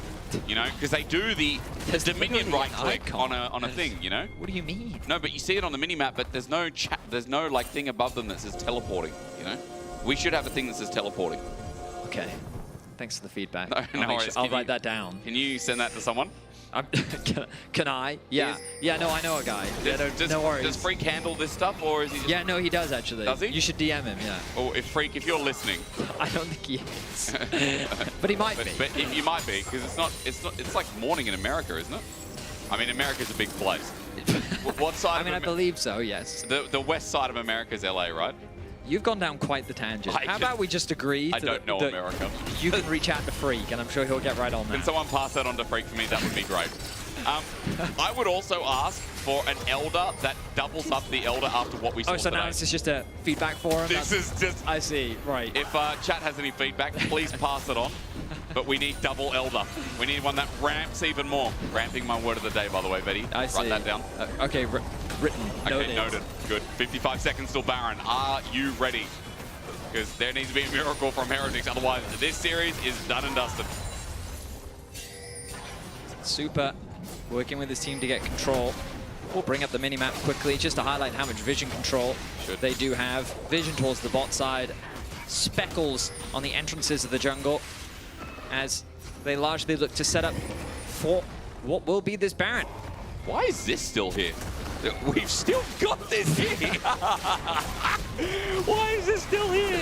Well, I didn't know we had that. For context, there was a day where like we were talking about how fast games could go with Artican, and I'm like, we need an emote that really sells that. Right. Yeah, and I'm so like, you thought, we need a run emote. You thought this one? And then I'm like, I enjoyed this. As being one of our big co-streamers, I figured, you know, everyone will understand that. Right. No, I mean, that's definitely enhanced my experience. I asked to reenact it, and apparently I ran out of time on the day. So I did ask it like 10 minutes from live, so that would be why. Thank you for We're building up to the moment. Baron is alive. Heretics are trying to reclaim that River Vision. They have good face checkers. Cassante, a fantastic champion for just asserting authority. And they will push Koi out of the river for now. Back to the mid-wave we go. Jojo, though, that cut-off angle with his Weaver's Wall. That's annoying. Team Heretics have to pay respect. Baron has spawned. Super will take this down really quick. The vision getting limited, and it does just feel like for Team Heretics they need some kind of miracle pick. Carlson looking for exactly that. But on the back of the pit, Koi are playing with them right now. Look at the sideways as well, Betty. He's going to have to go and answer them, surely. I'm surprised by how hesitant Koi is. Yeah. They are... I mean, I was going to say they're really fed, but you look at the items and... I mean, it's a full item gap in favor of Jojo, and there's also a full item advantage in favor of Neowin, but 280 carries are very even. So I understand why there's a degree of hesitancy, because if they just, you know, throw all of their dive and they don't properly execute, there's a world where the game suddenly swings on its head. But given the gold that they have, I think they are playing a little more scared than they need to. Maybe scared of the front line. Maybe this front to back the Team Heretics is drafted. They're giving a lot of respect. Seismic Shove doesn't Look connect. at where Carlson is. He's literally sitting on top of Flackhead. there to try and provide that safety. Look at the fight, look at the fight. I'm looking. There's the Weaver's wall, and I've now found out. Seismic shove sets up, and Flackett's just dead. That's a big part of your damage. Now what? Yeah, that was not much Cassante could do to protect his AD carry there. They turned their attention to Sheo. Because Sheo was looking for Mirwin, and it's to his detriment. Sheo is just going to drop. Nice ulti from Mirwin yet again in the circle of death. Camilo stands, the Chaos Storm that only tickles. Yes, doing a bit of damage, but Jojo's going to withstand it, and Carlson takes Alvaro over the wall. It's his escape, but Super matches it with his own flash, and now with a second skin, triple kill. Koya back to where we thought. 10k gold lead, another ace, and the game in the palm of their hand. A 5-for-0 ace in convincing fashion. Elyoya finally finds the flank. Flacker doesn't even burn any of his summoner spells. Once again, we see a perfectly executed dive onto the AD carry, and now they will set their sights onto the Nexus. Flacker will respawn in time, though. Yeah, I don't know if they can end. That's one minion. They've got to keep him alive, so taking up has to continue on. The ulti from Flacker doesn't work out too well, but the Nexus is now bare. Team Heretics had some decent early games, but one fight again in each game here tonight brings Koi to a 2-0. A much better result after their hard start against KC and G2, but Koi are on the board in Spring. A very strong series from Koi. A bit of a lull in the mid-game, but ultimately they executed upon their composition beautifully, and they found Flackhead every single time. Yeah. Fantastic scorelines across the board. I mean, Jojo 6-0-10, involved in 16 of the team's 17 kills. Very impressive stuff from him. And overall, an impressive week from Koi. Bounce back after what was a rough week one. Especially when our player of the series, you can vote at LEC on X, is going to be between Mirwin, Jojo, and Super. And much better individual plays. I mean, this was clean. This is what you wanted to see, with a couple of small mishaps. Outside of that, you're saying that Koi remind you that they are still within that top 4, or at least should be within that conversation. Oh, they certainly are. I think that that is where a lot of the conversation is. Yep. In week one, it was about can they break into that top 3 conversation, and they're going to continue that conversation as the split continues. I just realized, thank you to our production crew. It's 11:42 a.m. in LA right now. Oh, so there's a good chance Freak could be watching. I mean, you should, but come on, bro. Look, I know we're gamers, but like, you should wake up at 8 or 9 o'clock. That's normal. Who knows? Well, unless you've had a really big night the night before. Again, Mirwin, Jojo. I mean, it's a Monday, so. Oh, yeah, true. It is Monday. Sorry about that, guys. If you had to do a tier list on days, is Monday like D tier? 100%, yeah. Yeah? I think Wednesday is S tier, by the way. Really? Wednesday is S tier because it's the middle of the week. You know you're like halfway through, but you've got so much productivity to go. All this has taught me is that your tier lists are D tier. And it looks like that we don't have to talk about tier lists anymore because it looks like Laura's standing by on stage with, I can't tell, someone. Good one, Vetty. Thank you for that. What day of the week? Get a tier list. He doesn't even know his players. Very, what a shame. This is Alvaro here. Thank you so much for joining me for the Marriott Bonvoy post-game check-in. That was a smooth series for you guys. So before we dive into the topic that I had for you today, how do you reflect on the series? The good sides and the bad sides. Of course, I'm happy because I think right now we kind of practice as well way more discipline. We are playing way more for things that I'm not going to say, here, but I think it kind of shows also in the game. Of course, it was a bit shaky, I will say, in early game because we give some deaths that I think, in my opinion, could be avoidable. But overall, I'm happy, and yeah, I just want to go next week already so I can play even more. Yeah, focusing on practice, I want to follow up on something because I was on co-stream earlier, Zab, hi, with Isma, who was one of the guests from GX, and he was talking about practice and fearless practice. So to sum up for our viewers, now that you guys are in Fearless Draft, you do 2 sets of 3 games in Scrim. Yep. 1 Fearless best of 3 and a second one. Do you feel like it's the most efficient way to practice Fearless? I think right now for the regular season is the most efficient because there is like 2 months still of regular season, so I think it's important to practice the best of 3s. In this case, for example, we are having the practice of having 2 officials in one day, and then when we get to playoffs, mostly all of the teams, we do best of 5, and then we play Fearless best of 5. Right. So right now, since the playoffs are still far, I think is in a way a good practice, but it's also true that in the third game, mostly all of the champions are kind of like the same all the time.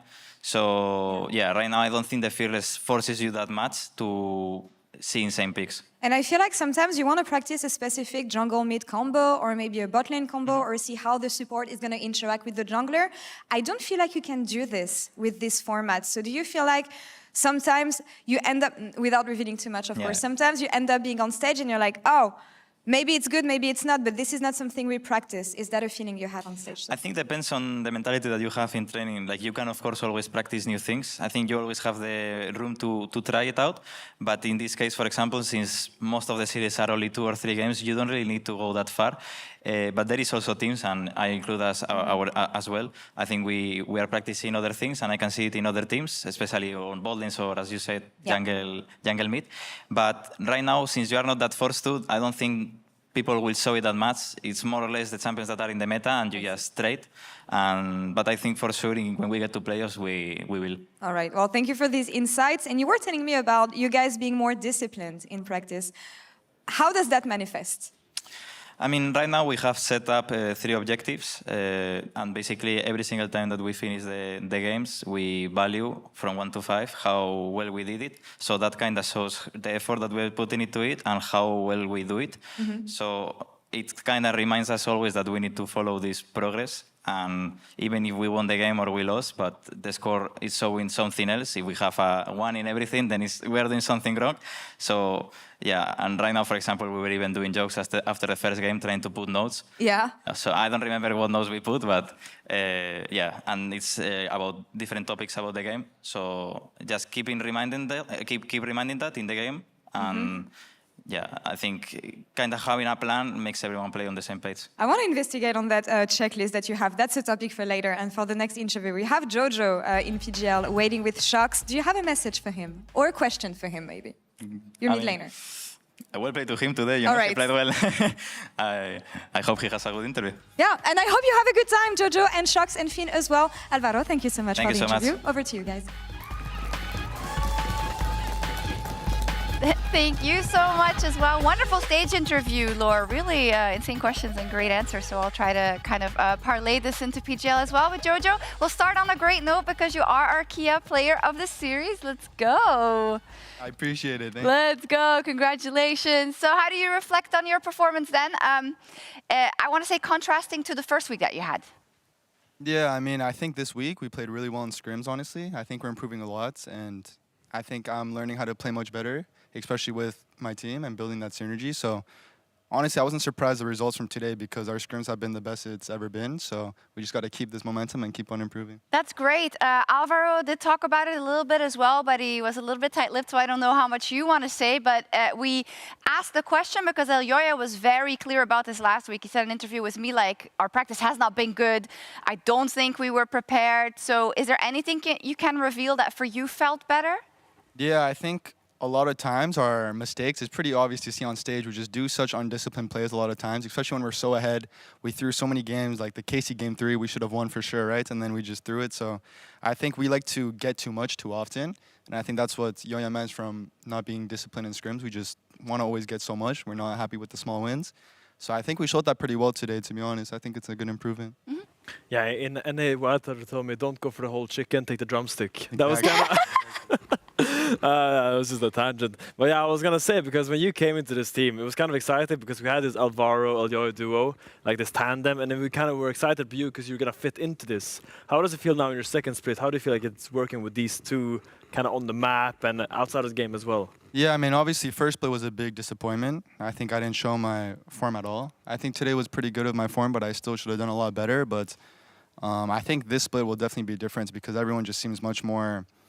at least I know the team much more better, and they've been playing for a year already, right? So I think it's mostly me that's fitting in and learning how the team wants to play and how the coach sees the game. So I think it's been going really good. Yeah, it's an upward trajectory for sure, and I think nobody will be surprised that you might need a little bit of time to acclimatize. I made a little drawing about you, and I think it's only fair that I show it to you, because Raz didn't agree with me, basically. So if you can pull it up, I want you to guess the context if you can at all. The Jojo pond. So NA is like sunny and everything. It looks, Yes. That's LA, right? Yes. And that's Berlin because there's no sun. I'm assuming, right? That's one of the things, yeah. What else is there? There's a crab. But yeah, basically that thing in the middle is a fish. It's you. Ooh, that's me. Yes. But then in that one, what is that? So, okay. 2 fishes? 3 fishes? Small fishes, big fishes. So I got this from a Reddit comment. Oh, I forgot your name again, user. It started with a B. I'm so sorry. He was talking about you coming into EU and kind of being in NA for a lot of the time, a big fish in a small pond. The user was implying, and I kind of drew, that obviously you were at the top of the pack, but maybe the competition wasn't as good. Whilst when you come into a scene like EU, you've got the Caps of the world, right now the Vladdy of the world, and maybe that is also the adjustment period. So do you agree or not? I mean, to be honest, I think my form last splits, if I was in NA, it would have been bad too. I don't think it's more of the players. Of course, Caps is really good, and I think he's the best mid in the West, but yeah, I think my form was just not good last splits. Even if I was in NA, I think I'd be struggling too. So I don't think it's more of the competition. I think it's just more on myself, to be honest. Yeah, that makes sense. I think there was another user that also said, like, hey, there was really good competition there as well. So this is a little maybe short-sighted. But all jokes aside, though, about the weather, because I know people like to meme on it, but even people like me who've lived in Berlin for 10 years, winter is awful. Is literally awful. I mean, the city is unbearable. It really is.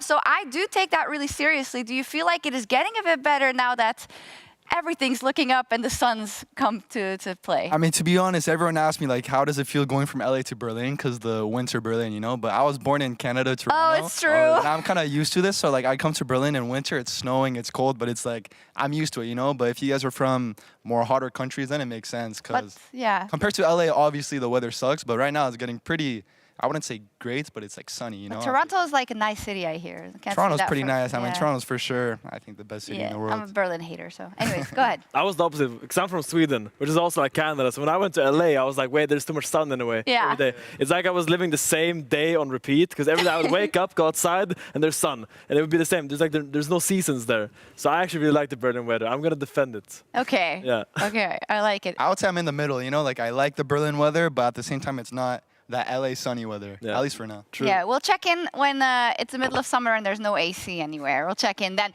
Speaking of Canada, obviously, that's probably a really big goal then for you to really ramp up coming into spring and specifically into locking in one of those spots to go to MSI. Yeah, for sure. I mean, going to MSI, especially in Canada, would be great because I'm not 100% sure, but at least I'm pretty sure there hasn't been an international in Canada in so long, right? So one got canceled, I think. yeah, that's what I heard. So obviously we make it to MSI, we win the split, that'll be great. Especially in Canada, that's a big bonus. And then my break, I can just like go home right away because I'm in Canada already. So excellent. That'd be fun. No jet lag. Yeah, very efficient.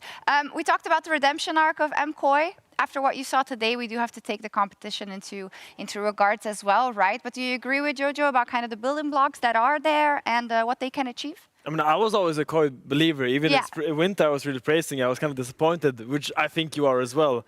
But also, like, coming in, it's hard to call it a redemption arc because it did play G2 and KC, which are really, really strong teams. And you did really put them and kind of push them to game 3, both series. So we still really see you in this high regard. So I wouldn't really call it a redemption arc. It's more like from winter, I think finals weekend would have been a big goal, but So how do you take the next step now? Like, what is the next on the agenda for MKOI to really reach that? Is it just the discipline or is there something beyond there? I think everyone is just very driven right now and very motivated. And I think last splits, a lot of us would sometimes see different things in the game and would not see the same page. I think we're doing a really good job this splits, getting on the same page and doing how we see the same things in game is so much easier than everyone having their own ideas, right? So honestly, for us, it's just we're just focusing on what we can do better. And if we keep this track, I could see us easily being contenders. Yeah, it comes down to compromisation, right? Because I see the game one way and you see it the other way. But in the end, we both need to see it the same on the game day. So someone has to kind of like come to the middle or in a way. Yeah, it makes sense. We'll sign off, I believe. Thank you so much, Jojo. We'll just take a look at next Saturday's schedule. You're not playing on Saturday. That's kind of nice, actually. It is kind of nice. I mean, the new schedule is different because today's Monday and I'm playing on a Monday, you know? So. Yeah. But we will have Heretics versus BDS. We have G2 versus Rogue. Oh, God, that's difficult for Rogue. And KC versus SK. So it could go either way. I think we could have a couple of blowouts, Finn. I mean, 113 is playing, you know, so I'm excited. You're excited. You have an opinion on 113, my goat? I mean, I just know about BDS macro, but about 113 specifically, I think he's a very aggressive player, but I don't have too much of an opinion. Sometimes a bit of a coin flip. A bit, right? Comes with the territory. I don't know. It's, He's a jungler after all. Thank you so much, Finn. Thank you so much, Jojo. I think you have to go record Euphoria as well, so we'll let you go. And thank you so much for being with us for this entire week of the Spring Split, and we'll be back next week with more action. Thank you so much. Good night. Jackie's tries to throw the ball down. It's Noah who's gonna die! The Shockwave, he wasn't watching the ball! Okay, set. I got him here. Yeah. Nice. Kill him. Get national. Get national. Chris, no Shockwave Oriana, guys, okay? No, duel there. We have Elder. Go bot. Mid. That's a banger game one. That's Somehow. Has overstayed. There's a level 6 here. He's gonna Q away, he's gonna flash away. Flash and first blood from Malrang. Ulti ready, blocks up Jackie's. The ulti goes through the wall. Jackie's in trouble, caught the hit, and Patrick takes him down. They manage to save him. Turn with the knockup, the follow through, the stun over the wall. Now the severing pull, Jackie's gets one back. Hello? Can I keep my bottle of Red Bull on the desk? No. You have to put it on the cup. Oh my god! It's forbidden? Yes. It is forbidden. Can I kiss flick it, or is it forbidden? It's forbidden. It's against the rule book. I can look over the pit. I will kill Zyre. Gran Besa. Tristana no flank. Tristana no flash. Behind. Quirky dead. Yeah. I have full Tristana no flash. I'm missing ulti. We can break mid. That equalizer, oh, it's so nice, isn't it? Shea can only play defensive, but to do nothing and stand there and just take it. Terminator, no? Prime. I'm going to scatter. They will ult me. Hold on, fine. We can end. Look here. I stop here. I reach. Yeah, we end. Hey, top now? Maybe not. Better. What the f am I doing? What the f did I just do?